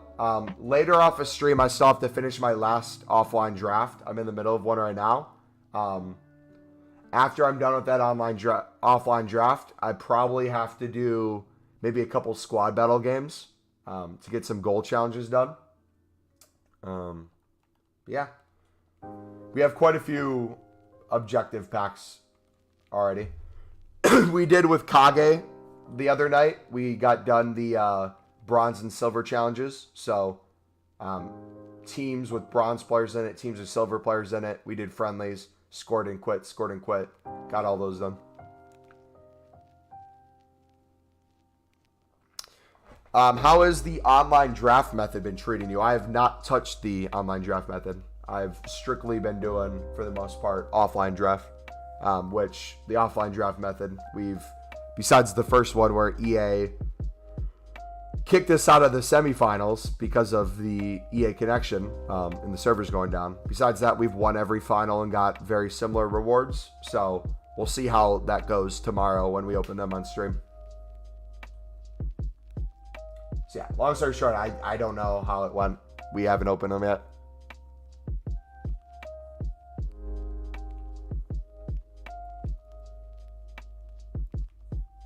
How about you, Carlos? Have you done drafts at all, bud? Yeah, 64 star too. We got 14 so far. I need to grind that as well. I should probably do that before the squad battles. So, draft, moments, other objectives. Is BPM good? Yes. Curate my team. Put it in the FIFA team section of Discord. We can take a look at your teams later if more people want to put them in. Have you done your 500 goal, 500 assists? I do not think we've gone 500 yet. I think we're partway through. I might save that for future promos, though, since we'll already have 50 plus packs. We'll see, though.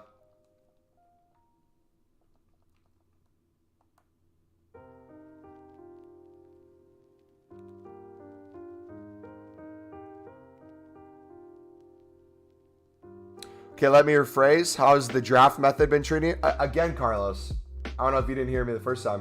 We've done the offline drafts, yes, with the FIFA points. We haven't spent coins on them, and we're saving the packs for tomorrow. So we've literally AFK won every draft we've done besides the first one. So as a method, I don't know how it goes until we open the packs tomorrow, right? They're just sitting in my inventory of packs. So I can't answer that question until tomorrow to see what we pack, you know? What rewards do you get for offline draft? I've been getting this one.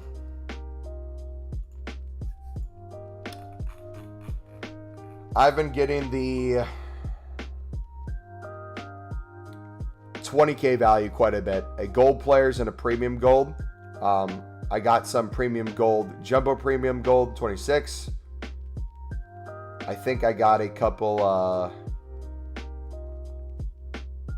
premium gold players. That's about it. None of these big boys, really. Maybe one of these. Maybe we got a 40K one. I can't quite remember.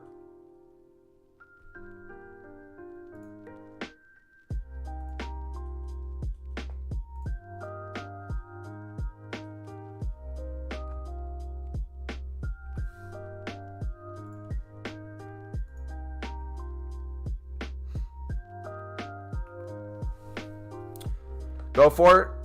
What rewards you? Oh, wait, answer it. Can you share in terms of number of packs, quality packs, if you've been getting something good from the offline draft? I understand the rewards random. Again, Carlos, I think, is there a delay? Could you refresh the stream for me? I'll answer after you refresh the stream. I think we're delayed a little bit. Unless you just heard what we just said. Because we literally just answered the question in terms of the quality of packs. We showed the list, and I showed you the ones that I've been getting. Did you see that, or do you need me to go through it again? Because I just want to make sure we're not wasting your time.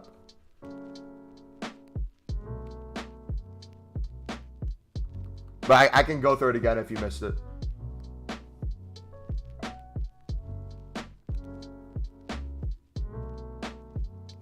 You sent it there? Alright, give me a second. We can pull open the teams.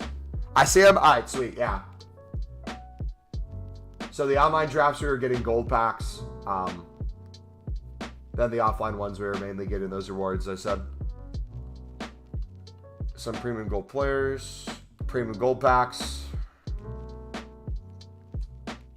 Then we got a lot of stuff hidden still. See, not worth 7.5k packs with FIFA points because in that AFK time, you could be bidding and selling and making more than 9k. Yeah. I more want to see what we get in packs for the ones to watch promo than anything. I think in general it is worth it more to, instead of, how do I word this? Most of the drafts, I would get a full transfer list. Then I'd go AFK and play our game when we'd watch Netflix. So we always had a full transfer list between games. But I agree with you. I still think regardless of what we get in the packs, it would be more worth it to use that time to trade rather than the coins we get from the rewards. However, you know, there's those off chance you get the 50K pack, you get some better packs, you pull something insane out of it.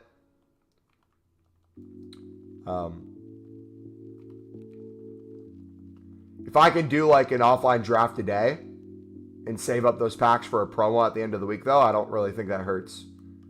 We'd still be spending all that time trading and investing. Can I see your team? We're in the middle of a team right now. We're kind of half made one. We sold on our meta players. So now we're figuring out what we want to do with it.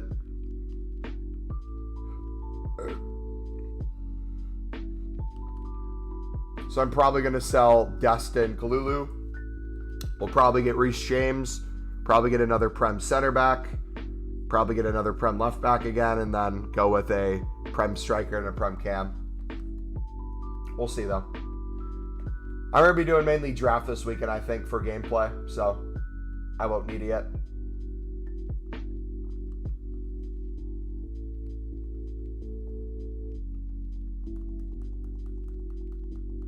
There's also an off chance you open a bronze pack and get a silver team of the week. Yeah, but again, I would look at it from this perspective, right? When you open a bronze pack, there's always a chance you can get something good, right? But the chance is capped per pack, right? Over time, you can get hundreds of thousands of coins, if not millions of coins, but you're never going to pack an icon in a bronze pack. No matter what the gold pack is, though, whether you do 7.5k gold packs from the store, open a promo pack, get rewards from drafts, get rewards from division rivals, any of those packs, you have a possibility to pack the best promo packs out in an icon. So we're looking at what is the best way, especially tradable, to have a chance at packing these cards. For me, that would be League SBCs, but they're not out yet. That'd be the best use of my time because we're doing the trading and flipping, and we get the packs without having to play games. That would be the ultimate use of my time.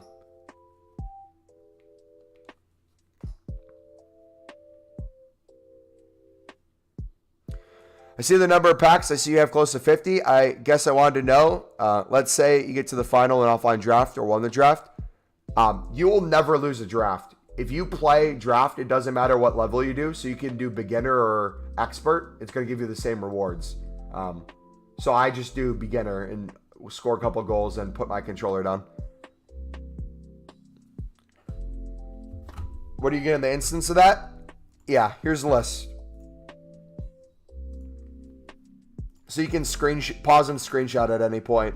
Here is the single player draft list. So you can look at these rewards for 0 wins, 1 win, 2 win, 3 wins. You're never going to have to worry about those if you go AFK and don't lose connection. There'll always be this, which the worst thing you could get is a gold pack and a premium gold. So a 5k pack and a 7.5k pack. A lot of the time I've been getting this 20k worth of value, which is a premium gold pack and a gold players pack. Best thing you can get is a rare players pack, which is a 50k pack. We also got quite a few good things in here as well. But the way I look at it too, in terms of a method, if you are going to do offline draft as a method, you could literally flip silver center backs, list 100 in that hour that you play the 4 games and win the finals. And if you sell, let's say you pick up for 150 and you sell for 300, you're making 150 coins per player.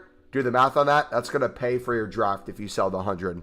So you'd be in profit essentially, or break even, by just selling those 100 players within the hour of you playing the 4 games. Not to mention the coin boosts you get if you have coin boosts on, or just the coins you get from winning the game, and then the packs you get, even if you discard everything in the pack. As long as you have a full transfer list of something making you like 150 coins per card, and they sell, you're always going to be in profit opening these packs. So in terms of a method, it is for sure worth it to make coins. The question is though, is there better stuff to do with your time to make coins if coins is your goal? If your goal is to pack like an icon, is there better ways to pack icons? I would argue League SBCs when they come out would be a better use of time. We're trying to find the best ways we can use our AFK time and best ways to use our time where we're actively like on the game. Pick a color, red or yellow. Red.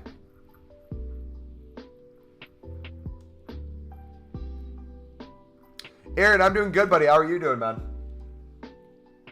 Thank you. I did not understand that you always get the same rewards, no matter the quality.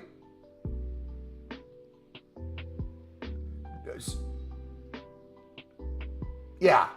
No matter the difficulty, you get the same rewards. You don't always get the same rewards in terms of what you get in the end for rewards. But it's always the same choice of rewards.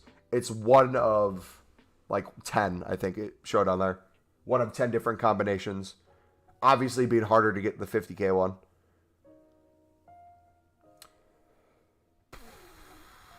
How many icons did you pack with League SBCs last year? We packed one in the gold pack method. I can't remember where we got the other icon. Because we packed prime...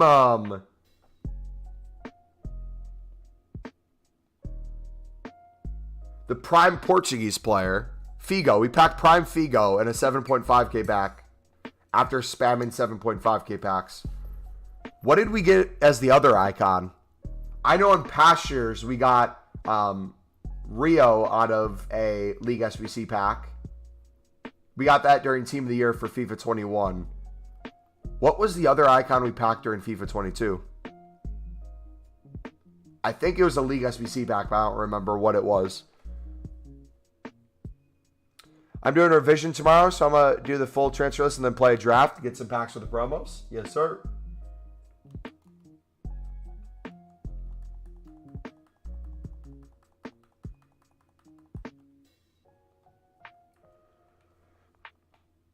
Baresi? I know I've got Baresi a couple years ago. I don't know if I got him this time. I would have to go back and look, to be honest. Chelsea already signed Borussia Dortmund midfielder Jude Bellingham around 74 million pounds in January. Actually, Pat Kenton up from 7.5k pack first day of FIFA 20. Hey, GG.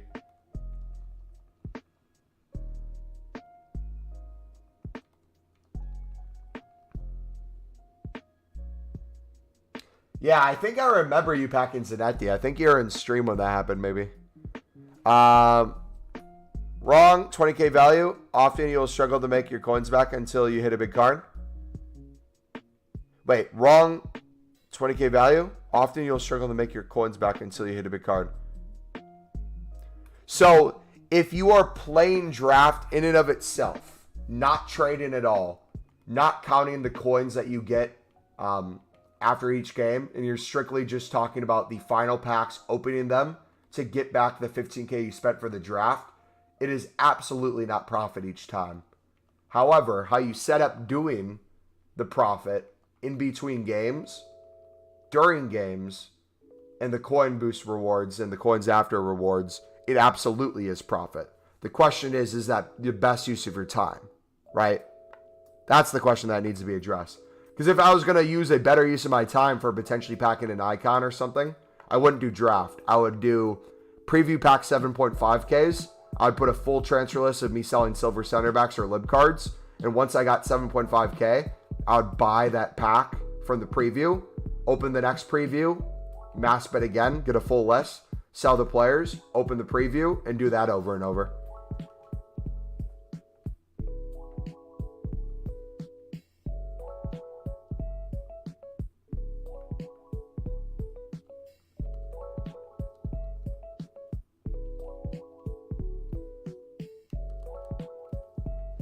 Personally, I think everyone should stay away from drafts unless you're a player who can win most of your online drafts. Again, I think it depends on what your goal is. Again, if your goal is just to get liquid coins to buy whatever player you want, I think any gameplay is a takeaway from that. Any sort of gameplay. Anytime you're not sitting there trading or investing is a waste of your time. It would be more beneficial to do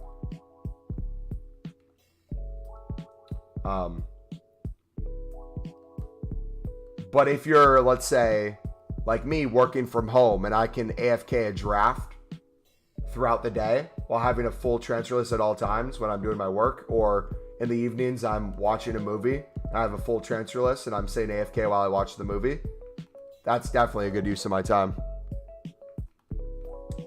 But online drafts,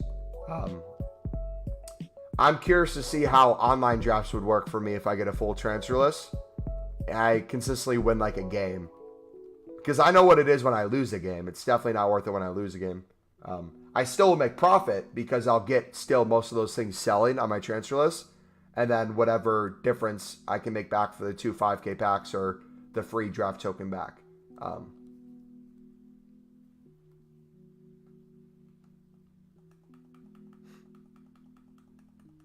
You recommend I do that to try to get Yaya first owner? I mean, I don't think you'd get Yaya first owner, honestly. I think it'd be very hard for you to pack. You might pack a hero, but you'll probably not get the hero you want. But even if you do pack him through draft and he's tradable, you're going to question then when do you sell him. So, either way. We'll agree to disagree. I agree that we'll disagree, but I guess my question is to you, did what I say make sense? And if not, what do you see what I said as? Like, what do you see as the waste of time? Do you agree with the observation that any gameplay is a waste of time? Anytime you're not trading? Because if you're coming from that mindset, I 100% agree with you. If the goal is liquid coins.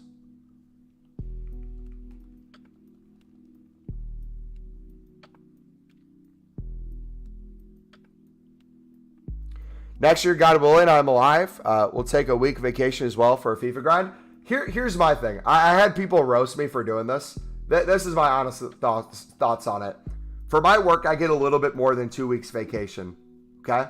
So I use about a week of that vacation to do a bunch of different vacations. So I might spend a full week, go on vacation somewhere with family. This past year, we went to Nashville, Tennessee. It was a lot of fun, had a blast, spent some other vacation on long weekends.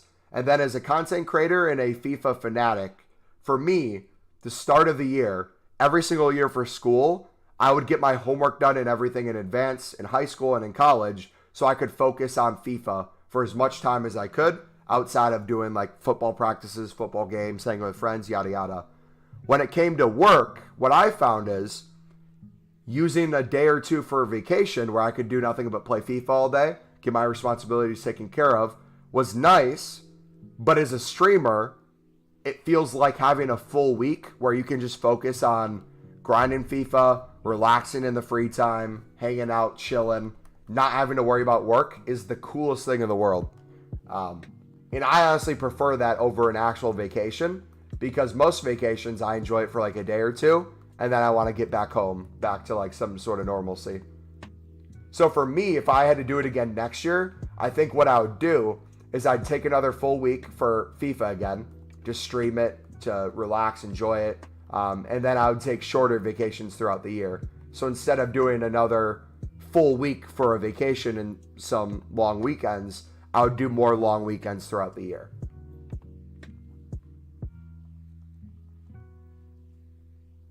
Are you checking teams? Yeah, my bad. I'll get here. Now that you asked, I don't know if you put your team in yet. I'm going to link the Discord. If anyone wants to put a screenshot of their team in the team section, we'll take a look in like 5 minutes, okay? Or a couple minutes, I should say. We'll give you just enough time to put them in, and I'll look through and then go back to what we're doing. It made sense, but also seems stupid. And yes, gameplay is a waste of time, but offline drafts is a whole different level. So, I guess the question is, if we're going from the standpoint of just being AFK, not talking about what's the offline versus online draft playing worth the time, if we're just going off of strictly AFK in game, is there a game mode that makes sense to go AFK throughout a workday or throughout watching a movie or something off a stream that would make more sense on an offline draft? Or is it all just a waste of time? Because the way I'm looking at it too, without League SBCs right now, once I get the advanced SBCs done, I really don't have a way to make packs for promos until EA gives us like a repeatable SBC. I could save like marquee matchups packs, but as we see here, marquee matchups packs aren't really the best either. So for me, being AFK, something outside of my trading, making packs that I can then open at the start of promos early on, makes sense. Obviously, these aren't all drafts, but even if they're not the craziest packs, having 50 things to open, I'll hit something eventually. It doesn't even have to be that crazy, but I'll hit something that will be appealing to people. Sat down watching with some ice cream? Oh, did we do our preview? No?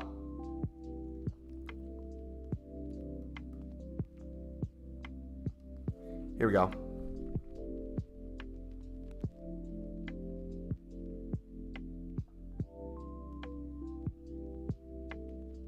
Karen, the difference is Mumbo is scoring like 2 or 3 goals and going AFK while working and watching a film. Basically, when he's taking a break, he's doing minimum effort and picking up some packs of promos. Yeah, exactly. I'm not like actively playing. Like if I was actively playing, I'd rather do online draft and try to get better at the game and win. That I think would be the best use of my time for gameplay.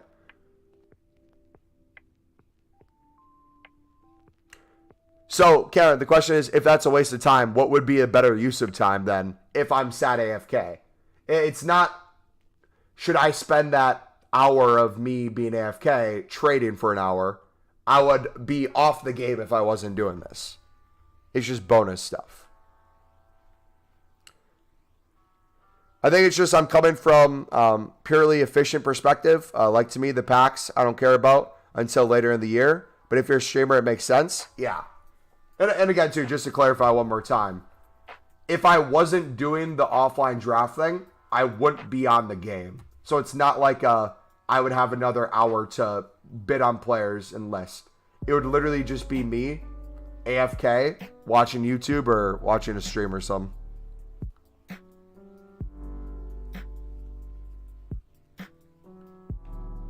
Now, the thing is, though, when we get League SBCs, the question would change. The question would be, okay, if I were to take that 15K a day to do an offline draft where I'm just AFK, would it be better to spend 15K on completing a League SBC, potentially get better guaranteed packs from it, even if it's like untradeable or something, and use that for a promo?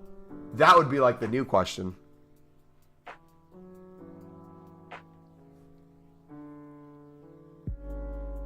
W Moms? I gave my mom my phone to open it? Wait, what'd she pack? What'd your mom pack you? Mine packed me a Team of the Year Delict in FIFA 20. Well, when you become a huge streamer, instead of that, you can have someone open bronze packs for you or bidded. I mean, I feel like people are kind of that way now, where there's either someone always on their account or someone's always telling them like investing advice to use their coins in something. Read chats and you'll see.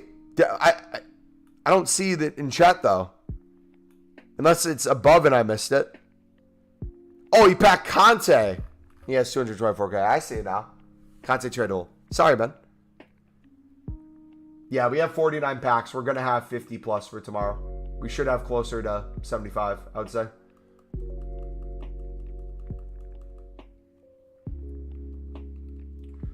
Malin seller save tomorrow. How much is Malin right now for you? How much is his card? My teacher packed mid Pele on the smart board from an icon pack. Keep or sell Kimpembe? I would probably sell Kimpembe.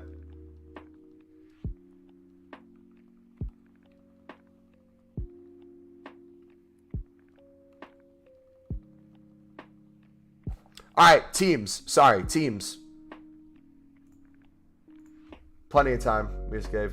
All right, we'll look at the start of today.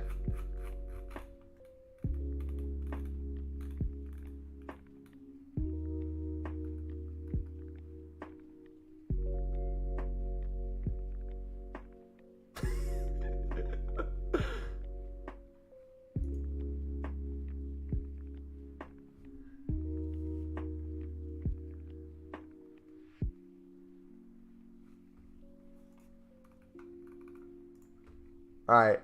1 or 2 all our player of the months.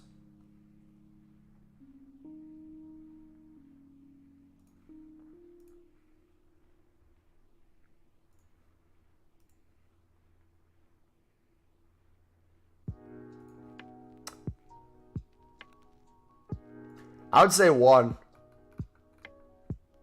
What do you guys think? Spent most of my coins upgrading the defense.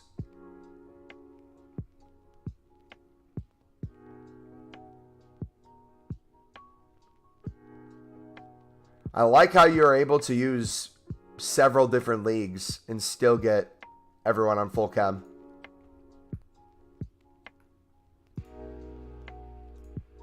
Any upgrades I can make on 60K?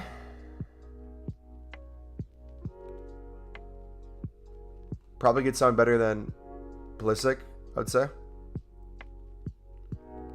More expensive winger. Maybe get like Rashford or so.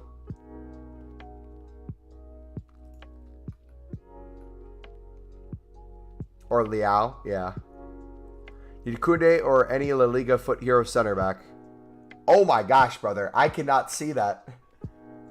Can anyone see that? Jeez. I see Dembele. Is that Diaby? Depay, maybe? Sabitzer? Is that Gretzka? Is that Schultz? Christensen? Araujo? Uppa? Is that Frimpong? Summer? Maybe we did see them. That's a struggle.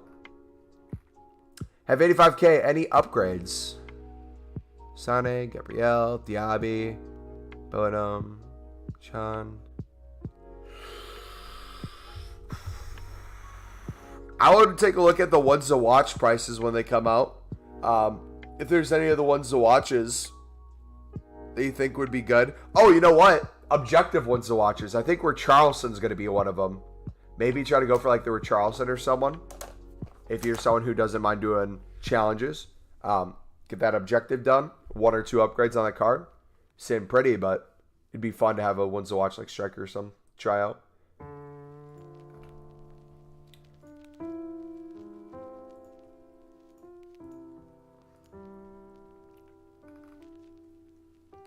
Do a Nep rant video? What would I rant about? Been playing squad battles. Unfortunately, the skill of the AI between world class and elite varies a lot. I can beat teams with 5 or more difference in world class, and they beat me by 5 in elite. Dang. Since you play a lot of squad battles, Carlos, where do you typically finish in terms of ranks? Are you like elite? Are you gold or top 100?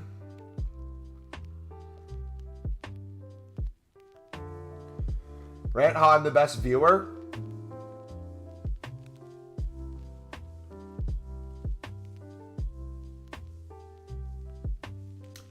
I will rant. I'll come up with a random rant. I can't even think of one right now, but I'll think of one related to Cameron. I feel like a lot of people in stream, including myself, are very set in the ways we play FIFA, and it's impossible for us to comprehend someone else's grind. Cameron and I are figuring that out right now, where he's never going to see what's beneficial for what I think my grind is versus his. Because his idea of how he spends his time, how he makes coins, not streaming, looks different than like a content creator streamer one.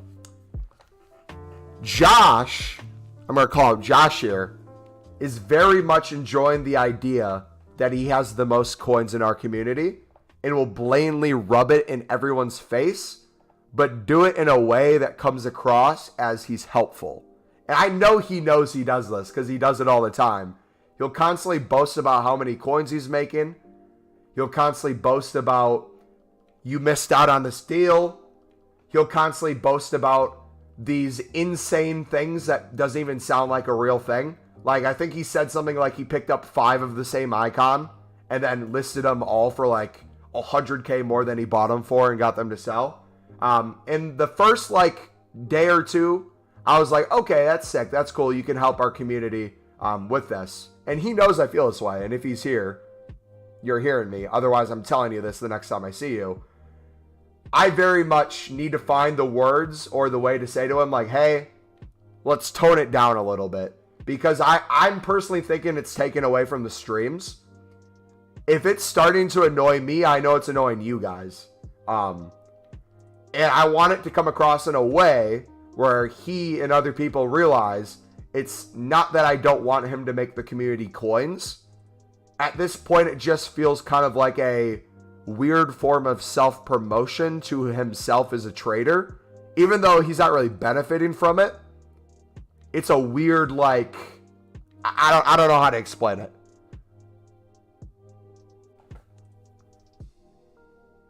Nah, 100% does. People on the top 100 are people that play with each other, like Mafia squad battles. Shane, what's up, buddy?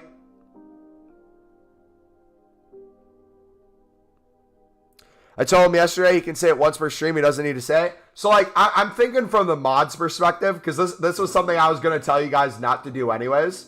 I want to remove the ask Josh not read thing.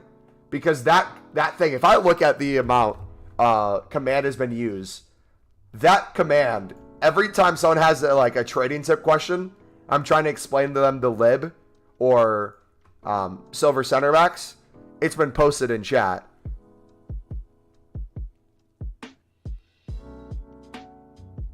Is it under something else? I swear it was more than 4 times. Or is it trading advice? Yeah, maybe it's trading advice. I feel like this has been spammed a couple hours. And although I don't mind it, in the sense of like, yeah, he can help out, it seems like we're getting to the point where people are blindly copying and pasting what he does. And he's getting to the point where he has so many coins. He's not caring about where other people's accounts are at. He's just kind of listing stuff as this is what I'm doing. And people assume, okay, this is a 100% way to make coins. Like, for example, the marquee matchup thing. When he said that the Besiktas goalkeeper would get to 6K, I instantly called bullcrap on that. But not only that, I asked, like, how do you know Besiktas is coming out? Because I didn't see any leaks in terms of the marquee matchups. I just kind of knew that Man City would be in it because of their games. So I bought a couple of the keepers. I'm like, you know what? I can throw some on. It's not going to be that big of a deal. But I know some people went all in on it. They got like hundreds of Besiktas players. Some people went all in on goalkeepers, the gold Besiktas, just in case it was that. And I generally felt bad for people because it came across as this was a guaranteed thing. When in reality, it never was. So I think we need to start paying closer attention to that. Because like another thing too, I don't sell like a trading Discord. All my stuff is free. People are just hanging in the community.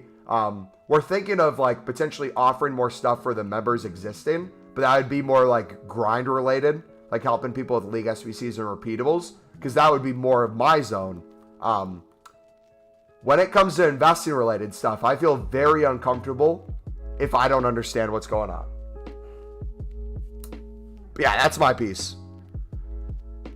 So long story short, what I hope you guys get out of this and what we get moving forward, I want Josh to go down to like give his transfer profit or something once a day. And when it comes to trading tips or investments, we need a better way to get that stuff across. I think using the trading section of Discord would be a better place for that, because it's a lot easier to get those things out. People can see like maybe the range that people are thinking. People can ask why. In chat, the way it comes across is you get people coming in. They ask a question of like, well, what's a good investment? They get an instant answer without any background whatsoever. And then they copy and paste is what's being thrown them. I think you'll start a monthly payment thing if his channel goes big. I mean, he can make a lot of coins. I'm not saying he can't make coins.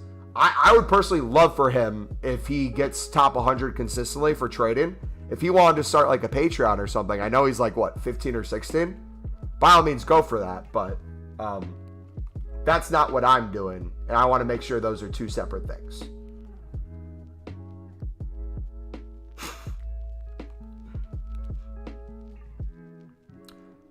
To be fair, I did think they would be an SBC because it's a rivalry. But end of the day, I even had to call him out when he said they're 1K plus when they were not. But another thing too. So he plays on PlayStation and he plays on PC. When he tells me PC prices, I always ask the question, are you doing this on PC or are you doing this on PlayStation? Because prices are different. It seems like things rise more or things have more value on PC. If that's the case, I don't want you just copy and pasting these methods in that are working on PC and hope that the people on the PS5 it works. Like when he's giving prices, he did this with the informs too. He gave PC price inform advice. Me and other people bought the informs at those prices, and that wasn't what they were going for. I looked and I knew Ericsson and Delo? It's not Delo, right? I knew they were going to go down in price from what they were. But since he was making so many coins on informs already, I'm like, all right, bet. He probably knows something I don't. And I bought at an added price. Even though that's my fault, I kind of sat there for a minute. I'm like, dang. Why did I do that? Kaigo, what's up, buddy? Can I send my team on Discord? Yeah, put it in the FIFA team section of Discord. But no, that's my little rant. Exactly, that's what Discord's for. Yeah. I think too, to be honest, it's also me. You know what? I'm gonna take responsibility for that. I'm sorry, kind of the way it's been set up. I think the lack of league SBCs and repeatable SBCs right now has forced me down the week one route of doing more trading and investing stuff to begin with. Our streams aren't gonna live in the trading investing realm. We're gonna be more the low end silver stuff. We're gonna be more league SBCs. We're gonna be more pack openings, that sort of thing, which I think is going to filter a lot of that like investing talk out. It's just the way it is. Because like if you think back to FIFA 22, we never really had people coming in asking investing advice. But I have it in the title for this, right? It's new marquee matchups SBC, FIFA 23 trading tips plus investments. So maybe I take out the FIFA 23 trading tip and investment part, or I just put the trading tip. That part is definitely on me. I think I can do a better job of, if we don't want that kind of in the community or we want to filter it in a different way, maybe that's the place we start.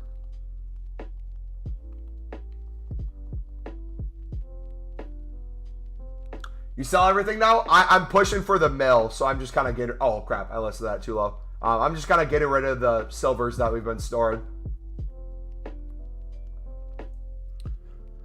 Very good trader, but needs to be aware that some people are just joining the stream using a method that doesn't work. It will never come back to the stream again. Yeah.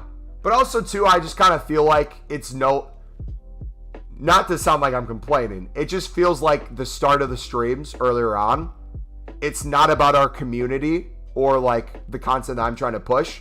It's all very specific investing talk of something I have no idea about. So it seems like it's no longer my stream, right?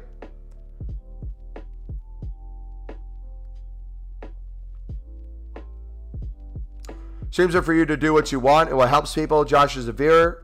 Like, I help a little, but I don't say everything has potential or good things I've done. Yeah, and to be fair, I think if we just said tomorrow to Josh when he comes in tomorrow, hey, Josh, anything investing related, I'm not going to have in my title anymore. I think the best place for you to help people in this community when it comes to investing is through the Discord. If you could just transfer what he's saying in chat to the Discord, I think that solves 99% of the problems. And I think that's where we go from here. Kage, let me know if you still need help with the bronzes and silver, brother. If you're going to be up late tonight or after the stream, I can help you out, man.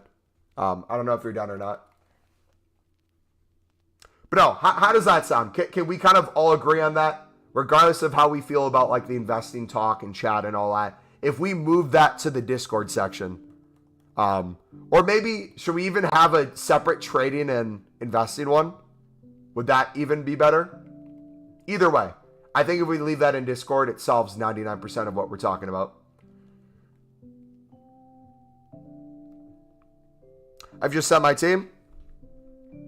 Just finished marquee matchups. Prediction, I'm predicting disappointment. I have 150K. Got some silver selling. Yes, sir. So you got Nunez in there. How is Nunez for you? You got Canales. Is he on 1 chem? Or a lot of these on like 1 chem or 2 chem? Or I can't really tell how much they're on. Calabria. Kalulu. Raphael's been fun. He scored a sick bike for me. It's a pretty decent team. Maybe upgrade your left back eventually. Kalulu, I'm not really liking at center back. I'm getting rid of him. I feel like he's almost too fast to where he runs out of position rather than into it. I don't know how he plays for you, but I'm looking to upgrade him.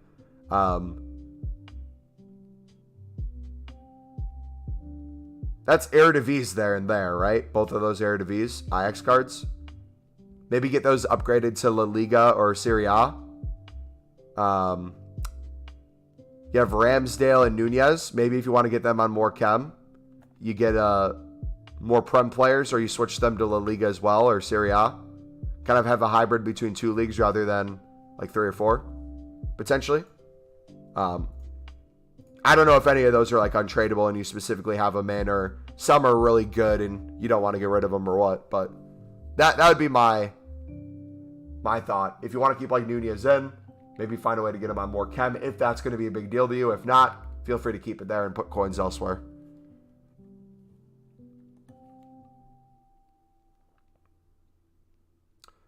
I think it'd be good to have a tab in Discord where you can make investment suggestions. But that's how they all are. Not guaranteed. I think what I would do is if I made an investment section, I would put a little like disclaimer thing and like a kind of not rules, but you know how the intro to the Discord we have here. Let me show it. You know how like when you join the stream, there's the rules and you see this as the pinned message. I think if we made a separate, so we have the trading one. We can make a separate one for investing, and the pinned message there that people are going to have to acknowledge is, hey, people are giving suggestions on potential investments in here. Nothing's guaranteed to make you coins. But if you want to talk about suggestions, here's the place. Or give like explanations why. Like I would want to avoid people just putting blank prices. I know for me personally, when it comes to investment advice, I hate nothing more than people who put the buy at this price, sell at this price, guaranteed, without any rationalization. Because for me, I need to understand, one, how that's going to make profit so I can understand it in the future for myself. But also, two, like as a community, I want to make sure the advice people are giving is seen all the way through rather than just quick coins. Last 2 messages. He's like 12 and is trying to take over the stream. I have socks older than him. All he needs to learn his place, to be honest. I'm going to not make myself as all holy, but at least when I give advice, like to you, for instance, I always show proof. I know how it works. Yeah, I think, too, it's not that I don't want advice for you guys, but I think a lot of times, too, it's not just you two. I think a lot of people say stuff thinking they're being helpful, when in reality, it might not be what I necessarily need. So, like, big investments, for example. Last year, I had a lot of people, like, tell me what I should do with my coins. And we had a million different things I was going to do. Some it was I was going to buy certain players in my team, so I need some liquid. Some it was I was going to go all in on shadows to see how much we could make. A lot of it was I wanted to have as many trading list spots possible open so I could do League SBCs. So anytime someone came to me with an investment tip of take up 80 places of your transfer list with this investment or go unassigned till X date, I never respected it, and I kind of resented those people a little bit because in my head, I didn't see it as they were helping me. I saw it as you clearly haven't been watching the streams to see what I do. Like if I'm doing League SBCs and opening packs every day, the idea of going unassigned for a week would never be a reality. So I'd be like, dude, like, do you even know like what we do? It would kind of make me upset.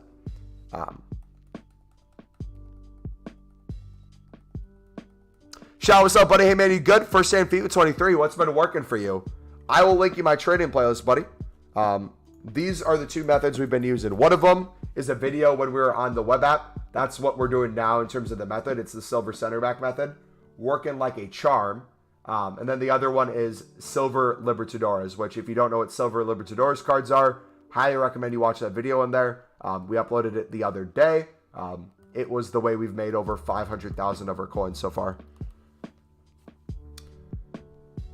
Lib's dead right now because silver rares are in the mud as well. So that's a perfect investing tip with silver rares and silver lib cards. Yeah, like I say, for example, Thiago Silva 6K should rise to 10K due to upcoming Prem Player of the Month and Fight Horizon. Yeah. But again, too, the way I look at things as well, I was explaining this before, why I like putting one of stuff in my club rather than have a bunch of shit on my transfer list. If I have, let's say, 10 of my transfer lists, so 10 out of the 100 spots being taken up by, let's say, gold cards that will go up 3,000 coins, okay? In reality, that's, what, 30K potentially we're making there? 10 cards, 3K a piece, let's say. That's 30K, but over the course of a day where we're streaming most of the day and listing up hundreds of things, that might be the difference of whether or not I make a bonus 30 to 40K that day, right? With those 10 spots. Especially if we're non-stop listing. Gay libs for 250. Are they silver libs that you're getting for 250? Or are they below the rating of 65? Because I thought the lowest you could bid on a silver lib was 250 unless they changed it.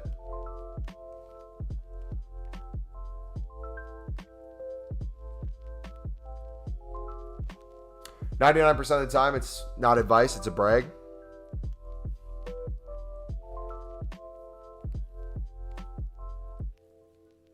You do you, mate. It will follow. Hey, appreciate you, man. What platform do you play on? I play on PS5.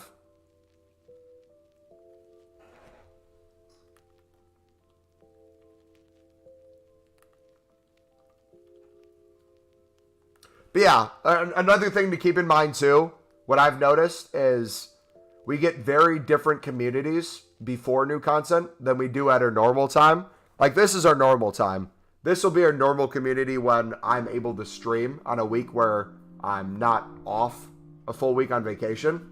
So this will be like our normal crowd. This will be our normal time. Things will look a little different. And I think waiting until next week to kind of see what that looks like in terms of the content that EA brings out and what we want to do on our account will kind of dictate what the streams look like. I'm personally not a fan with how we're running the streams right now, but I know it's only temporary.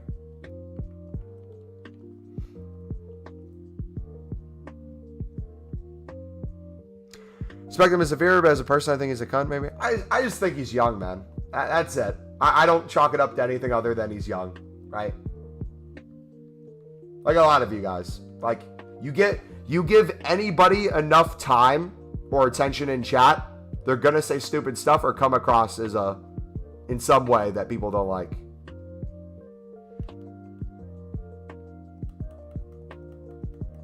It's just the way it is.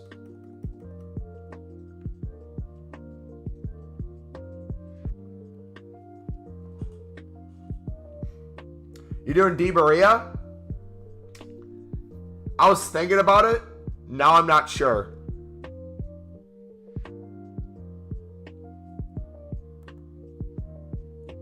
Because even if he gets upgrades, I don't know. I feel like if I don't do him, it's going to be the best card ever that you missed out on. But if I do him, I feel like I'm never going to play with them. My thought process is the team I'm trying to build right now, he would be a right wing or a right mid, correct? As the team right now, I'm thinking I'm shifting away from Syria, so he wouldn't fit my team. On top of that,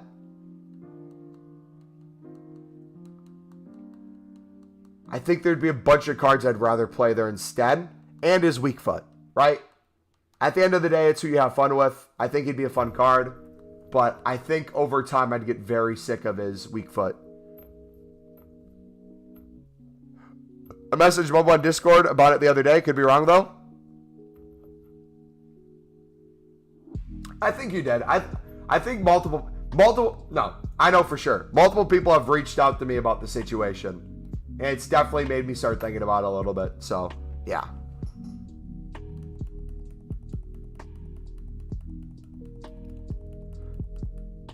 Like when me and Short hated each other.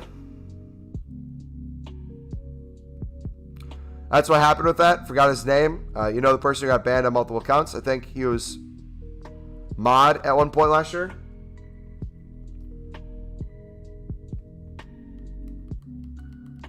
Ferris?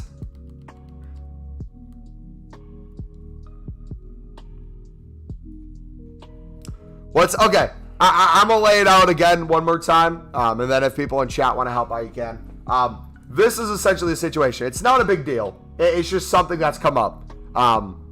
Earlier in the day in our streams, you guys might know a guy by the name Josh. He was, I believe, Magic Josh at some point before. He's the guy who has like 5 million transfer profit right now, millions of coins liquid, and has been helping our community make coins. Several people have reached out to me, including myself seeing it, where it seems like it's very... I don't even know how to word it now.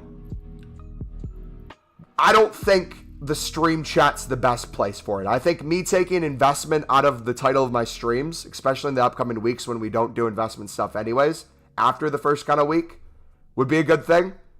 But it seems like we're kind of going through the same thing where new people come to the stream. Their first question is an investment tip. The same link in chat gets spammed with the comment that ask Josh everything. Don't go to Reed. Don't go to Mumbo. He copy and pastes the same trading advice or investing advice that people don't necessarily know or has clarity to what it's for. It's more just kind of a range for players or what he thinks something will get to. It would be a lot better having that in like a Discord channel. And it kind of takes away from the streams, if I'm being honest. Where it seems like those first start of the streams, it's just nonstop like him-related stuff rather than like the stream content. I would much rather have him help you guys if you want help in those investment areas the best way possible, which would be in Discord rather than the chat. Because like it's the same way with like me answering questions, right? If I did not have a video on a trading tip I was doing, I would have to answer the same trading tip question if I'm streaming for like today 5 hours so far. In 5 hours, we probably get how do you trade question at least 50 times. Instead of answering it 50 times, a lot of times a couple of minutes after the other, it would make sense to have a trading tip video linked to. When it comes to like investments and stuff, same thing applies.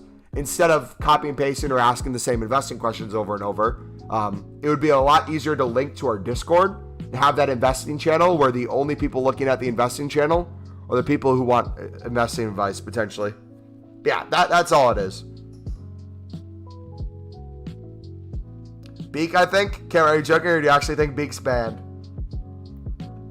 I miss Beak, man. What's Beak been up to? Is Fodder already up? Fodder's up quite a bit already, yeah. Do you think Bastoni is too slow or nah? The Inter Milan center back? What's Bastoni's pace? I don't know what his pace is.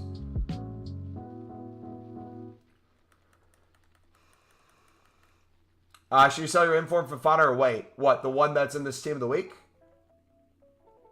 I would probably hold it to see what his price gets to. He'll probably get packed a lot more this weekend.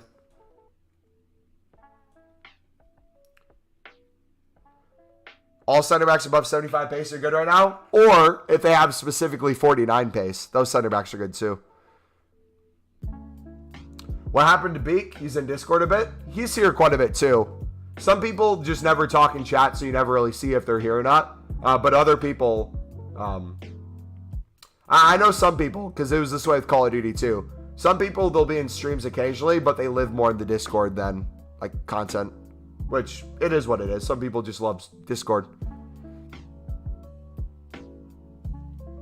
Am I too late to Fodder? I would take a look at our pinned message, buddy. If you want to go to Footbin and kind of look through the different ratings, like 86, 87, 88, 89.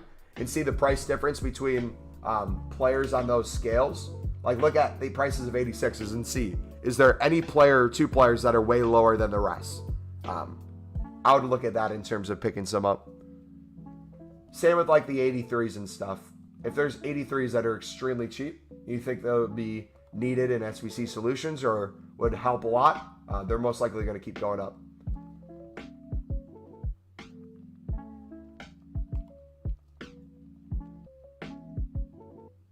I'm mostly in the Discord.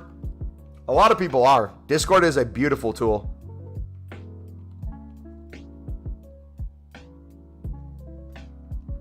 Because you want to know a crazy stat? Out here, let me look it up on my phone so I know for sure the exact number.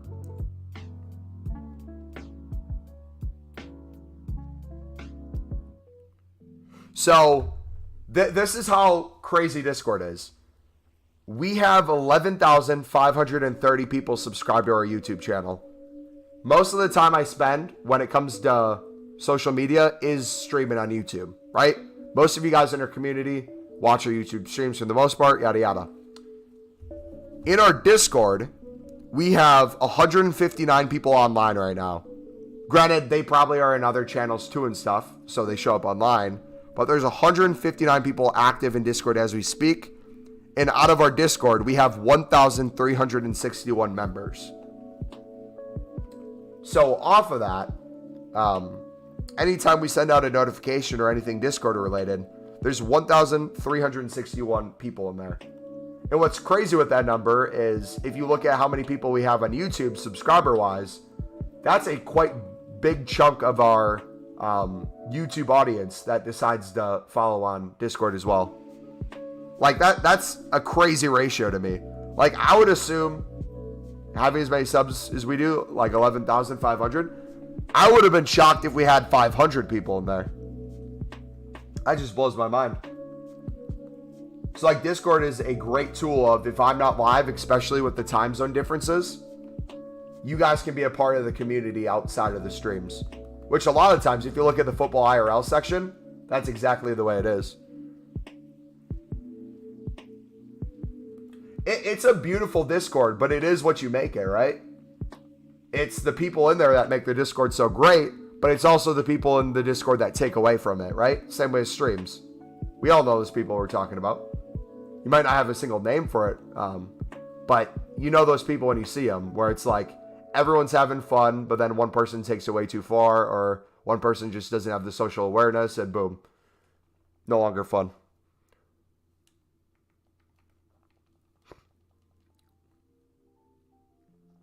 Bastoni has 73 pace. If there was a time to use Bastoni, it'd be the next couple weeks. I would use him if he's still good for you. I'd keep using him. Once you notice his pace is kind of slowing down compared to like strikers and stuff, and you need someone faster, then I'd maybe switch. Ray definitely thought of me just then? No. I wasn't thinking of you. I was thinking of someone. I know who I'm thinking of in my mind. There's a couple individuals in the football IRL section that collectively can create 5 million messages a day between each other. I'm not saying it's all bad, but sometimes there's fights that break out between supporters of different clubs, and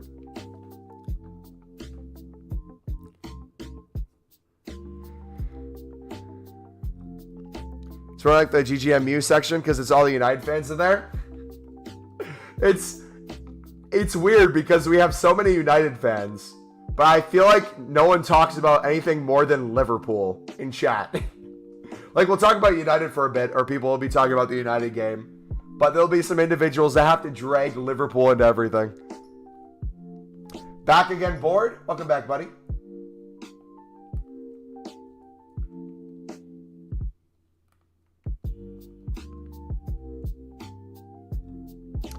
Since I already have opened my preview pack and it didn't give me anything. So, okay, two things. If you're going to sit there and spam 7.5Ks for a certain amount of coins, do the non-preview ones. If you're going to go pack by pack, you can kind of see how many coins you'd get back by previewing the one you just previewed, buying it, selling those players, and trading the coin difference.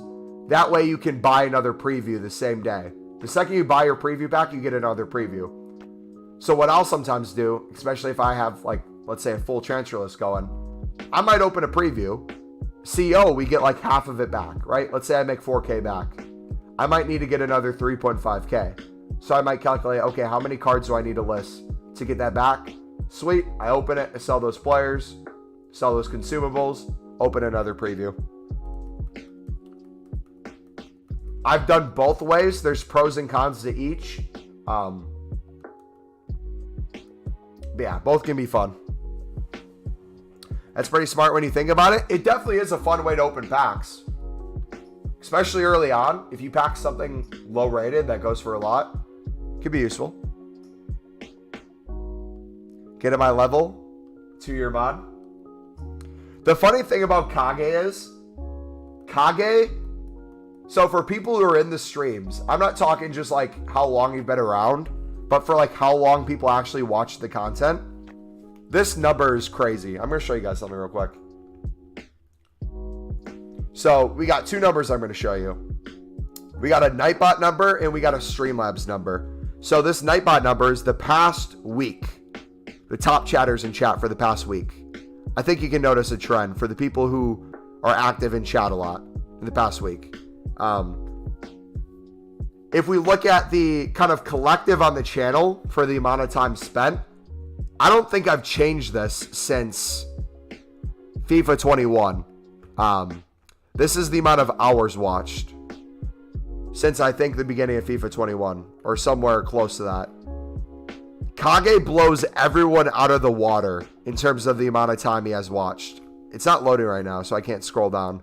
But you got Beak there with 156. But Kage's is huge. And what's crazy about Kage's, Kage will spend like 6 months away from the community and then come back. So he'll have a crazy amount of time. Then you'll never hear from him, see him for like 6 months, and then he'll come back. And then he'll be gone for another 6, and then he'll come back. It's crazy how high his thing is. Then you got Beak, Dante, GC, Fred, Cameron, Steven, Wobblecat.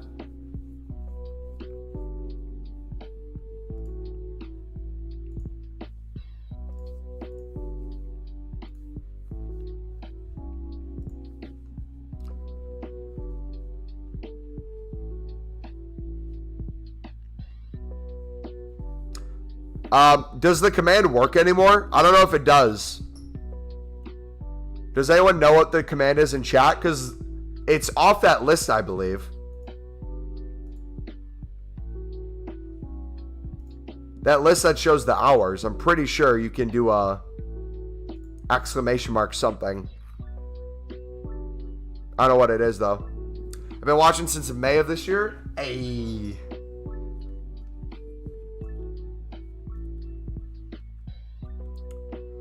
Favorite card everyone's used so far. The English Conte has been my favorite card so far. 4 games with them, 1 yellow card. Phenomenal slide tackler, phenomenal position. Will definitely be in my team for as long as I can in terms of like actually like meta-wise or like what works. But like as a Sunderland fan, I want him in my team for the rest of the game. That and Ross Stewart. We scored some goals in squad battles with them, but a lot of these goals have come from division rivals.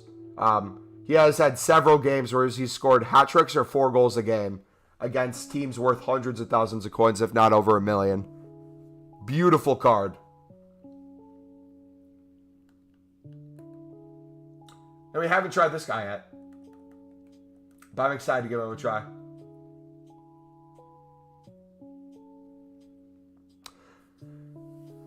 Any tips on getting coins tomorrow?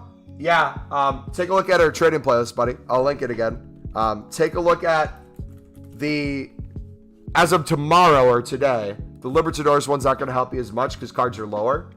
You can still flip them, but I would focus on the silver center back video in there, which is the web app video, the first one. It explains what we're doing right now.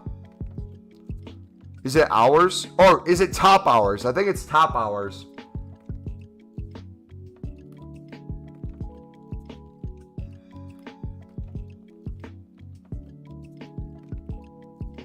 Kisa's sick, to be fair. But I'm not going to lie, I just chill and listen instead of typing. Dude, most people, I love the people who type, don't get me wrong, but I just don't know how you do it. Every time I watch a stream, I say like hi or something, and then I'm just chilling watching while I like do stuff.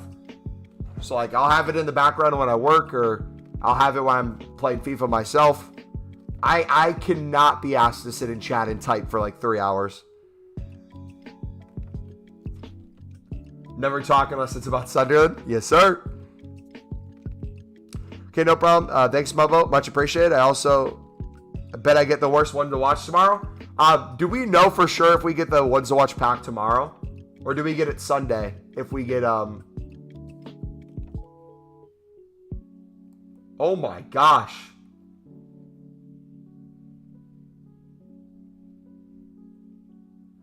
What did Aston Villa do to you, mate?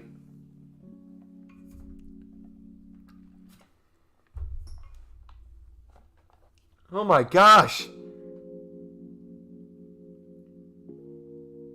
Hey, if someone wants a challenge, if you guys are going for your objective 100K packs, try to score more than 46 goals in one game.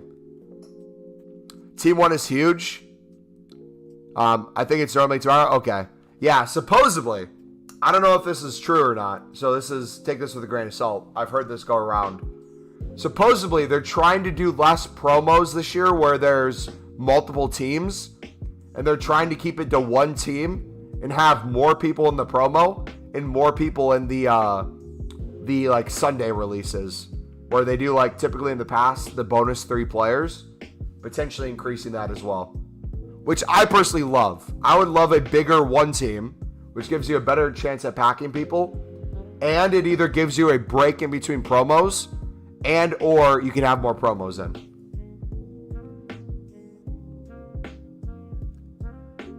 My man wants that 100K pack.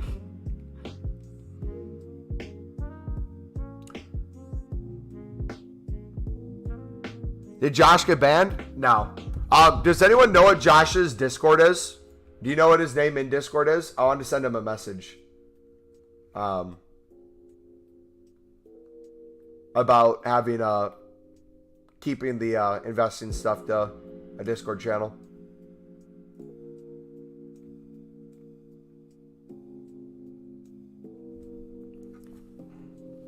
Promos went dead last year because of 2 teams. Honestly, 2 leaks are a big deal with that as well. Leaks are nice for streamers to have it in their title and stuff, but like as the hype for the community, nothing's really a surprise anymore. And that kind of sucks. I'm going to send you his name. All right, thank you.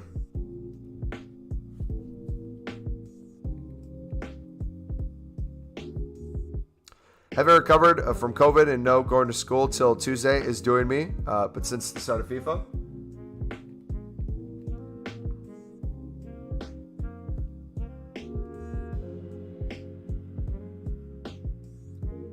Say Cameron said pattern. Wait, what? Also, I am back this year, guys. There will be a lot of content for Mumbo. Ooh, yeah. If you guys are on PlayStation, or I guess anything, PC, Xbox. If you guys are on PlayStation, you want to do PlayStation share play for packs and stuff during promos, or anytime there's like stuff out, I am 100% down for that. And if you guys ever want to do share screen in Discord, and we hop in Discord and we either do the scuff pack opening or we just watch you guys open it, I am 100% down for that this year again. Is pack Renato untradeable? You're taking the piss? Couldn't wait until tomorrow? The good news, it's going to be the same stats on the card for at least a little bit, so. Your team of season came out and on that same day, Mumbo packed 50 already? Did I? I didn't think I packed anything in FIFA 22 for a while. Because the first day was community team of the season. And I left the same day. I only streamed for like a half an hour, and I don't think I remember packing anything, or not much, if we did.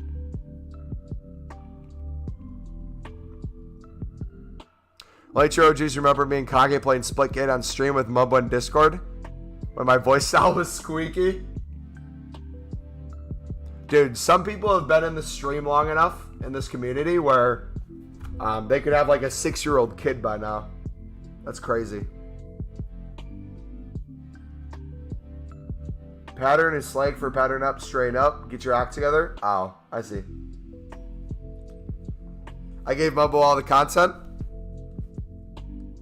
I remember when he said I sound 13.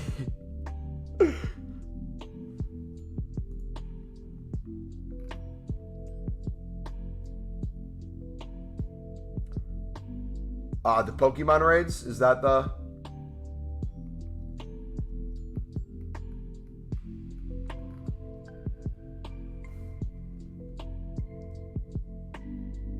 Alright, I'll send him a message later. Mojis, remember when Mopo gave out mod if he guessed the player rating impact? Honestly, what was I thinking back then? What was our community back then where that made sense? You guys are an OG if you remember when I would take my pre-workout and the YouTube stream, and I'd go to Twitch for a half an hour to play anime fighting games against Kage. Keeper sell to Comedy? I'd sell.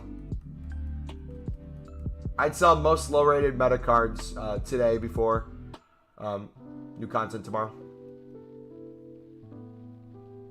Daily mods.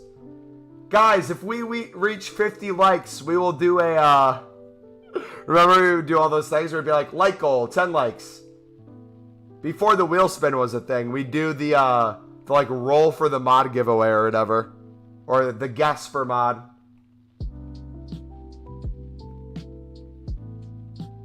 I don't get how that made sense. We would give away like 5 mods a stream. Should I buy FIFA or nah? I'm biased. I absolutely love menus. You know me. Trading is really easy this year. Getting coins is really easy. Gameplay has been a fun change the way they're doing it. It feels a lot slower. Passes feel like they have to be a lot stronger and better to work. Shooting seems really nice. And hopefully promos are going to be better than they have in previous years. You got the World Cup mode. In terms of what's difference between Football Manager and FIFA, I don't know how different Football Manager is. If you're big into Football Manager, maybe get that. But I would say if there was a time to for sure buy FIFA, you get not only this FIFA, but you get the World Cup mode starting in like a month. I feel like FIFA is the way to go. Then maybe Football Manager by Christmas. Because if you're done with FIFA after World Cup mode, after the World Cup's done, and let's say it's not fun and you don't want to wait till Team of the Year, you can then play Football Manager. Football Manager is literally all menus. Nah, don't disrespect the players running around on the pitch scoring goals in 2D.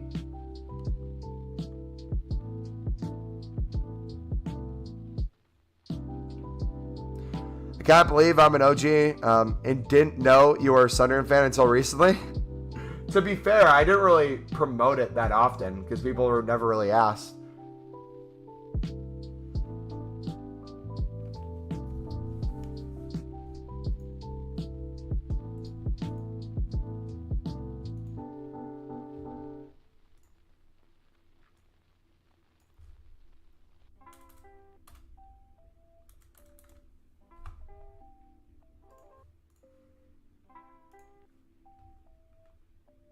You also do have 9 clubs. True.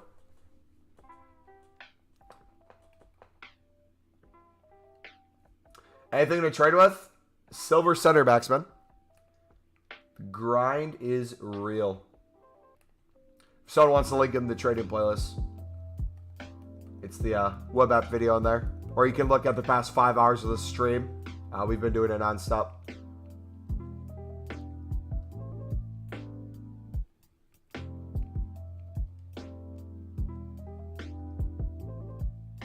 BB, go to silvers, go to center back, go to the buy now price, do 200 buy now, see if everything's selling for the hour within the hour for 200. Then if they are selling instantly, go to 250. See if they're selling within the hour there. If they're selling instantly, go to 300 and see what it's down to. It's dropped a little bit, but most things are selling for 300 within the hour still. So silver common center back, Everything sells within a minute and a half for 200. Go to 250. Everything's selling within a half an hour. Go to 300. Most things are selling within the hour still. Some expire though. Yeah, if you're bidding 150, it's safe.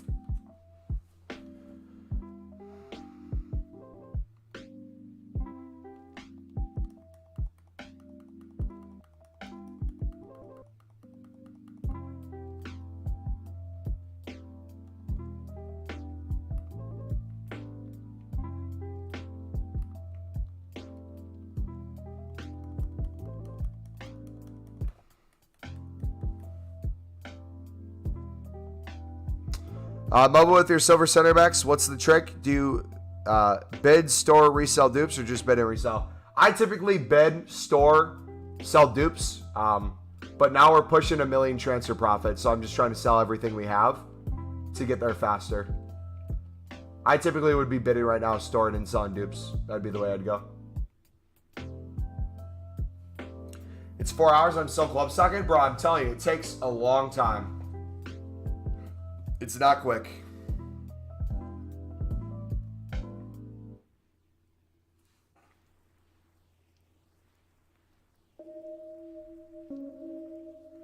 On command that? Which football club can you not stand? I don't know. I feel like I can see most football clubs.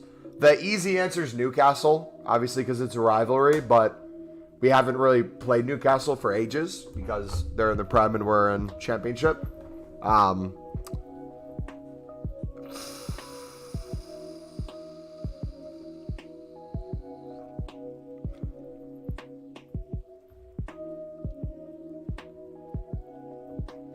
don't know. Club or supporters of the club? I feel like that's two different answers, you know? I feel like there's some supporters of clubs that can be more annoying than others. Then some you just feel bad for.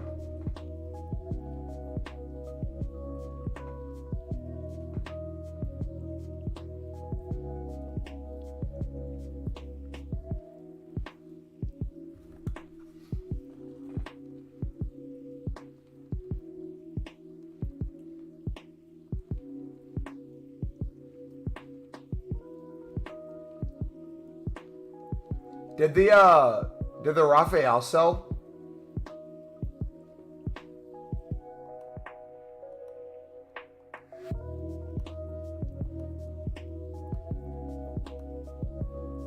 By the way, too, the beauty and the silver center back, these were selling instantly for 300 before. I'm kind of forcing the market down just by the amount I'm selling, it feels like. Which inadvertently makes it easier to bid on them and pick them up for 150. So it's a nice way to kind of go back and forth of bidding, selling, bidding, selling. Then once you start bidding a whole bunch for 150 and people can't win them for 150, it makes it really easy then for people to start bidding 200. Which means they typically the buy nows go up too. Because people are sniping for 200 and 250. Mumbo's, please stream God of War playthrough when it drops. If you guys want to see content outside of Ultimate Team, so whether that's me playing career mode, whether that's me playing Call of Duty or these other games, drop a follow on the Twitch if you haven't already, because that's where it's going to be. We're for sure buying Call of Duty. It's already bought. We'll play a bunch of Search and Destroy when the game comes out for those first couple weeks. But those will be on Twitch. You'll not see any of that on YouTube.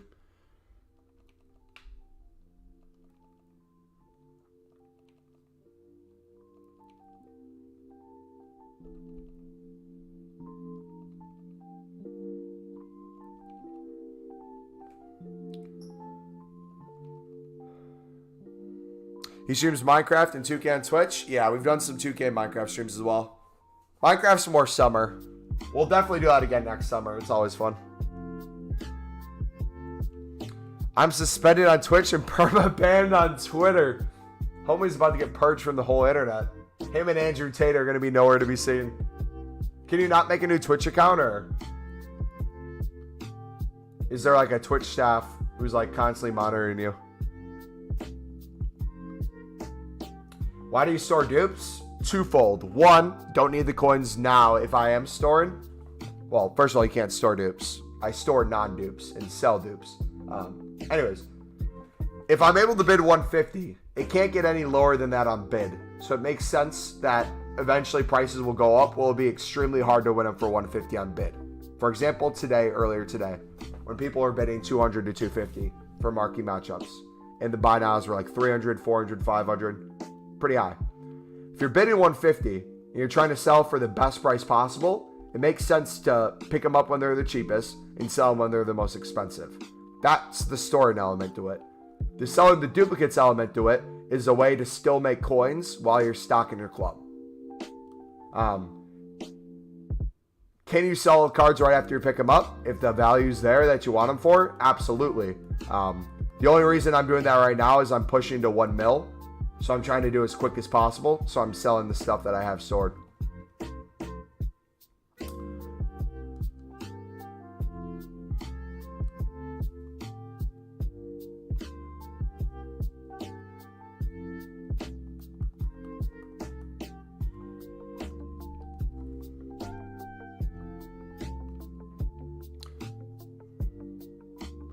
Do you just bid 150 and list them for 300 now, or when prices go up? Literally what I just said would be what I'd recommend. If you didn't hear it, just go back 20 seconds. Is it a good way to make money? Literally go back 20 seconds and listen to what I said, and that's your answer.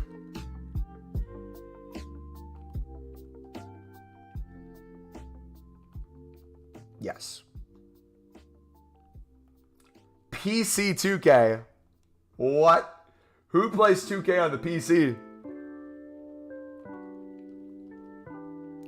So if I have 30K, do you recommend bidding, storing, and reselling silver center backs, or just restoring? If you want to make sure you don't run out of your coins, 30K might not be able to get you every card in the game that's a center back silver. Maybe just bid in a group, sell a certain amount, store a certain amount. Or start with a certain league maybe, either way. And work your way up until you start getting a lot of duplicates. Or do what I'm doing right now, kind of, where you store everything, you sell dupes, but if you're not getting a lot of dupes, you just go to your club and then sell what's in your club. Mumbo, do you remember when I subbed 4 months ago, 28 days, 13 hours, 24 minutes and 18 seconds. I remember we were doing a Libertadores League SBC. I remember that I was in the middle of opening the Jumbo Gold Pack, and we packed a Hunter, a Shadow, and a Cam to center mid. Now I remember saying we got profit on the pack. You're like, what do you mean you got profit on the pack? And I explained how the Cam to center mid was going for 5K, and the shadows we were investing in millions of coins. You said, oh, what price are you investing in shadows then? I gave you the price range of the shadows, how many we got, showed you how I was going to make millions of coins. I remember being like, oh, thank you for that, and subscribing.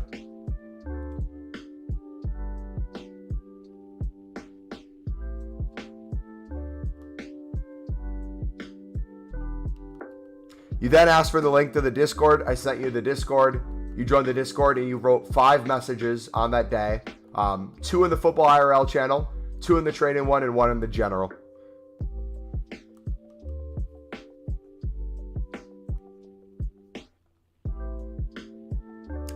I'm joking. I made every single one of those things up. I don't remember when you subbed, buddy. I'm sorry.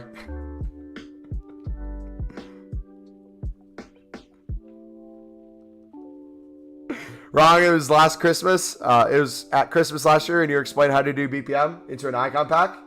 Close enough.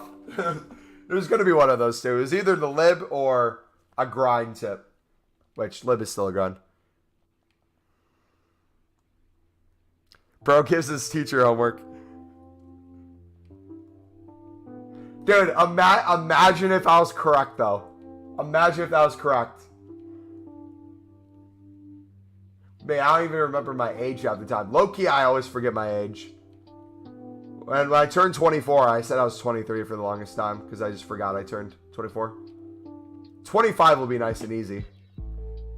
I'll be an old man. Do you remember when I became mod? Honestly, I kind of do. It was because you were in the community for a bit already. I believe it was in the stages of the beginning of FIFA 21. Kage was there a lot too. You were 100% the man who was telling us to go all in on libs. In the middle of that, though, before we really got into the lib investing, because I remember going to my grandma's when she was going through her cancer and she was staying in the old folks home. I remember before that, I did the same thing at the start of the game where I took a week off of work to grind the game. And I remember us talking about cryptocurrency. I remember I was telling you about Dogecoin. You were telling me about these other cryptocurrencies, and we were going back and forth with investing advice. It was around that time I made you mod. I believe. That one I'm not making up. I believe that one's real. I low-key begged for mod. Dude, some of y'all weren't subtle with it too. But I know your real name. So do a lot of people.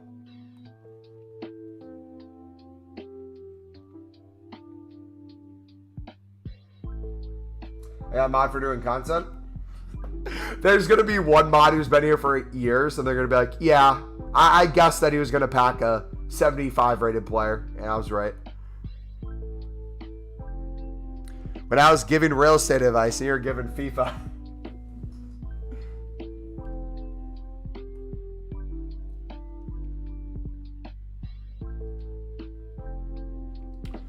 Should I sell my Leao in Diaby now?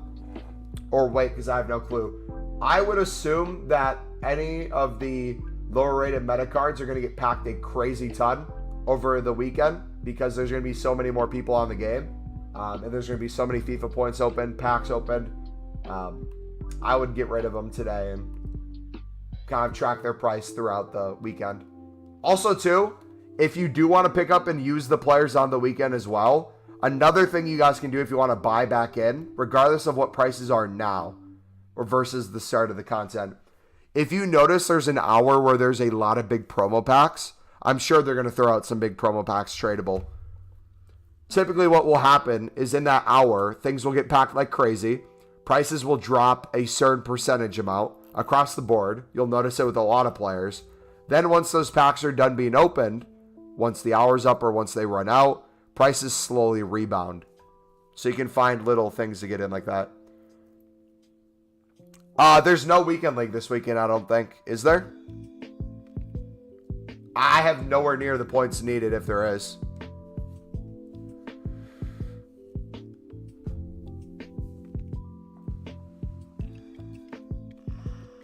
I lost mine because I disappeared from your streams for like a year and a half. Someone disappeared more than that. Do you guys remember Vanity? Vanity has been a part of the community. She's been here for like 7 years. And when she was mod, she would disappear for like a year. And then come back and be like, hey. Good times.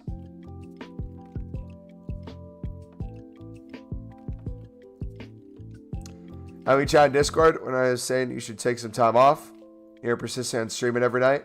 Workout. Ethic. Yeah. I was talking about her like an hour ago. Nah, Vanity's great. If you guys have never met Vanity, she came during the Call of Duty zombie days. Very interesting character, though. She's great. Very interesting. There's never a dull moment. She's always going through something, or something's always in the process of happening. She's either moving somewhere, there's a boyfriend, there's a new job, there's this, there's that.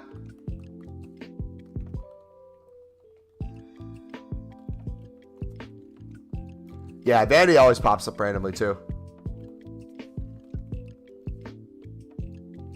You have 700 plus cards saved up for team for one to watch. Nice. Vanity Akimoto.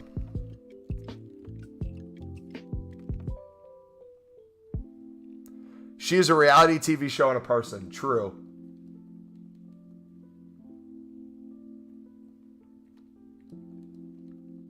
Sounds unstable. She very much would admit she was unstable there for a while. Footmiss is making a return. Wait, where? Where did you see that? I need confirmation or I'm not getting my hopes up. I refuse to believe Footmiss is coming back unless you can show me where. So was I, though, to be fair? Dude, we all were.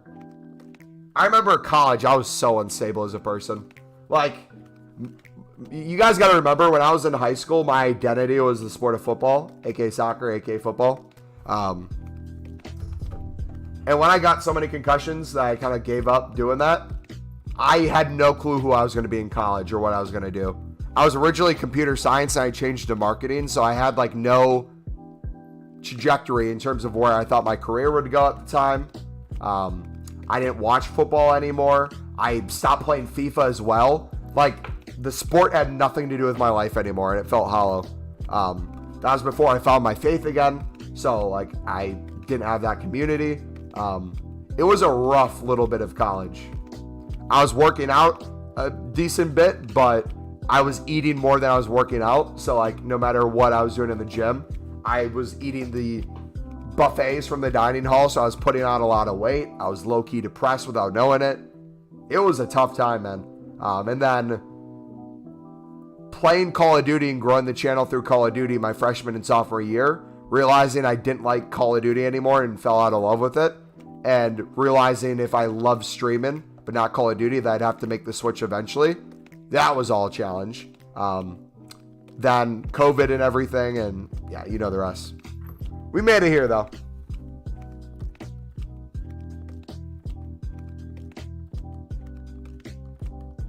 College definitely shaped me, though.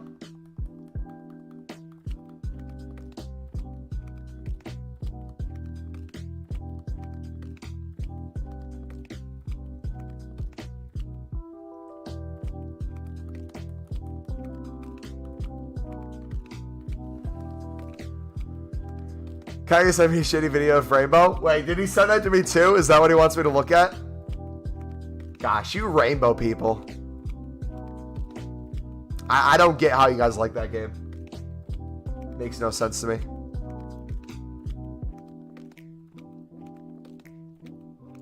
My homie sent me a screenshot so you can check if you want, but I'm banned, so I can't confirm it.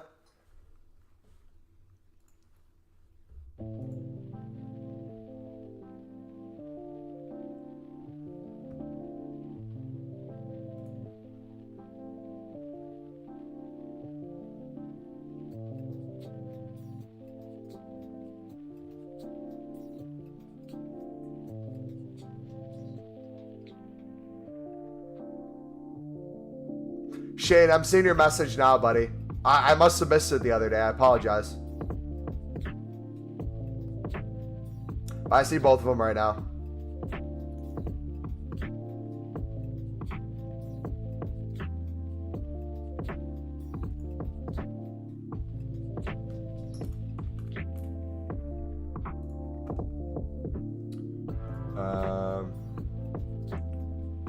Mumbo, your lib method works. Thanks, bro. It made me 10K in 1 hour. Not even joking. Yes, sir.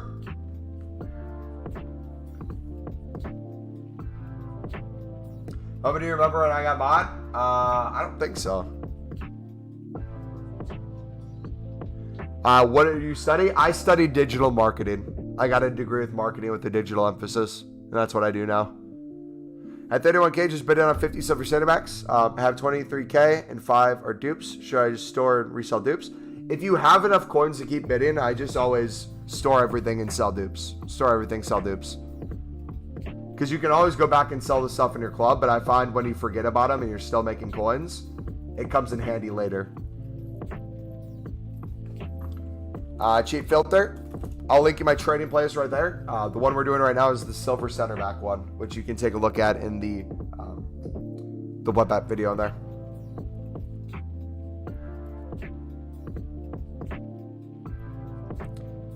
You sent me a screen recording. It's real. Footmiss is back was my favorite promo.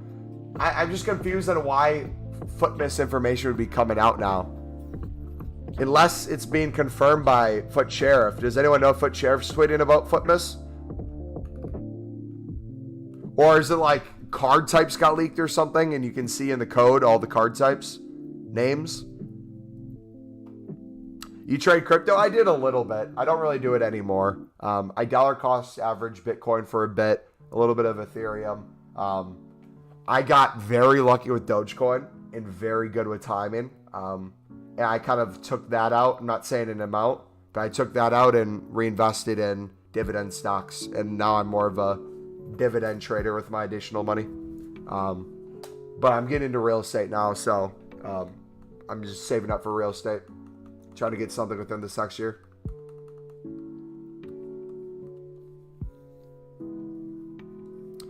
Will you be doing some gameplay today? I might try out this card. We'll probably play a game in a little bit. I'm mainly just trying to hit a mill, and we are very close to it. So I'm just kind of pushing towards that first.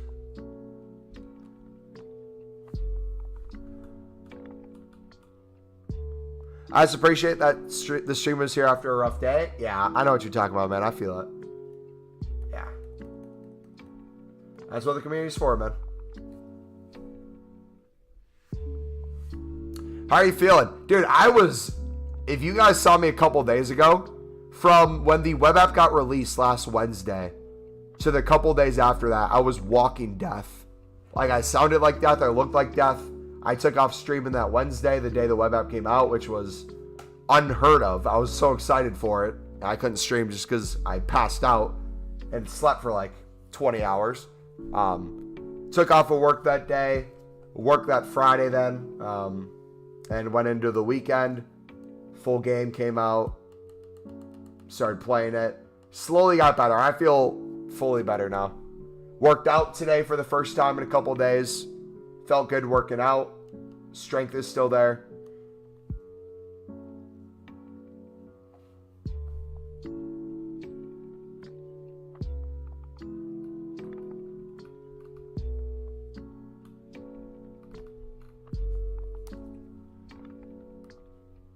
What'd you spend your FIFA points on? I was going to do all draft, but I knew it wasn't going to equal the same amount of FIFA points.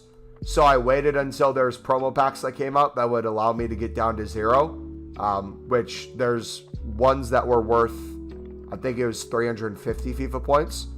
So I bought 2 of those with FIFA points last night to make it 700.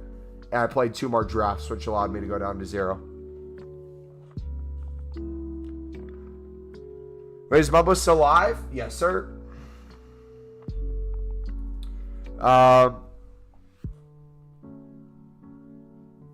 Reed was talking about how I see going into real estate 2 years ago. I was right.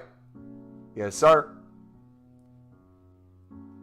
It's just, real estate's nice because there's always at least some sort of value there. But in terms of like expenses, your ability to live month after month, if you can find a place where you can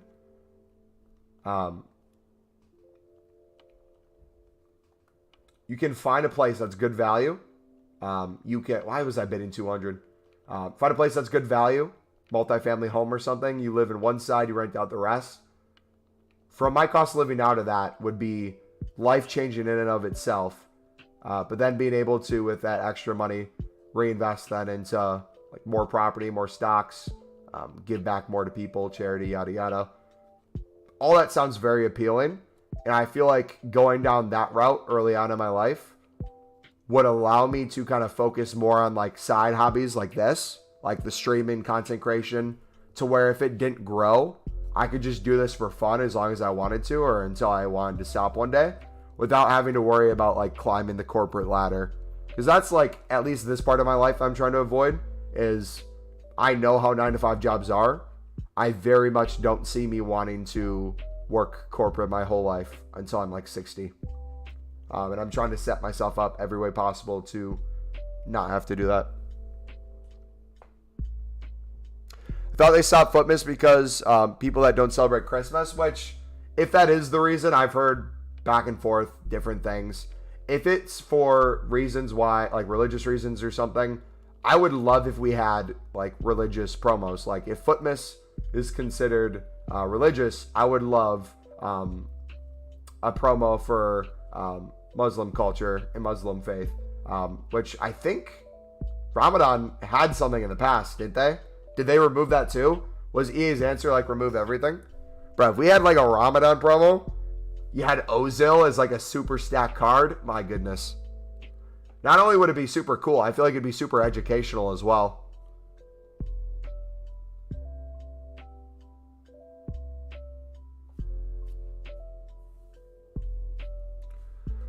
Don't quote me on that for definite, but I think that's why they dropped it. I 100% think that could be a reason. It makes sense. Companies, especially the size of EA, probably want to stay out of any controversy, and if they get any backlash, no matter how much positive, they're always going to be afraid of the negative more than the positive. Any amount of negative is worse than any amount of positive. So they're always going to go that route, which slowly kills the game, in my opinion.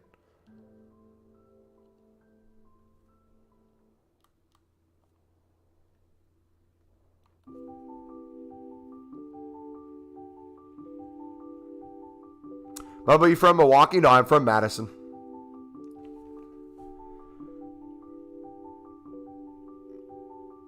Why do Miami Heat fans say you beat us, but at least we don't wake up in Milwaukee?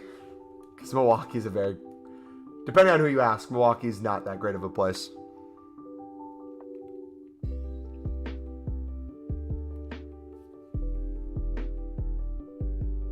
Sad thing with the real estate is you can't do bidding and storing in the club and sell dupes.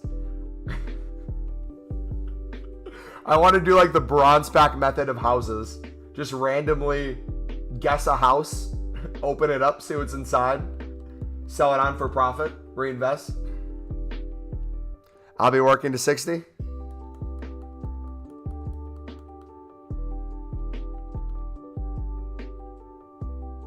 But no, like the cool thing with like YouTube and streaming, the way I've kind of like warped my head to think about it, because in the past when I was in college, it very much was, if I can make enough a month from YouTube and streaming to cover like my rent and stuff, I'd be willing to, at one point it was I was willing to drop out of college. At one point it was, oh, I might not just get a job and try streaming as long as I can, because at the time it was like, oh, the more time I put into it, obviously the more viewers you get, the more subs. Not true at all. You got to be very smart with that stuff. But got a job internship during my college experience that I fell in love with. Got an offer from the company to stay there. It's fully remote since COVID anyways, and it will continue to always be fully remote. So it's like the best of both worlds. I get to work corporate. It's work from home, which I like a lot better than the office. It's a lot more laid back. I'm good at my job, I feel like. My bosses really appreciate the work I do. There's room to grow. And now the way I kind of view streaming and content creation is, one, it's something I get to look forward to. It's not like a second job, or it's not just like a side hobby. It's something that like we have a community where I can count on coming to every single day if I want to, which is really nice. I get to make videos and content that I'm passionate about without having to worry about like the dollar tag on it. But any little bit or money we get over time from it, I just use it to reinvest in different things. So whether it's reinvest into buying different video games to do on stream, whether it's new stream gear, whether it's investing a little bit more into stocks or putting a little bit more money in my bank account to save up for stuff. That mindset's given me a lot more peace with kind of day to day. Imagine 10 years time, you sat on a talk show talking about how you're a billionaire, and you sat here like, yeah, first I started making millions back on FIFA. Dude, you want to know the funniest thing though? The way I started trading, the way I started doing investments for cryptocurrency and with the stock market was my senior year of college before COVID happened. I started playing FIFA again a little bit. And one of my buddies from college said, if you're going to get into trading on FIFA, why don't you do something useful and get into trading in real life? I kid you not. I literally then looked at the stock market as if it was like FIFA. I'm like, oh yeah, I could find trends where I buy a company at a certain price, sell at a certain price. Did that for a little bit. Watched some Twitch channels and YouTube channels on kind of how to do that. Got into options for a little bit. Wasn't a fan of that. Got into crypto for a little bit. Wasn't really a fan of that, but got lucky. And then kind of dividends is kind of exactly what we do now in FIFA. Dividends is just buying something, making a little bit of money over time on it, but getting more over time by kind of holding on to it. The snowball effect, so to say. The day we go full-time is the day we set up a party. See, the thing is, though, I think it would more depend on the content that I'm doing that would dictate whether I'd go full-time or the opportunities presented rather than like a number. Because for me, to go full-time for like content creation, I would have to have the foundation set up around me where I'd be happy with, right? I would want to be able to make sure that I wouldn't have to rely on paychecks from like YouTube or other streaming sites. I'd want to make sure I would not have to rely on donations from you guys. Like, there's so many streamers on Twitch that if it's not for their gifted subs or their bits from like 2 individuals, they wouldn't be able to pay their rent for the month. I wouldn't want to be in those situations. I'd want it to be a thing where it's like, no matter what, we're good. We can do it for fun on the side. And anything that comes from it works.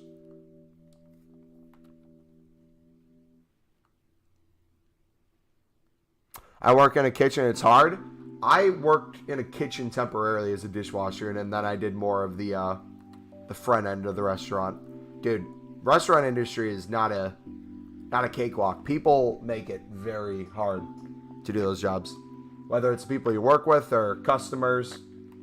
But I feel like you get the best stories out of it too.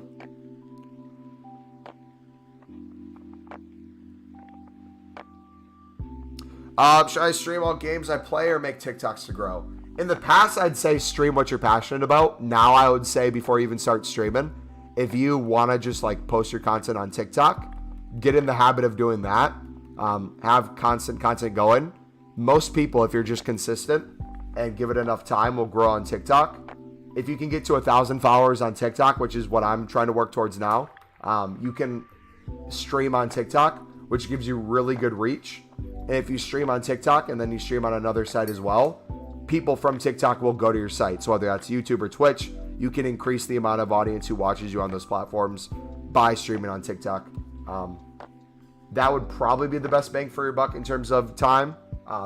If I would do my community different, or if I did it the best way I know how, it would be to make 1 to 2 TikToks every single day, similar time, similar format, put more time and effort into that, stream a little bit less, especially over this week. But again, for me, I'm more situated with what I enjoy doing rather than maybe what's technically best,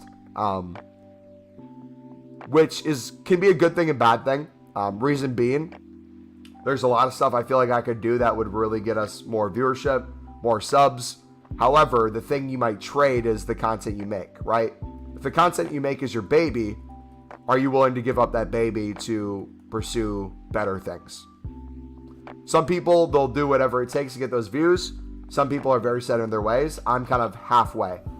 So it's like I'm lenient when it comes to like titles, thumbnails, things like that. But when it comes to like the actual content we're doing, I have to be passionate about it. Otherwise, I don't want to stream. So like last year, I was super passionate about Libertadores League SBC, passionate about bronze back method, passionate about silver center backs.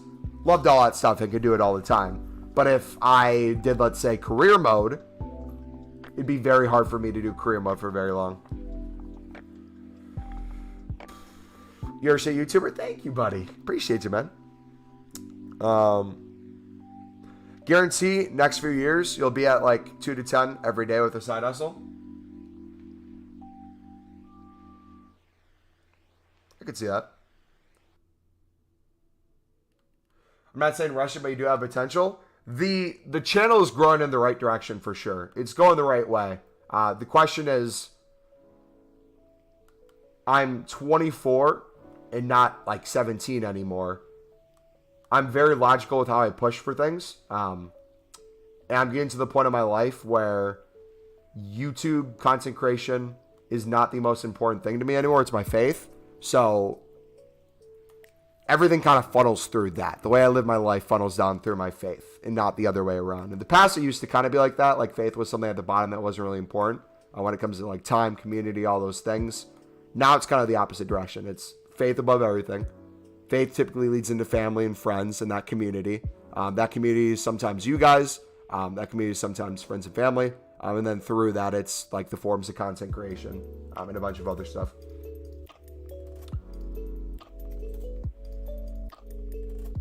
Yeah, Amir's growth has been crazy, especially during like new content stuff. It's really been cool to see him take off. The job I have now is ideal. I travel around the whole of UK, stay in hotels, don't have to pay for rent. Electric food, it's all paid for me. So all my bills, money goes to my mom to help her out. That's awesome, man.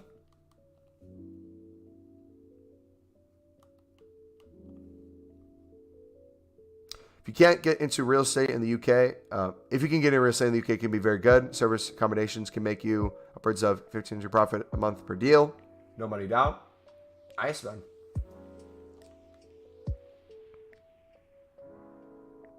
Yeah, I'm more kind of getting to the point where I like the idea of passive income more than being tied down to something. So again, if I would ever do like, let's say streaming full time, it wouldn't be because I'm streaming full time. It'd be because I'm making enough passive income in different ways to be able to stream. Like the dream for me would be able to stream for a couple hours that new content if I wanted to, then like work an afternoon, stream again if I wanted to. Things like that. I don't know. Plus, too, like, I'm at a point where it's like, I don't have a family. I don't have a girlfriend. If I ever reach the point where it's like, oh, I have a girlfriend. I'm serious about this person. I want to marry them. I want to start a family. All that stuff would be affected as well. Like, that would be incorporated into everything. Where it's like, a kid would take priority over. As much as I love the Libertadores, I'd care about my kid a little bit more than the Libertadores. It might be close, but... kid over lib. Do you go to therapy? I have friends who do. I think most people would benefit from therapy, but I'm been told that I'm kind of like the therapist of my friends. It's not that I don't think therapy would help me. I think therapy is a tool for people, and some people use that tool well, and some people don't. I think I spend enough time critical thinking in terms of how I feel about stuff, things I do in my life, where I'm able to kind of break down a lot of things a therapist would, and be able to kind of ask for different perspectives for not only myself, but other people in my life on like how they view things I do. If I ever got to a point where I was struggling to kind of see that reality, I would definitely go to a therapist, but I think I'm good for now, if that makes sense. But if I ever kind of stopped processing things and going down a dark path, I would definitely recommend it. To have current streaming, you have to either have the marketing aspect down to a T, crazy energetic person, or both. Yeah. And like content creation too, right? That opens up another field. For example, videos. No matter how long we stream, if I make a how to grind YouTube video, it's going to get more views than all our streams for the week probably put together a lot of the times, in terms of like organic growth over time of people being able to see them, subscribing through it. So if we were going strictly off of views, maybe not watch time, but views, I would get more, it'd be considered more worth it to post videos than streams. However, I love streams and I love videos too, but it depends on like the type of video and the thing that I'm doing. I'm semi out of the coaching scene right now, and I never done better, LOL. Only issue is the work I do is brutal. I'm down on the coast in 2 weeks working with a border team to make sure migrants who come from France are picked up properly and processed. A kid?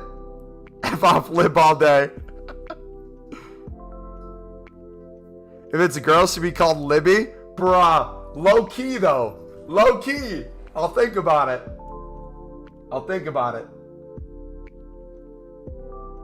Over time, who do I upgrade?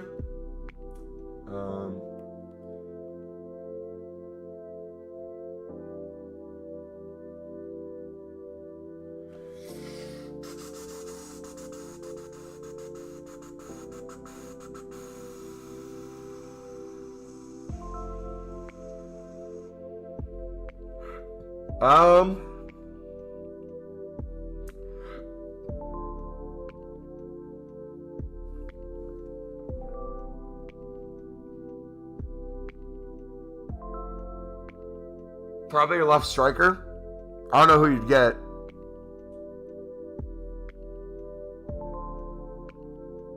I'd say your left striker.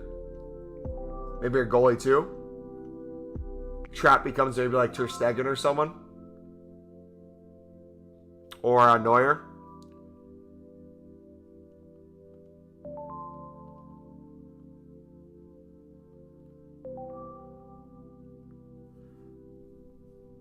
What do you do with the silver center backs? I store them and I sell. I invest in them, I flip them, I make coins on them.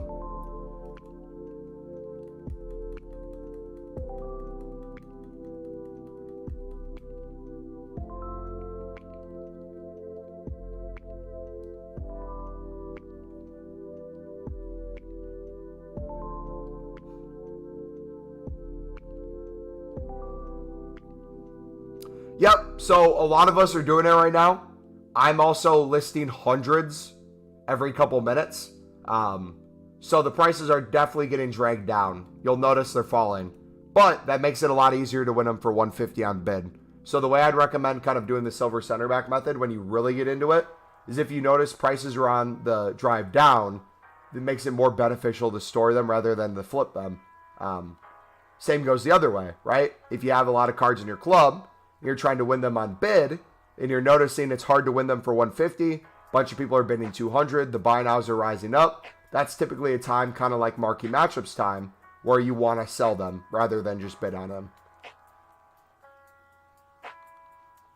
And yeah, I would recommend checking each price before you list, but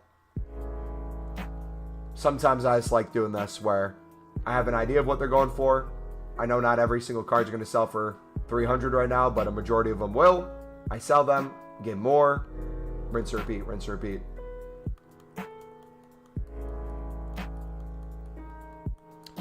Actually, I know I'm getting my favorite player in FIFA 15 at striker. Dude, if you guys can find players that you love that maybe aren't the best players in the game, but it gives you more joy to play FIFA, absolutely do it. That's going to be my #1 goal this year.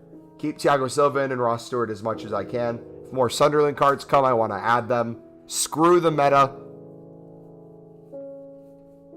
We're going to have fun this year. Oh, Gomez.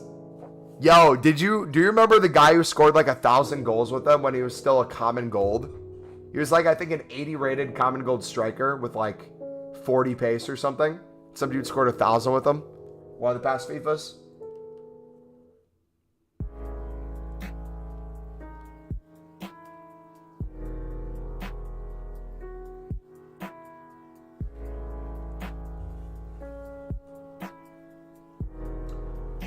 If you're going to be opening people's rewards objective packs, it might not be a bad idea to do a weekly VOD of like top 10 packs of the week. That'd be a cool idea. Depending on how many people though, I don't know if we'd have enough to do like a top 5 or top 10.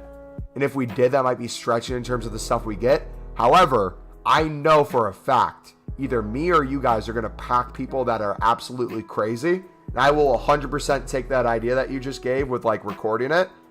Maybe put it through the form of a TikTok and YouTube short, because not only will those typically get more views in general, it's way less work and it's way more marketable to kind of our community. So maybe take what you just said, put it down to, instead of like a top 5 or top 10, do the individual clips. Let's say we have 5 different clips. That's 5 different days of TikToks and YouTube shorts, and one of them might take off and boom, thousands of views, get a couple hundred new followers on TikTok, got a couple hundred new subscribers through YouTube Shorts. People come to the streams maybe. Boom.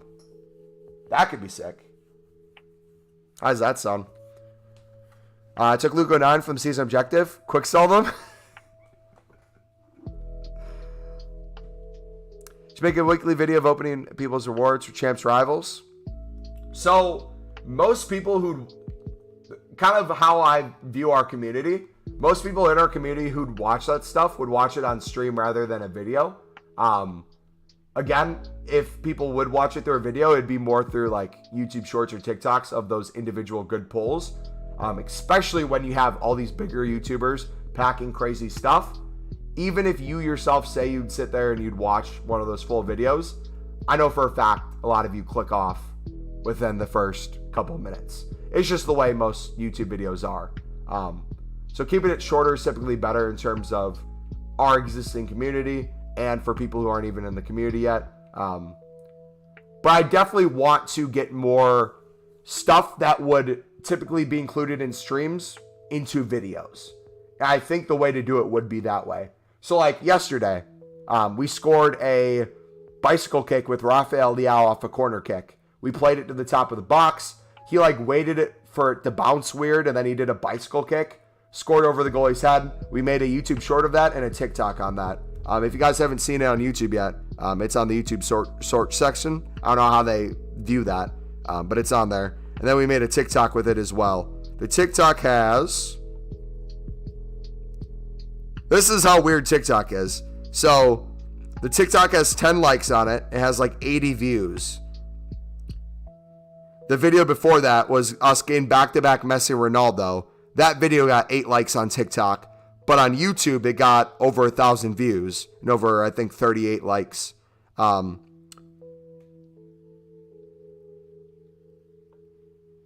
Then we did another TikTok. It was like a 90 plus times 7. We got 51 likes on it, over 1,000 views. Like, it's just random stuff that'll pop off. So I feel like it's more about the consistency than rather than what the content is you're posting. So in an ideal world, if I wanted to find a format that would work, it'd probably be record or highlight the sections of the streams that funny moments happen, cool things happen, a trading tip happens, a pack pull happens, anything that people would want to see in the form of like a TikTok or a YouTube short. After the streams, edit them down to the YouTube shorts, add the music or whatever, and set them to upload throughout the week. That way people who kind of miss the streams are able to catch up on the stuff that happened in it too. What's the best method right now? Silver center back method and the libs have been the two things I've been doing.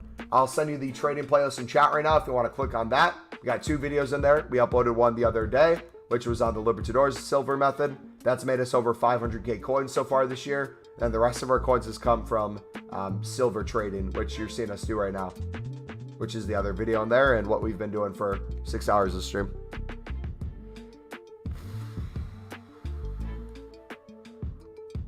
It'll be a good growth chance? Yeah. My main objective is to get coins to build my Man U past and present. Yeah, man. Hopefully it's a little bit more past if you want to win games. Might have to be all icons and former players. Cheers, bro. No problem, buddy. Let me know if you have any questions, man. I want top 100 club value. How close are you right now? How much am I falling behind by selling my silvers?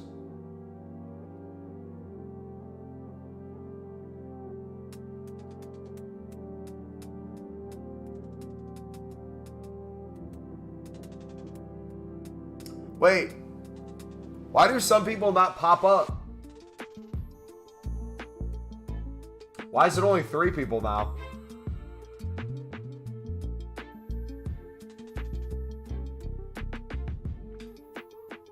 That's weird.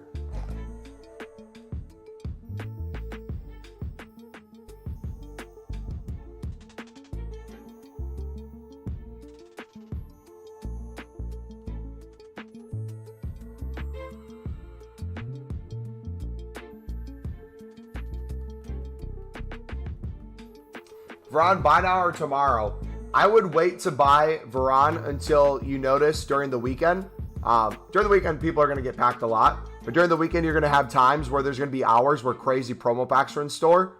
I would wait till one of those hours where there's a crazy promo pack in store, because a lot of cards are going to probably drop by a certain percentage at the same time because everyone's getting packed. And then they'll shoot back up at certain times as well to rebound.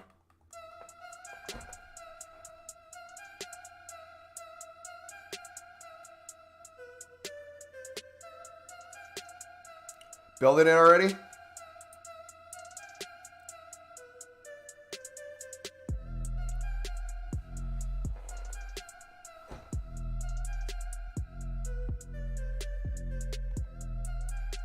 Here, I'm gonna get some food real quick. I'm gonna make a bowl of cereal.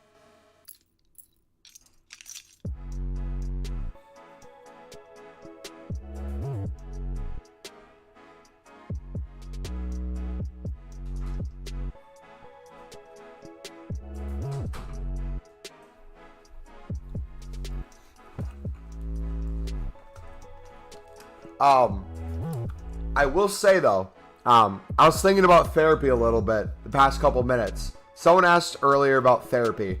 I do have a comment about therapy. Because we talked about how therapy is a tool, and some people can use tools well, and some people will not use tools well. I'm not an expert on therapy, but if you happen to go to therapy and somehow everybody in your life is a problem and you're the victim in every single relationship, therapy's probably not working the way it should be. There will be always some sort of assignment or things that you can work on to improve.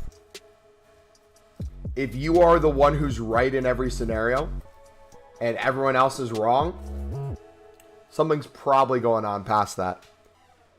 Can you play the Asian tracks? Absolutely. You ready? Let's start with a banger. You ready for this? Sakura.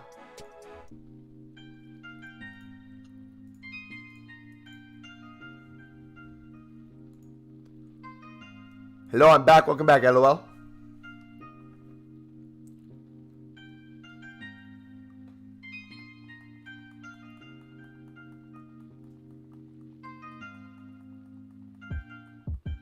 I've had enough people in my life go through therapy where I'll kind of ask them what they learned in therapy or like what they talked about. And there's always some people who will very much talk about their stuff through like their perspective in life, which is not bad. I think if you're giving your thoughts to a therapist, obviously there's going to be your perspective. But if every event in your life of stuff that's bad happened to you or in relationships is 100% the other people and not you, you're not giving your therapist the correct tools to use. And they might challenge you on stuff that's uncomfortable then.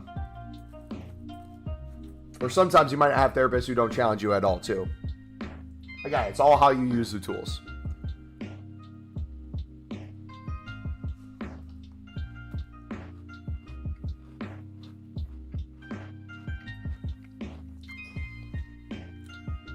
Thiago Silva flashback? I am not believing that for 1 second, buddy. Until it's... I don't even care if Foot Sheriff confirms it 100% or he deletes his channel. If there's not a Thiago Silva flashback on my screen, I will not believe it. What's your opinion on positive affirmations? Can you give like an example of a situation where there's a positive affirmation? I kind of know what they are, but just kind of so I know how to word what you're asking. Check Twitter. All right. I'm not even believing this. I know I'm getting trolled right now, but I'm going to Foot Sheriffs.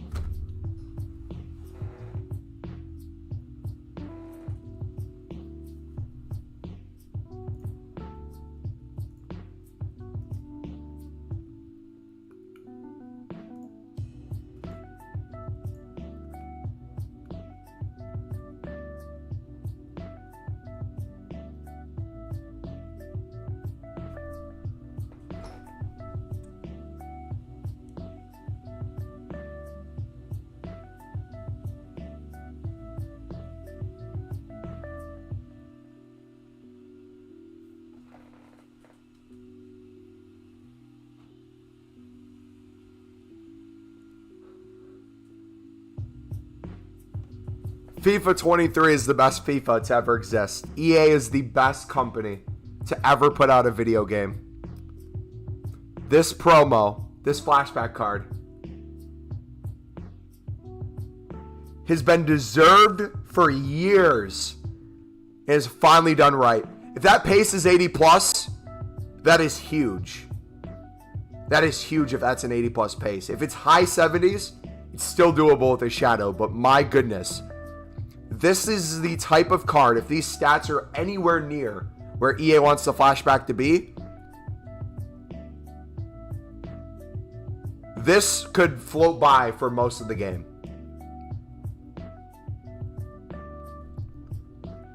I don't know how. After the 100 plus fake attempts of people lying about flashback SBCs, I finally have to say it. I'm sorry I didn't believe you. Farah, I love you, buddy. I wasn't questioning you. I was questioning the idea of it ever existing.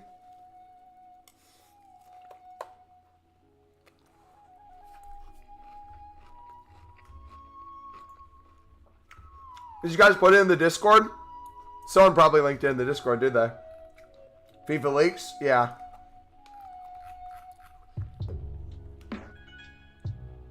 So wait, when are we getting this? When would this come out? Is it saying when it'd come out? Oh my gosh, that just made my life, dude. So you're going to use Silva as a striker? I don't know. We have the ability to now. I think what I would do, honestly, I love Ross Stewart so much as a striker. I think he takes care of our striker department. I think I would set Thiago Silva to be at a certain place on the field at the top of the box for corner kicks.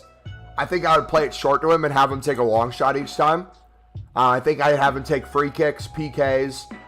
I think I would a lot of the time do that long shot feature with the L1, R1.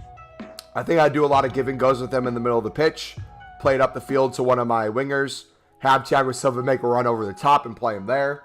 But I'm more excited, I think, this year to have him as a true center back where I don't have to justify him being in the team.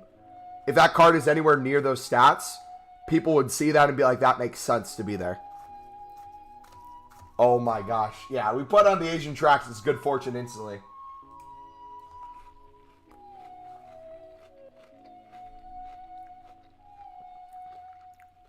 Bubba, limp cards are so easy to bid on right now. Should I bet on all of them or just defenders and mids? That's your call, buddy. If it were me, I would be investing in them right now and flipping whatever I can. But I'm doing that with silvers currently, the center backs.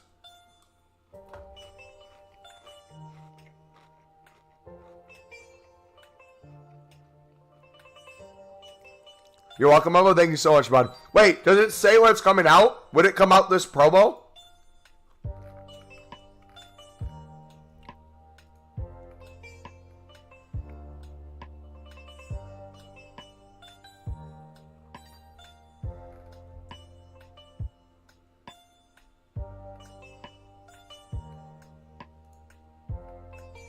Someone said L.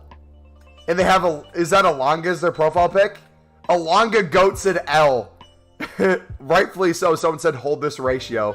You got absolutely destroyed. Probably going to be 500k, but WSBC. Card won't be 500k. But that's a beautiful... That is a beautiful card. So, wait, hold on. I know I asked this like 5 times, but I need to know. Is it set to come out during Ones to Watch?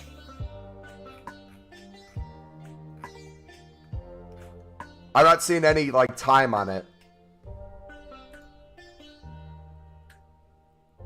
I might play him as a CDM.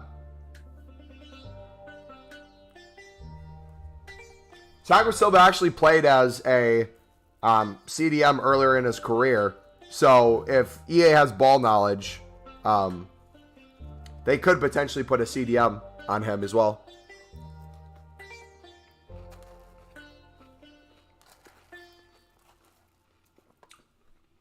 It's set to be the first one to come out, so whenever it comes out, I guess, okay.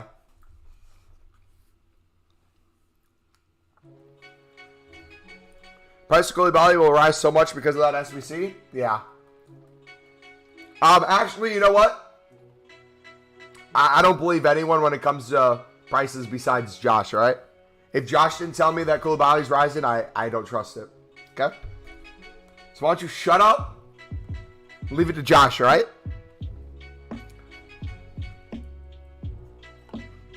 Oh. Don't worry. I will be grinding with Thiago Silva, if you know what I mean. I will be grinding with him, all right. Rikage told us that this formation was good, but that's an understatement. 5-1-2-2 is so good. Gosh. Bro, I have a 49 pace center back, and I'm not even playing a 5 in the back. I bet it'd be good. Any formation that has players on the pitch in positions where you can play a pass not directly next to each other is going to be good.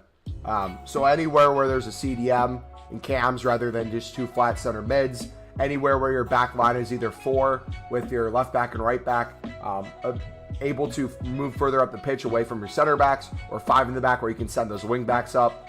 All those are great formations.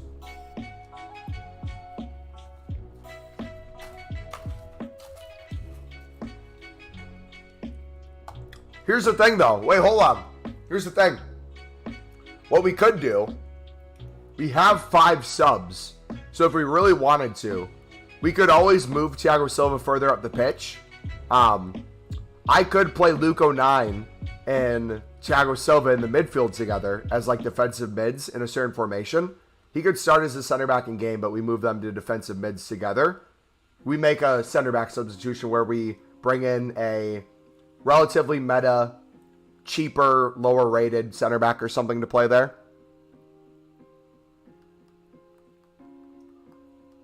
Like, we could definitely make it work. I'm getting rid of Kalulu and Dest. They're both for sure gone. I'm thinking about getting Reece James at right back, and then I was thinking maybe Koulibaly, but he's already expensive and probably will go up more, so maybe not.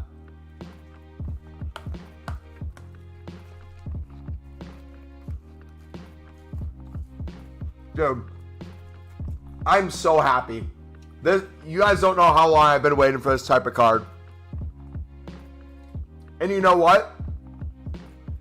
Me last year, if you would have asked me at the end of FIFA when I'd want that card, I would have said if you gave it to us early on, I would be insulted by EA because it probably wouldn't be as good of a stats as it would be later on, and they would screw him over.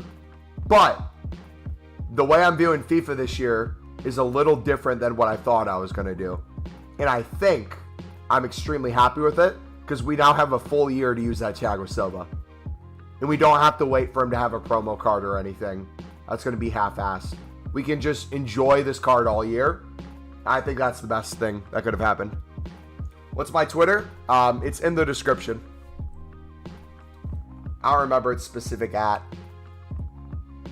It's like, I think, at Mumble Lead or something.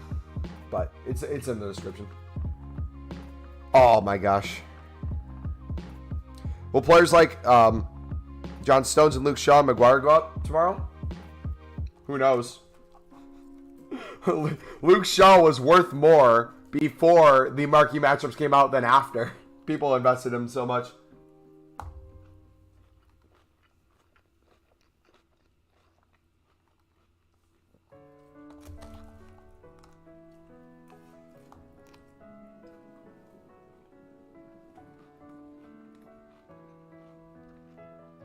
Dude, what are the odds we get a Sunderland special card in the objectives for level 15? We get a Sunderland player who's out on loan in form, week 1. And we get a flashback Thiago Silva. All within the first week of the game. Mental. What formation do you use in game to switch to attack? Are you asking me or someone else? I'm assuming you're talking to someone else because I suck at football in FIFA. But if you're talking to me, I use, I think, 4-2-2.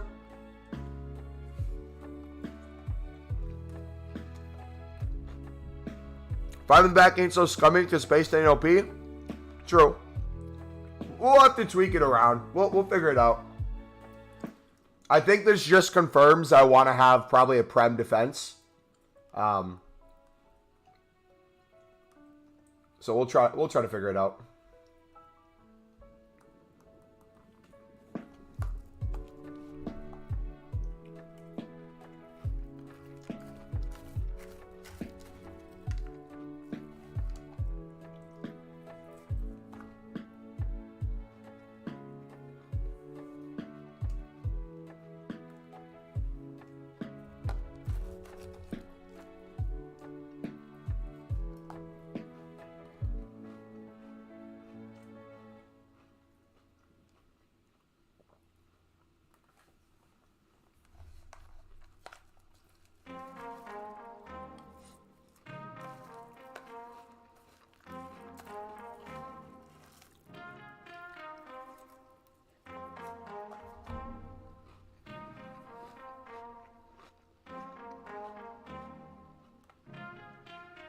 EA employees are looking in your chat? Dude, honestly, I would actually question it. That's crazy.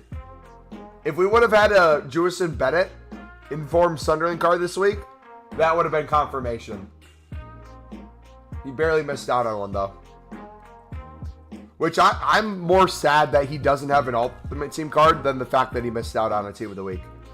I could put up with him not getting a Team of the Week, but I think it's kind of weird how he didn't have a Ultimate Team card yet. He's in career mode, though. He's a 68, I think. Or 67? Are any Sunderland fans in chat? What's Bennett's rating in career mode?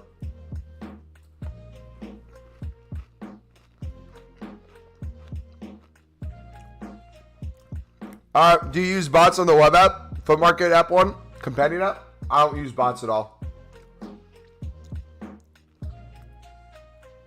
Mumbo Sheriff announced. Yeah, we already got hyped for it. We already did the excitement scream, the disbelief, the post in Discord. We went through it all already. Is that crazy, though?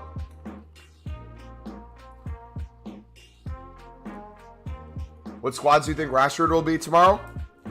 Is this card coming out tomorrow? I could see it be decently high rated.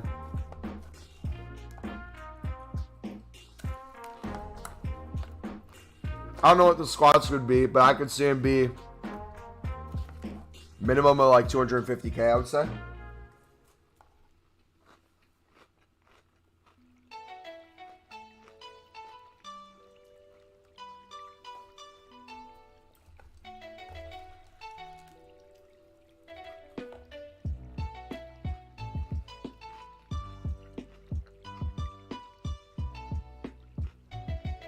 Like an 87, 86, 84. I'm not sure what the price would be for those. I've never been good at that.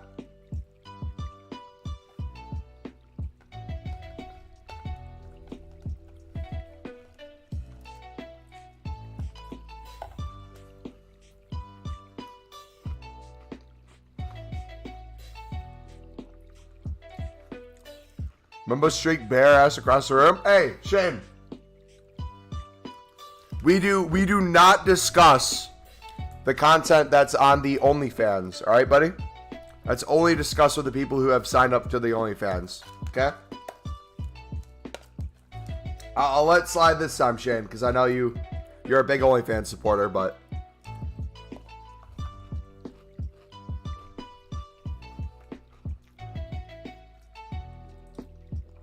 well, let's not give away all the OnlyFans secrets, okay? Thank you. Viral boom? Yeah. There's so much stuff coming soon. It's going to be 86 rated? Yeah, it'll be 86 rated.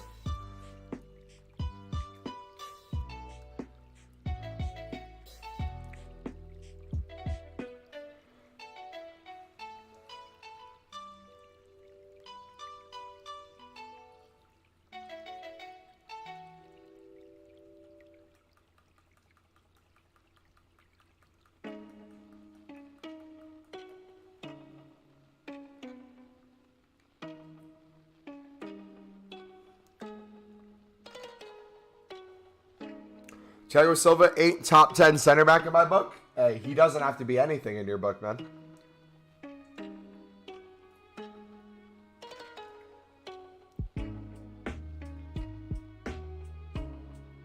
There's only 40 cards above 86 without specials.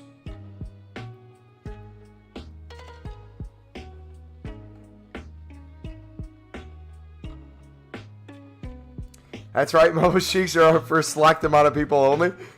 Don't ruin it by making them mainstream. Facts.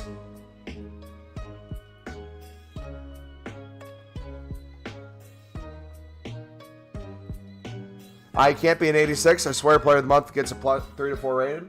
I could have sworn Foot Master confirmed it as an 86. I could be wrong.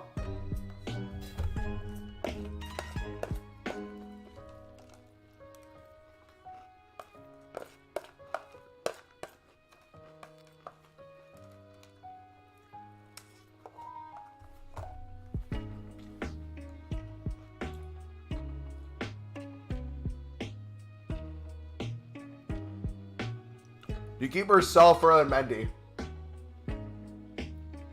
Mendy?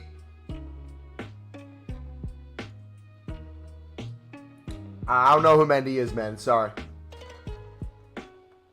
Never heard of the guy.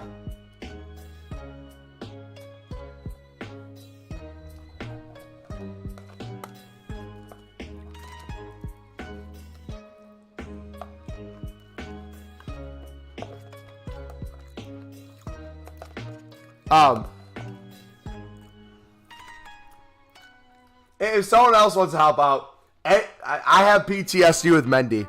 I lost a lot of coins in the past on Mendy, so for your sake, I'm not going to comment on Mendy.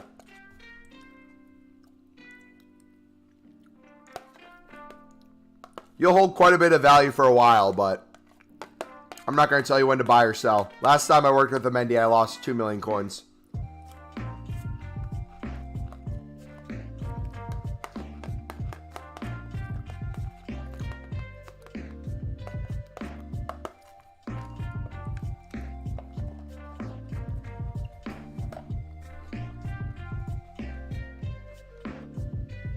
But Sheriff tweeted out the card.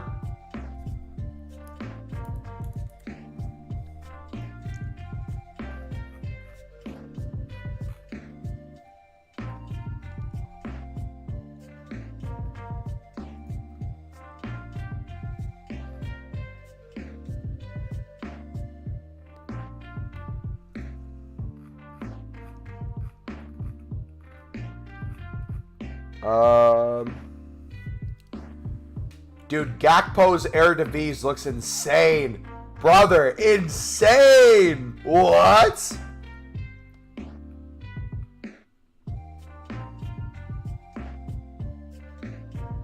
Holy cow.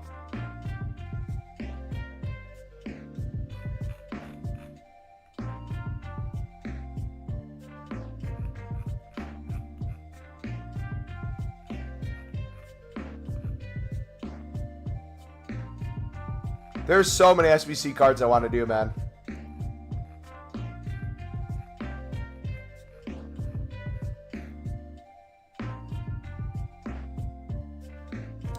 Rashford won the PL. I don't think that confirms, though. Does it? He didn't say, like, rating official or anything.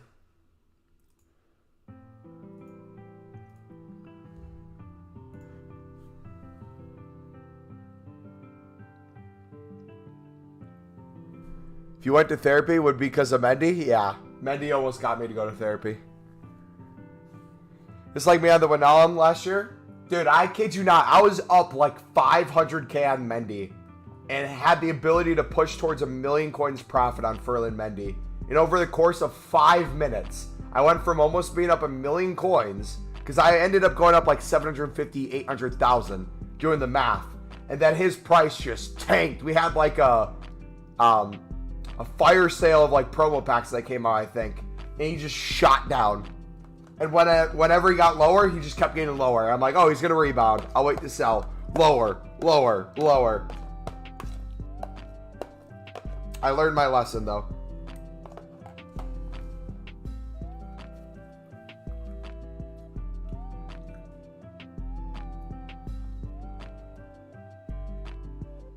Check FIFA part of Discord.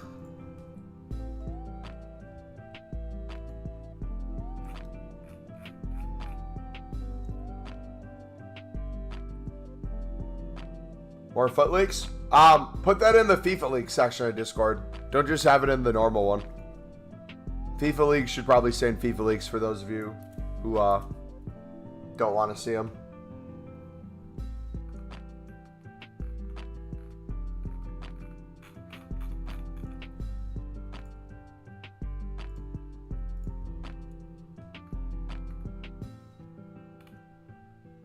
I hope these are the exact stats. That would be beautiful.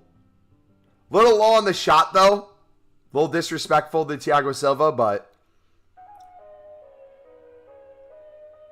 that's such a cool design, too. I hope that's, like, close to an official design. That's a cool color. I prefer that to the other flashbacks we've had in the past.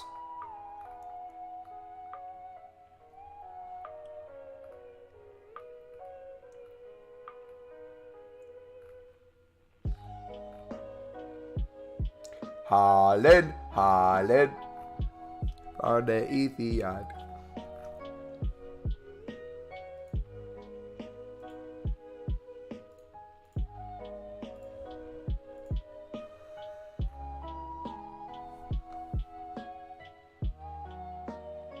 Gakpo's English and playing in the PL, that SBC would have been 600k? True. I'm going to have to figure out what I buy and how I do it.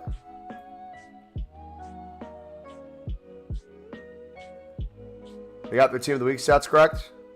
What's my Discord, bro? I'll link it in chat. Oh, Kage already did. Yeah, anyone who hasn't joined the Discord, the link is in the chat right now.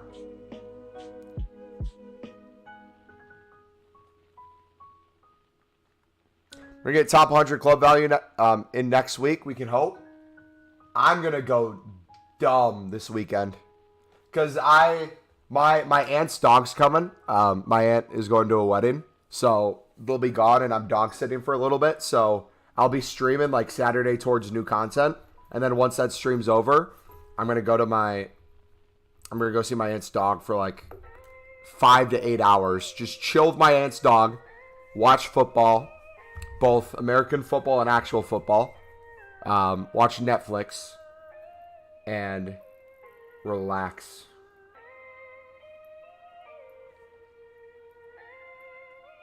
Oh, and by relax, I mean have the companion app open. Doing nothing but bidding on cards. And storing them in my club. Yes, coverage might go up. What's his rating? He's an 89. Is Kimmich fodder at this point? What are 89s? Surely they're not 20K. So he's probably higher than other 89s. 89s will probably keep raising in price though. I got 15K to invest for tomorrow. What's the recommendation? Invest in making more coins by investing in a trading tip. Because 15K ain't going to get you nothing, buddy.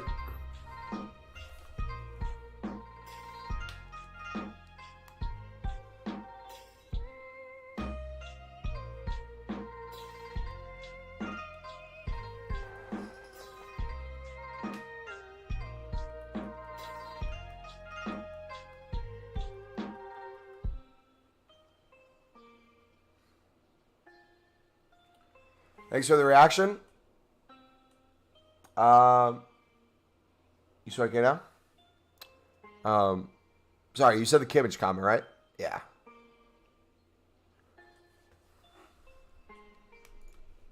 Let me check here.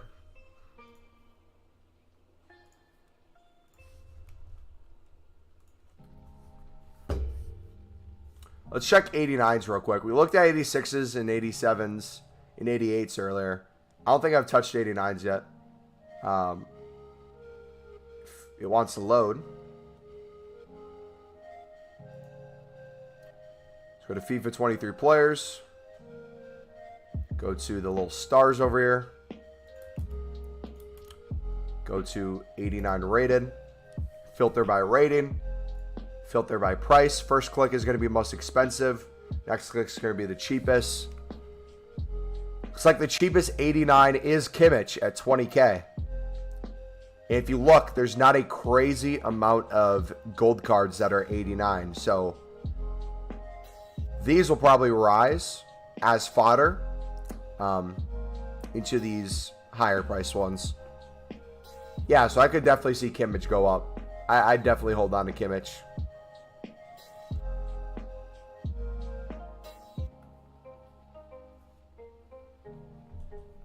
Yeah, good shout.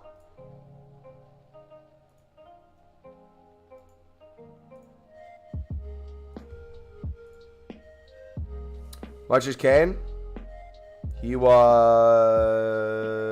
21.5K. The Silver Center I can't get enough profit to reinvest, so back to BPM we go, and club stock again. What are we at?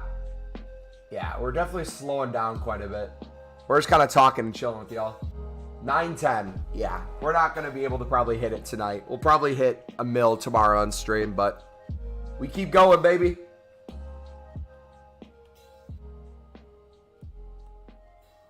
We're not stopping. We're not stopping. So the Lord is my witness.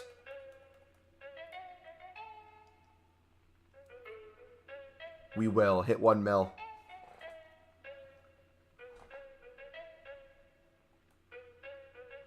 Did we get our dupes? No? Yes? Yeah, we still got more. We have over 50 still. I kind of want to keep bidding and kind of want to keep seeing how long we can stay above 50.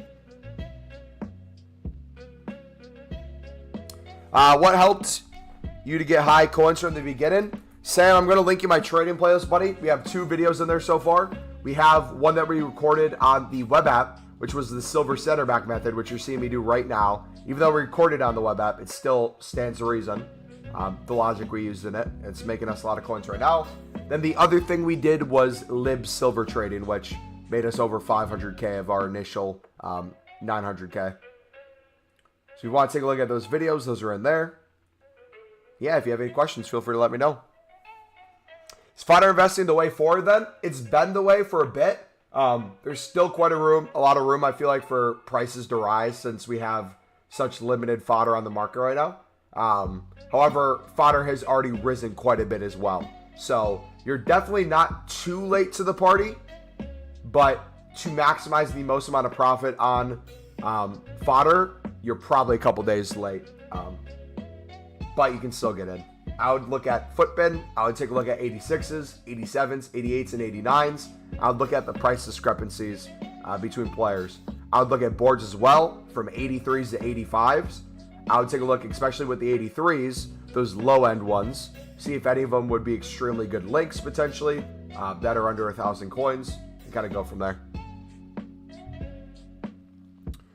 Do you flip silver center backs the same day? I typically flip the duplicates and store the rest of my club. But right now, I'm just kind of selling everything because we are doing a last push to 1 mil transfer profit. We're getting real close.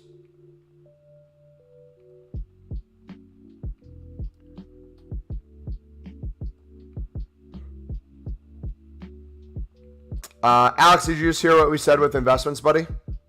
If not, go back in the stream a minute or two and you'll hear what we just said for investments. Yeah, we need Josh and Ira to give the verdict.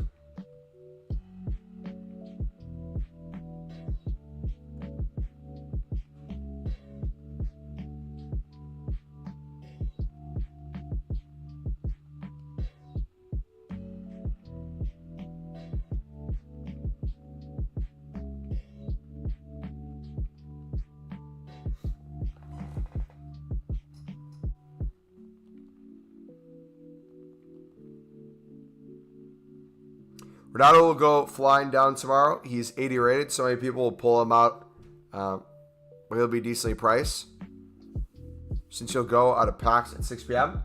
My thinking, and I could be wrong with this. I think one of the reasons why, he's extinct, correct? Is he extinct at 50K? Or what's his price range? Let me check real quick before I speak.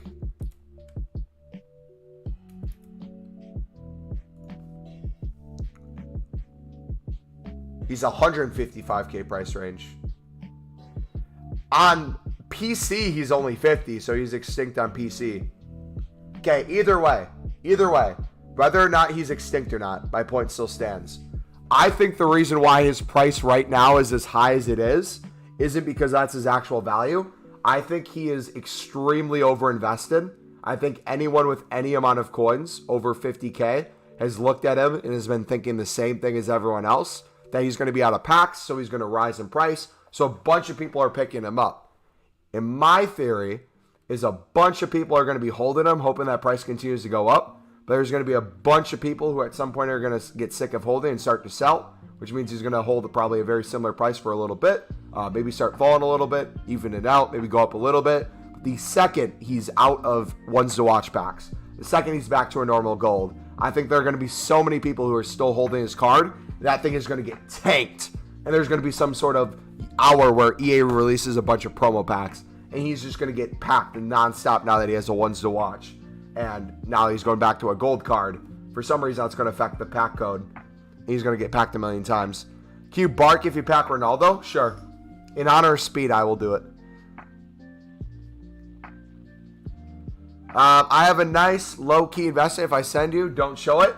If you are going to send it in a PlayStation message, you should not send it there because it'll pop up on screen. But if you send me like a Discord DM, I won't show it.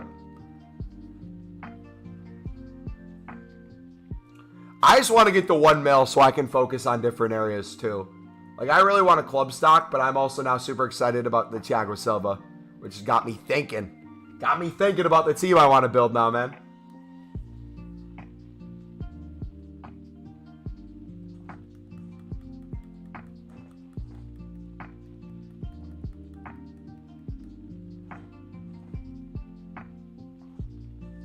Give it a sec.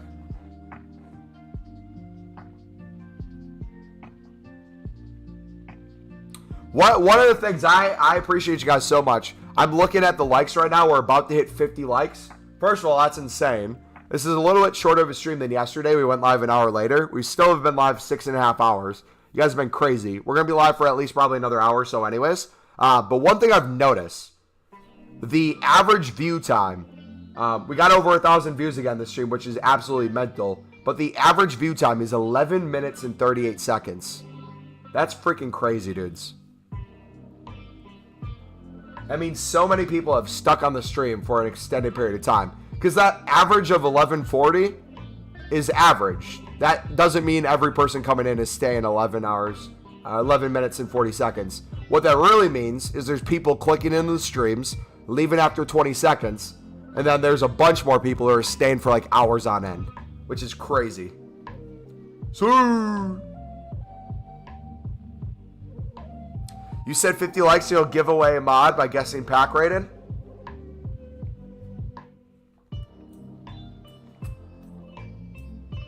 We'll think about it. For the good old days? Dude, half the people in chat are mods. What do you mean? We won't be able to give away a mod.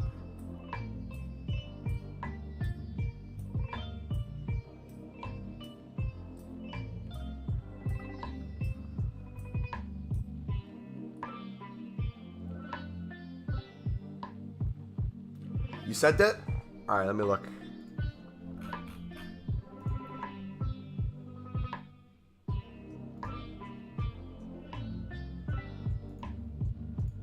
Look at his price graph.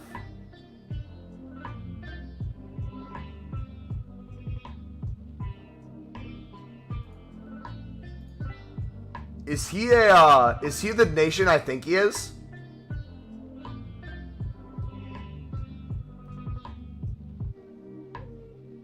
Interesting. I didn't know you were thinking about trading with Djibouti players. That's a good idea, Cameron. I have a fear of marriage, so I can't be mod. Marriage is good, though. So it's not a top 9 nation, this player? I mean, Djibouti's a top 9 nation. I don't know what you're talking about. I can also snipe him to get him cheaper. I'd be curious if there's other Djibouti players in that specific league. Oh my gosh, my voice. That the same thing would happen to them.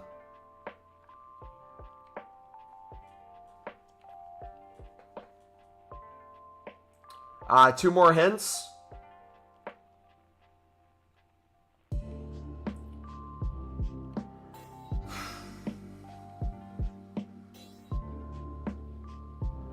It's a the card has a certain rating. I'll give you that. It's higher rated than a 1 rating, and it's lower than a 99. That's as far as I'll go. Okay? Flashback Pedro was the first flashback of FIFA 22. He was released on Tuesday, the 5th of October. Okay, so within the next week. Awesome.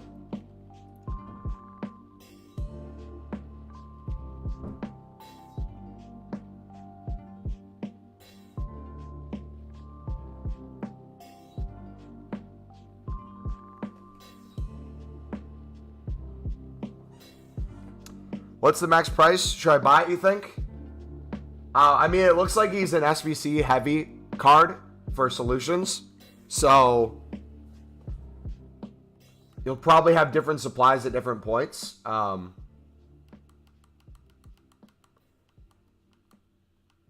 don't know how high you feel comfortable going. I'd probably hard stop at like 1K. Because organically, if people see the cards over 1K, they're going to want to list their stuff. Get it to sell. So you could probably get a bunch of people list under a K to try to get theirs to sell faster, and you can pick it up.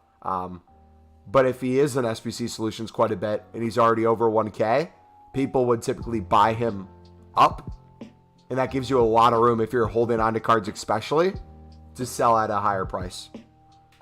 You could probably manipulate the market a little bit too, where if you have been picking up under 1,000, holding on to like 20 cards, and let's say it's later in the evening, so people are still looking at SBC Solutions, but he's not getting packed or listed as much, you could probably buy out all the way to like 3K if it's a couple cards, and then list yours up and get them to sell.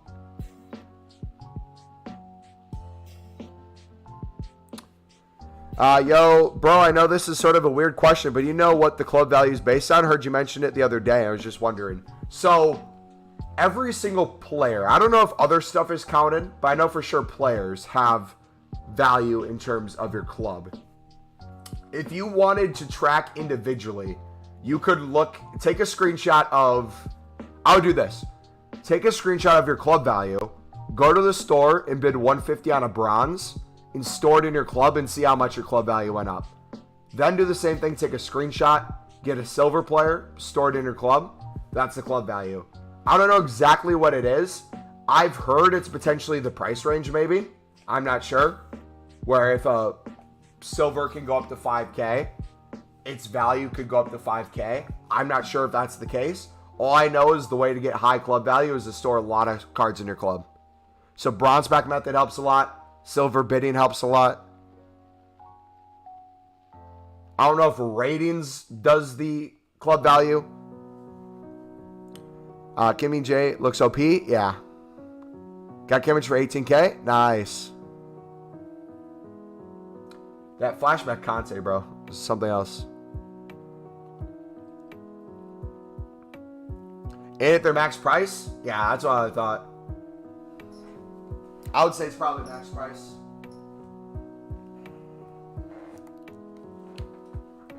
So if you look at cards that have a decently high price, which if you think about it, I don't know if, I'm assuming bronzes share that 5K range a lot of the time too.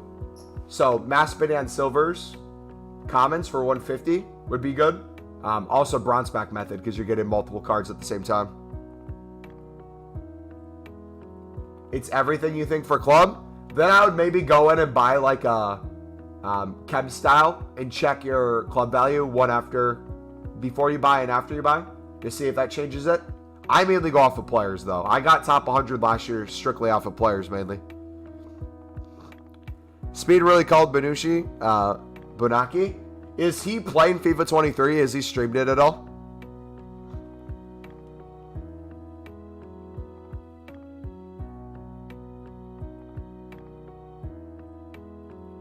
$85s are a good shot when they're like 4K. Is Jimenez center back a good investment because of the Valverde player of the month? If he's within the price range of a lot of the others rated, his rating. Is he an 83 or an 84?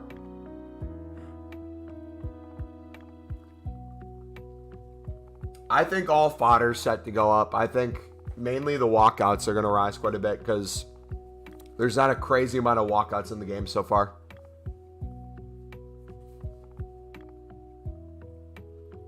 He's banned right now? Wait, why did he get banned?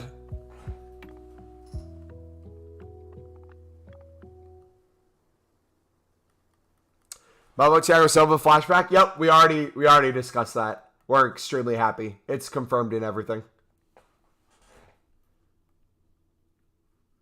He's one strike away from being permanent both on Twitch and YouTube. They would be stupid if they actually did that. Every single social media would be stupid if they banned Speed. He is a meme generated machine, which is a monetization generated machine for companies. He's 83. He's less than 1,000 coins. Oh, yeah, absolutely. If you can pick up 83s under 1K, I feel like that's really good. Much appreciated, man. Really enjoying the streams. Although I rarely speak in chat, it's nice to have something to listen to in the background. Hey, no problem, buddy.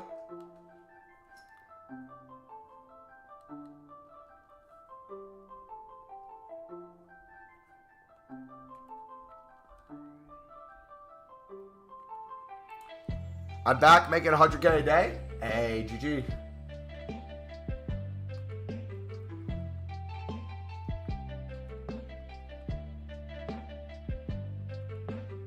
Speed's the only dude to make Talking Ben relevant again.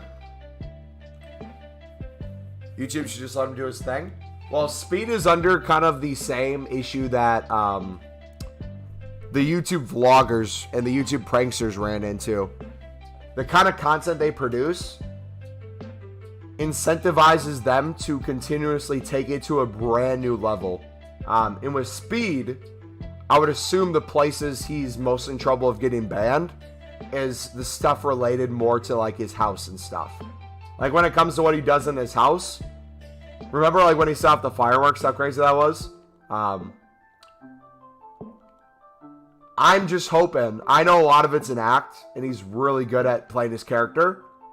I'm just hoping he never does something extremely stupid. I don't care as much about the ban. I hope he doesn't kill himself accidentally doing something stupid. Or imagine that fireworks stream if it went wrong and his hand got shot off or something. Yeah, I saw his SWAT footage, or his last SWAT. Did he get swatted again? I saw the one where he got put in the back of the cop car and everything. Or shoot, maybe it's like something like that. Like he's in character and the cops think he's crazy and something happens. Like, things can go south very quickly in any situation.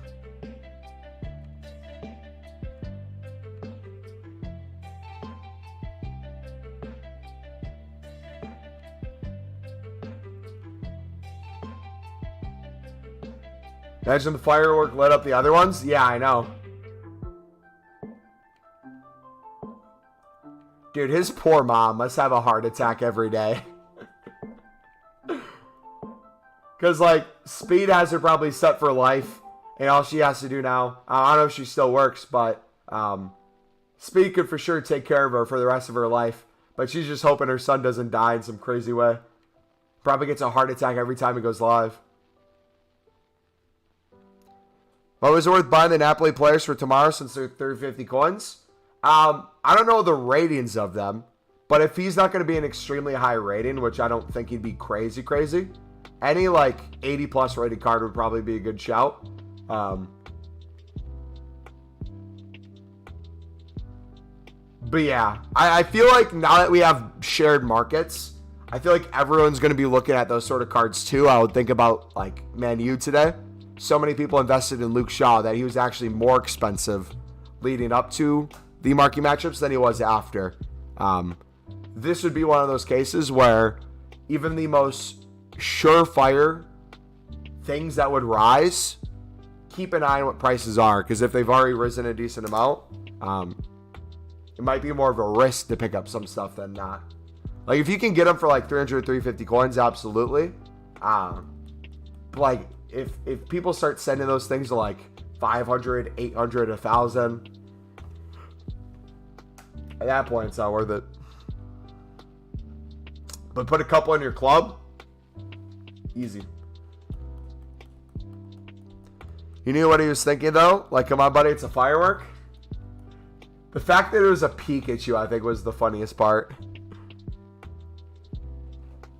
What do I have to keep in mind for icon heroes trading? I don't really do high on trading yet. I'm still trying to learn that stuff. I would learn price fluctuations though. The people I know do it. They're constantly on Footbend checking prices and how they change. With icons, there's way less icons on the market than gold cards, right? So especially for specific cards, you could have a huge change in price throughout the day. If you can start picking up on kind of the trends of when things are lower and when things are higher, when you snipe a card or when you pick up a card, it might not even have to be crazy difference. If you notice a trend where a card's like, let's say 30K earlier in the day versus later in the day, you might be able to make 5 to 10K profit on it. Having those numbers in mind while searching for them could be really good. Fresh cards are big too. A lot of time people pack icons. They like playing with them and they like being the first one on the card. So if there's a card you're picking up with games on it, might be less valuable than one that's brand spanking new, even if it doesn't have a chem style. You get 81 Politanos for 650 coins. If you want to try it, man, I mean, worst case scenario, you just quick sell the Politanos. Best case scenario, those go crazy to the moon. You're making some good coins. Your call. Bruno really fell off, one season wonder, but they won't tell you since he don't play for City or Liverpool. Bruno Mars? Yeah. Bruno Mars played for United for a little bit. He was their cam before Bruno Fernandes. Put like 80 into club stocks plus the coins I've made. Selling dupes. Got 25K left to build some back before round 2 tomorrow. No, there's stupid stuff in life or will in the future. I was stupid when I was younger, but time and deep thinking changes who you are. Reed has his head screwed on. He's doing good in life. Hey, I don't know about the head screwed on. Concussions are slowly making it fall apart, but thank you, buddy. I don't have the stones to do high-end deals. The less you care about your coins, the easier it is, right? If you're deathly afraid to lose coins, you're going to miss out on a lot of potential profit. What I would say, though, the biggest thing that changed my mindset on coins is finding low-end trading tips that you can consistently do. Like we have silver center backs, silver commons in general, and we have silver libs. I know those markets well enough that if I ever took a loss on any other trading or investing, I could make back infinite coins just by spending time into this, right? So when I buy an icon, and let's say I lose 5K on it, it goes horribly wrong. I lose 5 to 10K. You know how quick I can make that back on silver center backs, right? It's not going to take long at all. But getting in the habit of then checking icon prices and taking that risk, the more you spend time there, you're going to understand that more and more. Till you reach a point where you're very comfortable with it, where you're like, how did I never do this before? This is very easy. That's the point I'm stuck at. I'm at the point in between, where it's like, I would rather spend too much time here. The way I treat silver center backs and lib cards, even though I make a lot of coins off of these, I should use the coins I get from this as a launch pad to try new things more often. But I limit myself to a certain extent. One, because of the content I produce, especially when League SBCs come out, but also with the risk I'm willing to take. I'm very conservative with how I use the coins. I've had my head sewed up at least 3 or 4 times. It's like patchwork now. It's like a patchwork quilt now. I can get 83 Zelensky's for 1.5K. He's already selling for 2K. That would be the type of thing I'd be careful about. If he's already pushing 2K, that might be a case where he might be overinvested in, and by the time he comes out tomorrow, he might be cheaper than what he is right now. Just be careful. Remember I used to stack up coins, used to spend all in packs and quit the game 2 months in? Stopped doing it in FIFA 19 though. You know what? Someone should run a RTG account where they do nothing but literal either online drafts, offline drafts where they're essentially AFK, or just like do squad battles or some random crap to get packs. Not open anything. Make a bunch of coins. Then quit the game before Team of the Year. Take like a month off the game where their account has no activity whatsoever. It's just holding onto those packs and holding onto those coins. And then you rip all the coins into packs for the Team of the Year promo. And then you open all your packs and see what you get. I feel like that account would have at least 10 Team of the Years. The way EA treats accounts that have taken time off the game.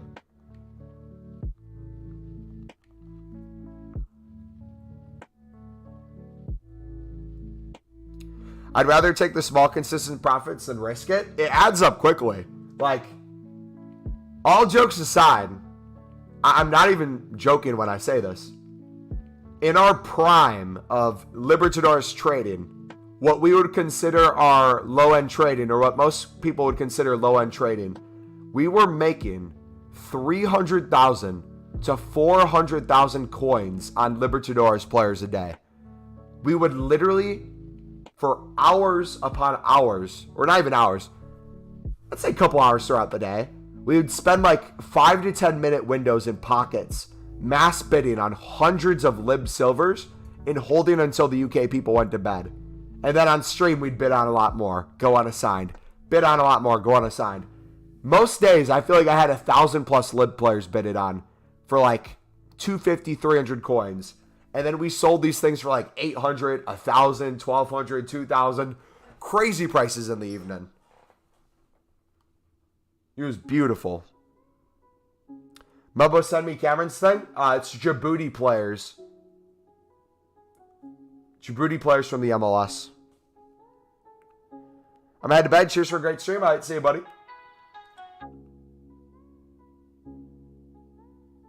We take risks, Mumbo. I only got 30K max in liquid. Dude, the biggest risk I took last year was saying F it with my coins. And anytime we got a certain type of pack in the preview section, or not in the preview section, the promo section. Does anyone remember the packs I'm talking about? It was a very specific pack. And every time it came up, we spent like 1 million plus coins on these things. Can anyone guess what the packs were called or remember what they were?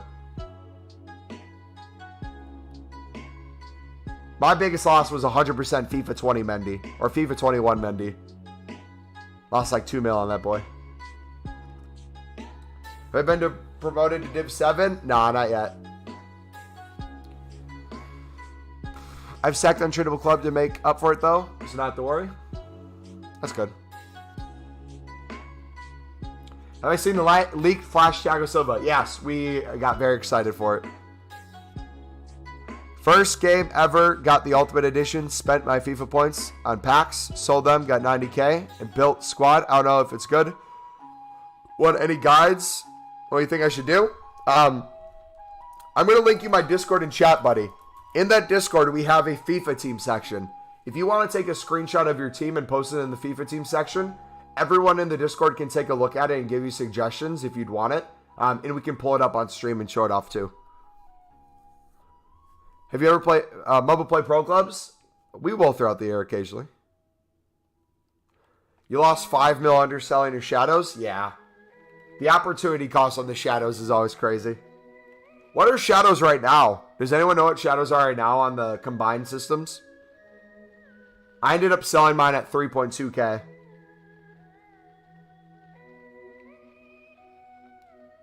If they went up even higher, we probably missed out on coins, but we were able to use our coins for more stuff, so.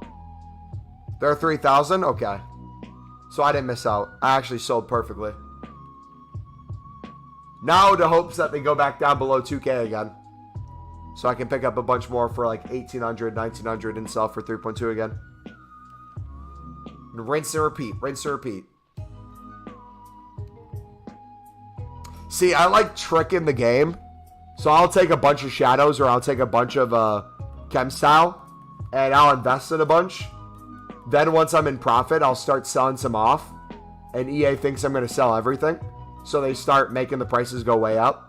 And then I'm like, gotcha. I actually was only going to sell a couple to bait you into raising prices. And then when prices raise, I sell more. And then when I start selling and prices plummet, EA's like, yeah, we're not going to make you coins. And I say, you think. And I go mass bet on some more.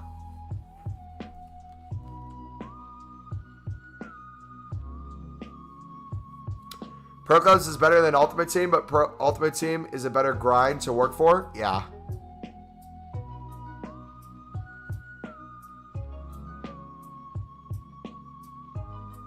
I mean, last year you got thousands at 1K and they're extinct like a week after you sold them. Yeah, we missed out. Dude, I remember going on our vacation to Nashville and on the car ride there, all I did was buy shadows. Millions of coins into shadows.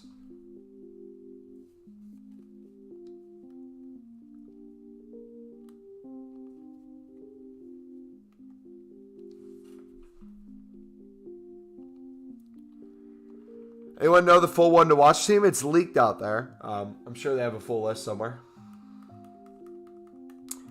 Teddy, what's up, bud? So if the silver's done, sell, we should store them in our club for the next marquee matchups, right? And when this matchup ends, we should buy silver's 150, right?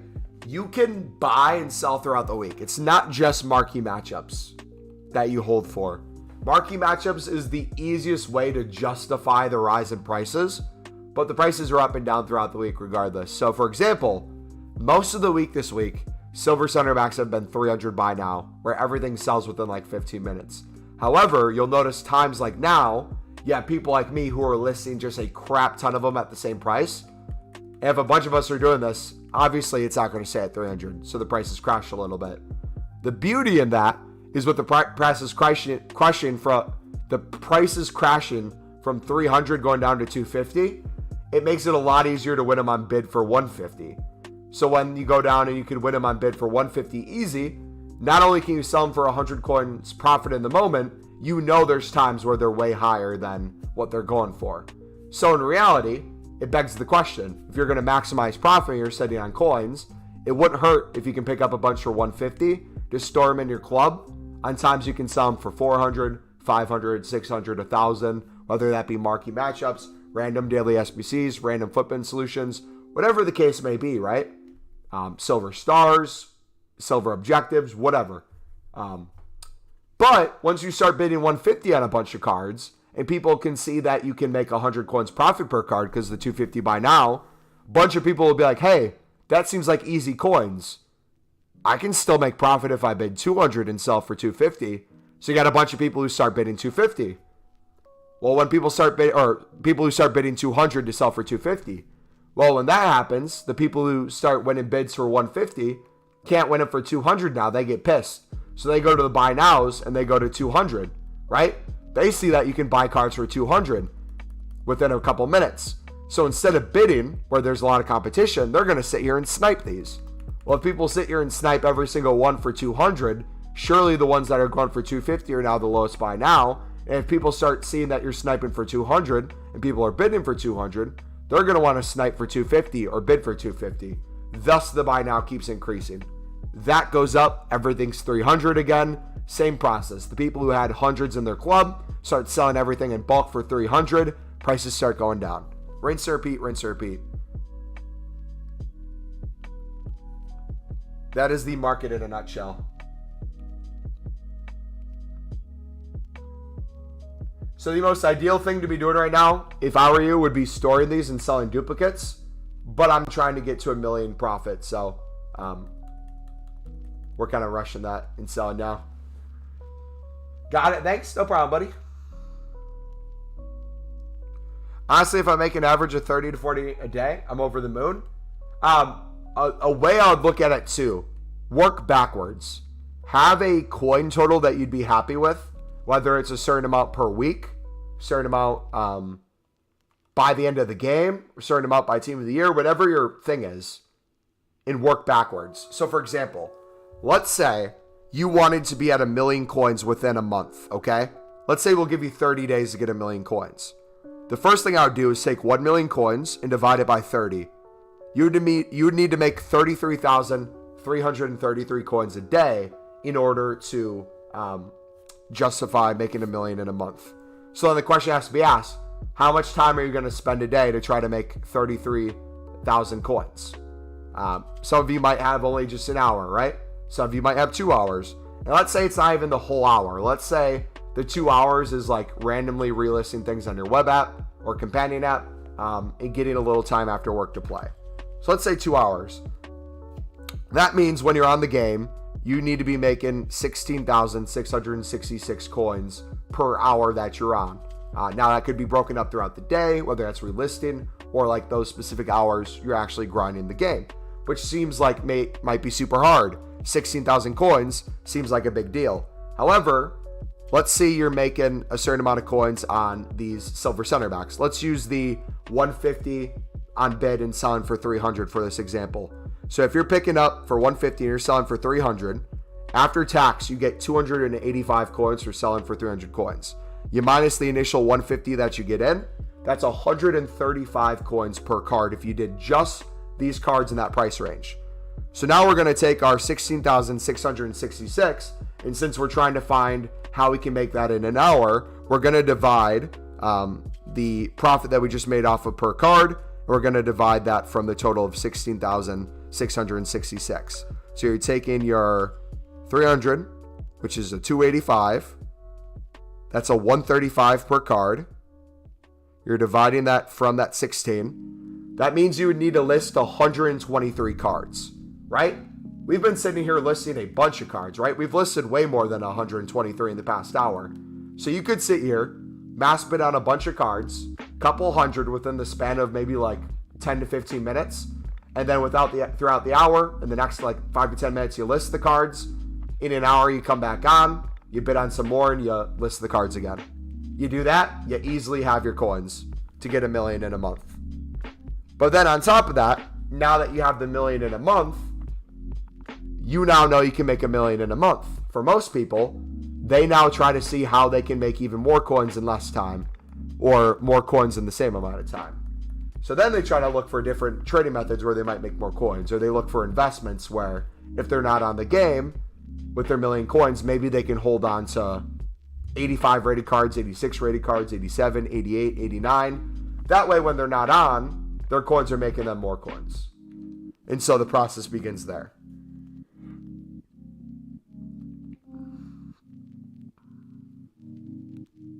Kessie's getting a 1-to-watch SBC? Dang.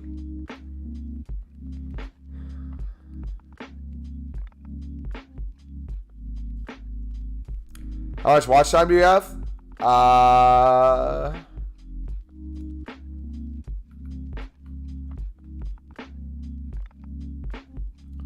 Let me see if I can find it. You have Teddy.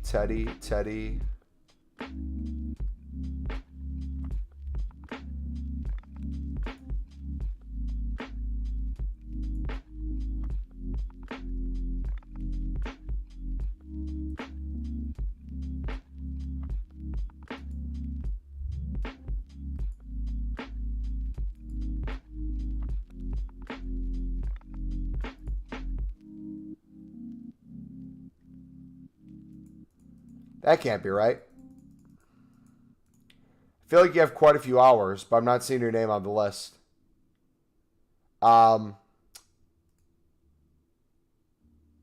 Maybe it's the case that you're... It might be one of those cases where if your YouTube subscriptions are private, you haven't given YouTube access to certain information, which might be the case why you're not showing up. I could be wrong. I'm not seeing your name on the list.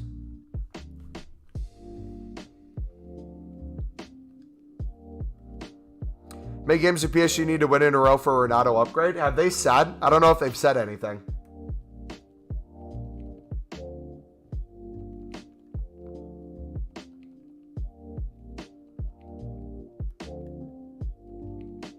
We'll probably find out tomorrow during the start of the ones to watch. They'll probably have everything right now. 4-8, I think. 4 out of 8.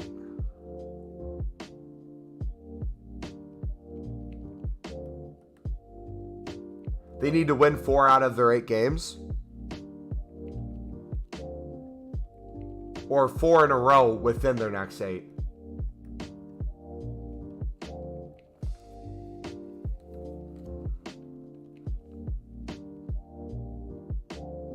He's also playing for Portugal, so if World Cup counts for anything, if you think Portugal will get some wins in the World Cup, I think it's just 4 out of 8.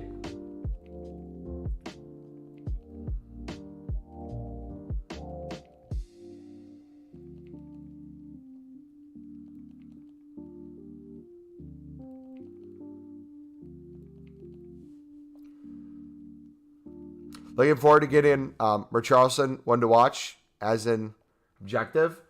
I may actually be doing that card. I may be doing the one to watch for Richarlison. We'll see how hard it is to get him done or how much time it takes.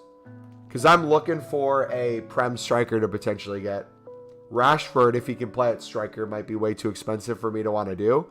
And I might either want to use a card that costs nothing besides my time, or just buy a striker off the market. I might just buy Holland or something. We'll see.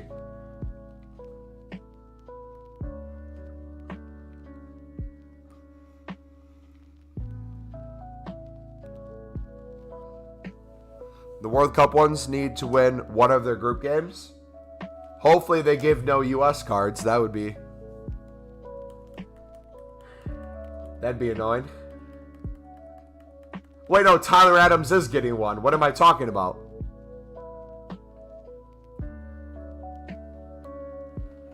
So Leeds and USA. Oh, gosh.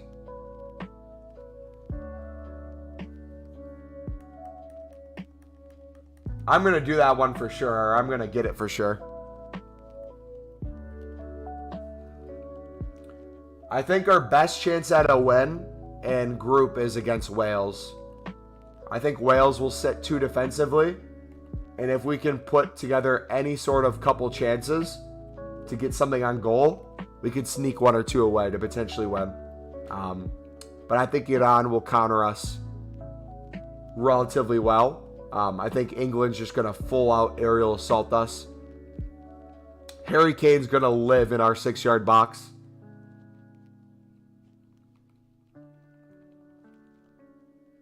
We're not going to see their 18. We're going to have to take like long shots. That's if we can put 10 passes together. Sterling's going to pace pass our MLS back line.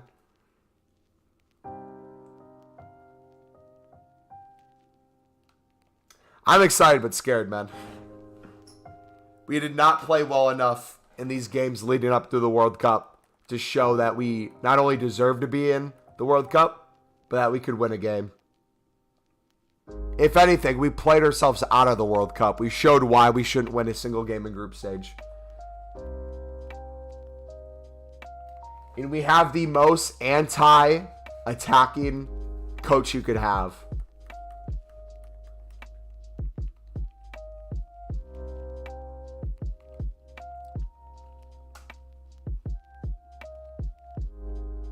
Our coach is the American Southgate, I feel like. You sent a photo of the squad? Let me pull it up.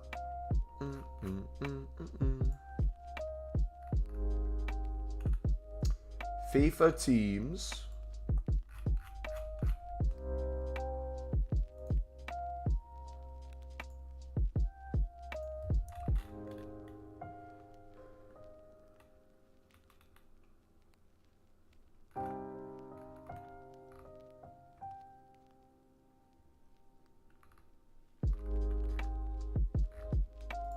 Is this it?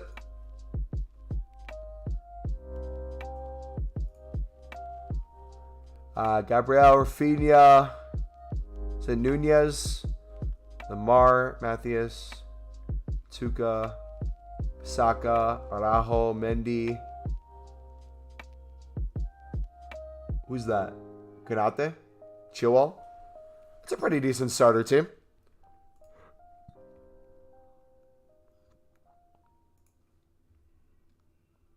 There's definitely a lot of room to upgrade to that too.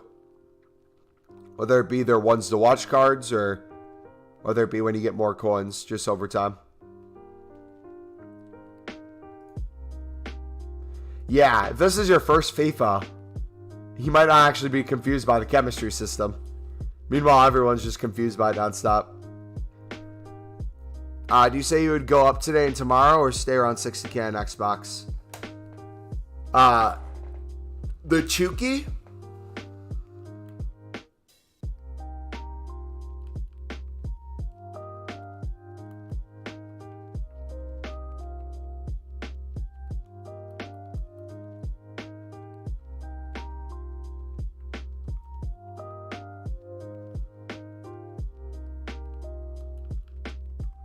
I think as it gets packed more, he's going to go down. Especially this weekend. I think he's going to get packed heavy this weekend. Plus, he's in packs all week, so would he be more by the end of the week than... Or would he be... Yeah, would he be more by the end of the week than he is now? Probably not. I would see him keep going down. There'll probably be pockets of times this week where he'll be more expensive than others. For example, if we have a heavy promo hour where there's a lot of promo packs in the store starting tomorrow, I could see a lot of things have a higher percentage of impact, especially Team of the Weeks, where there might be an hour where they're a lot more down than typical, and then they rebound. So I would keep an eye on the promo packs in store and the odds that it gives you for Team of the Weeks, because those things will fly once the ones to watch promo starts. Sell now and trade with the coins? Oh, bro, if you have any amount of coins, you do any sort of low-end trading tip, you're going to make infinitely more coins than you would guessing when he's going to go up and down. Easily. Keep or sell Gretzka? Gretzka is on the... Is he on the fodder scale? What's his rating?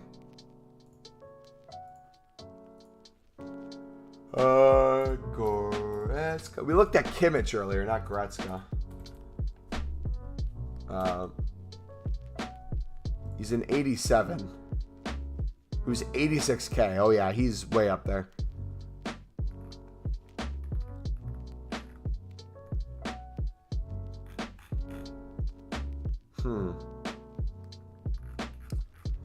A lot of cards that are high value are probably going to drop this weekend. People will be buying them for their teams Friday and then selling throughout the weekend.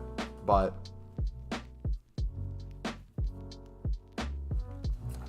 Is there a trading guide? Yep. I'll link you our trading playlist right now in chat.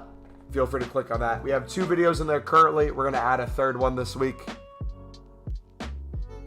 If you use our methods to make coins, you can easily make upwards of 10 plus million coins a year. Very simply.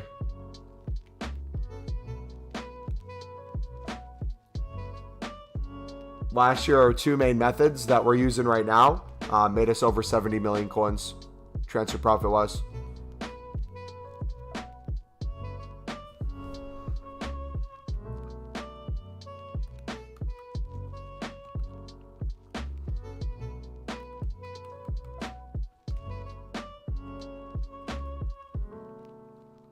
We're going to call it a night. Enjoy the rest of the stream, everyone. I'm actually going to call it a night, too. This has been an awesome stream. Over 7 hours stream today. Tomorrow's the big day, boys. We are going to go live probably an hour before new content. We'll see. I might go live sooner than an hour before new content, but we have a big pack opening we're going to do tomorrow. We're going to have over 50 packs that will open up at the start of the Ones to Watch promo. So make sure you guys have your notifications on. Make sure you're subscribed if you want to see that. Yeah, we will see you guys tomorrow. God bless. Thank you for another great stream today. You guys are awesome. All right, peace.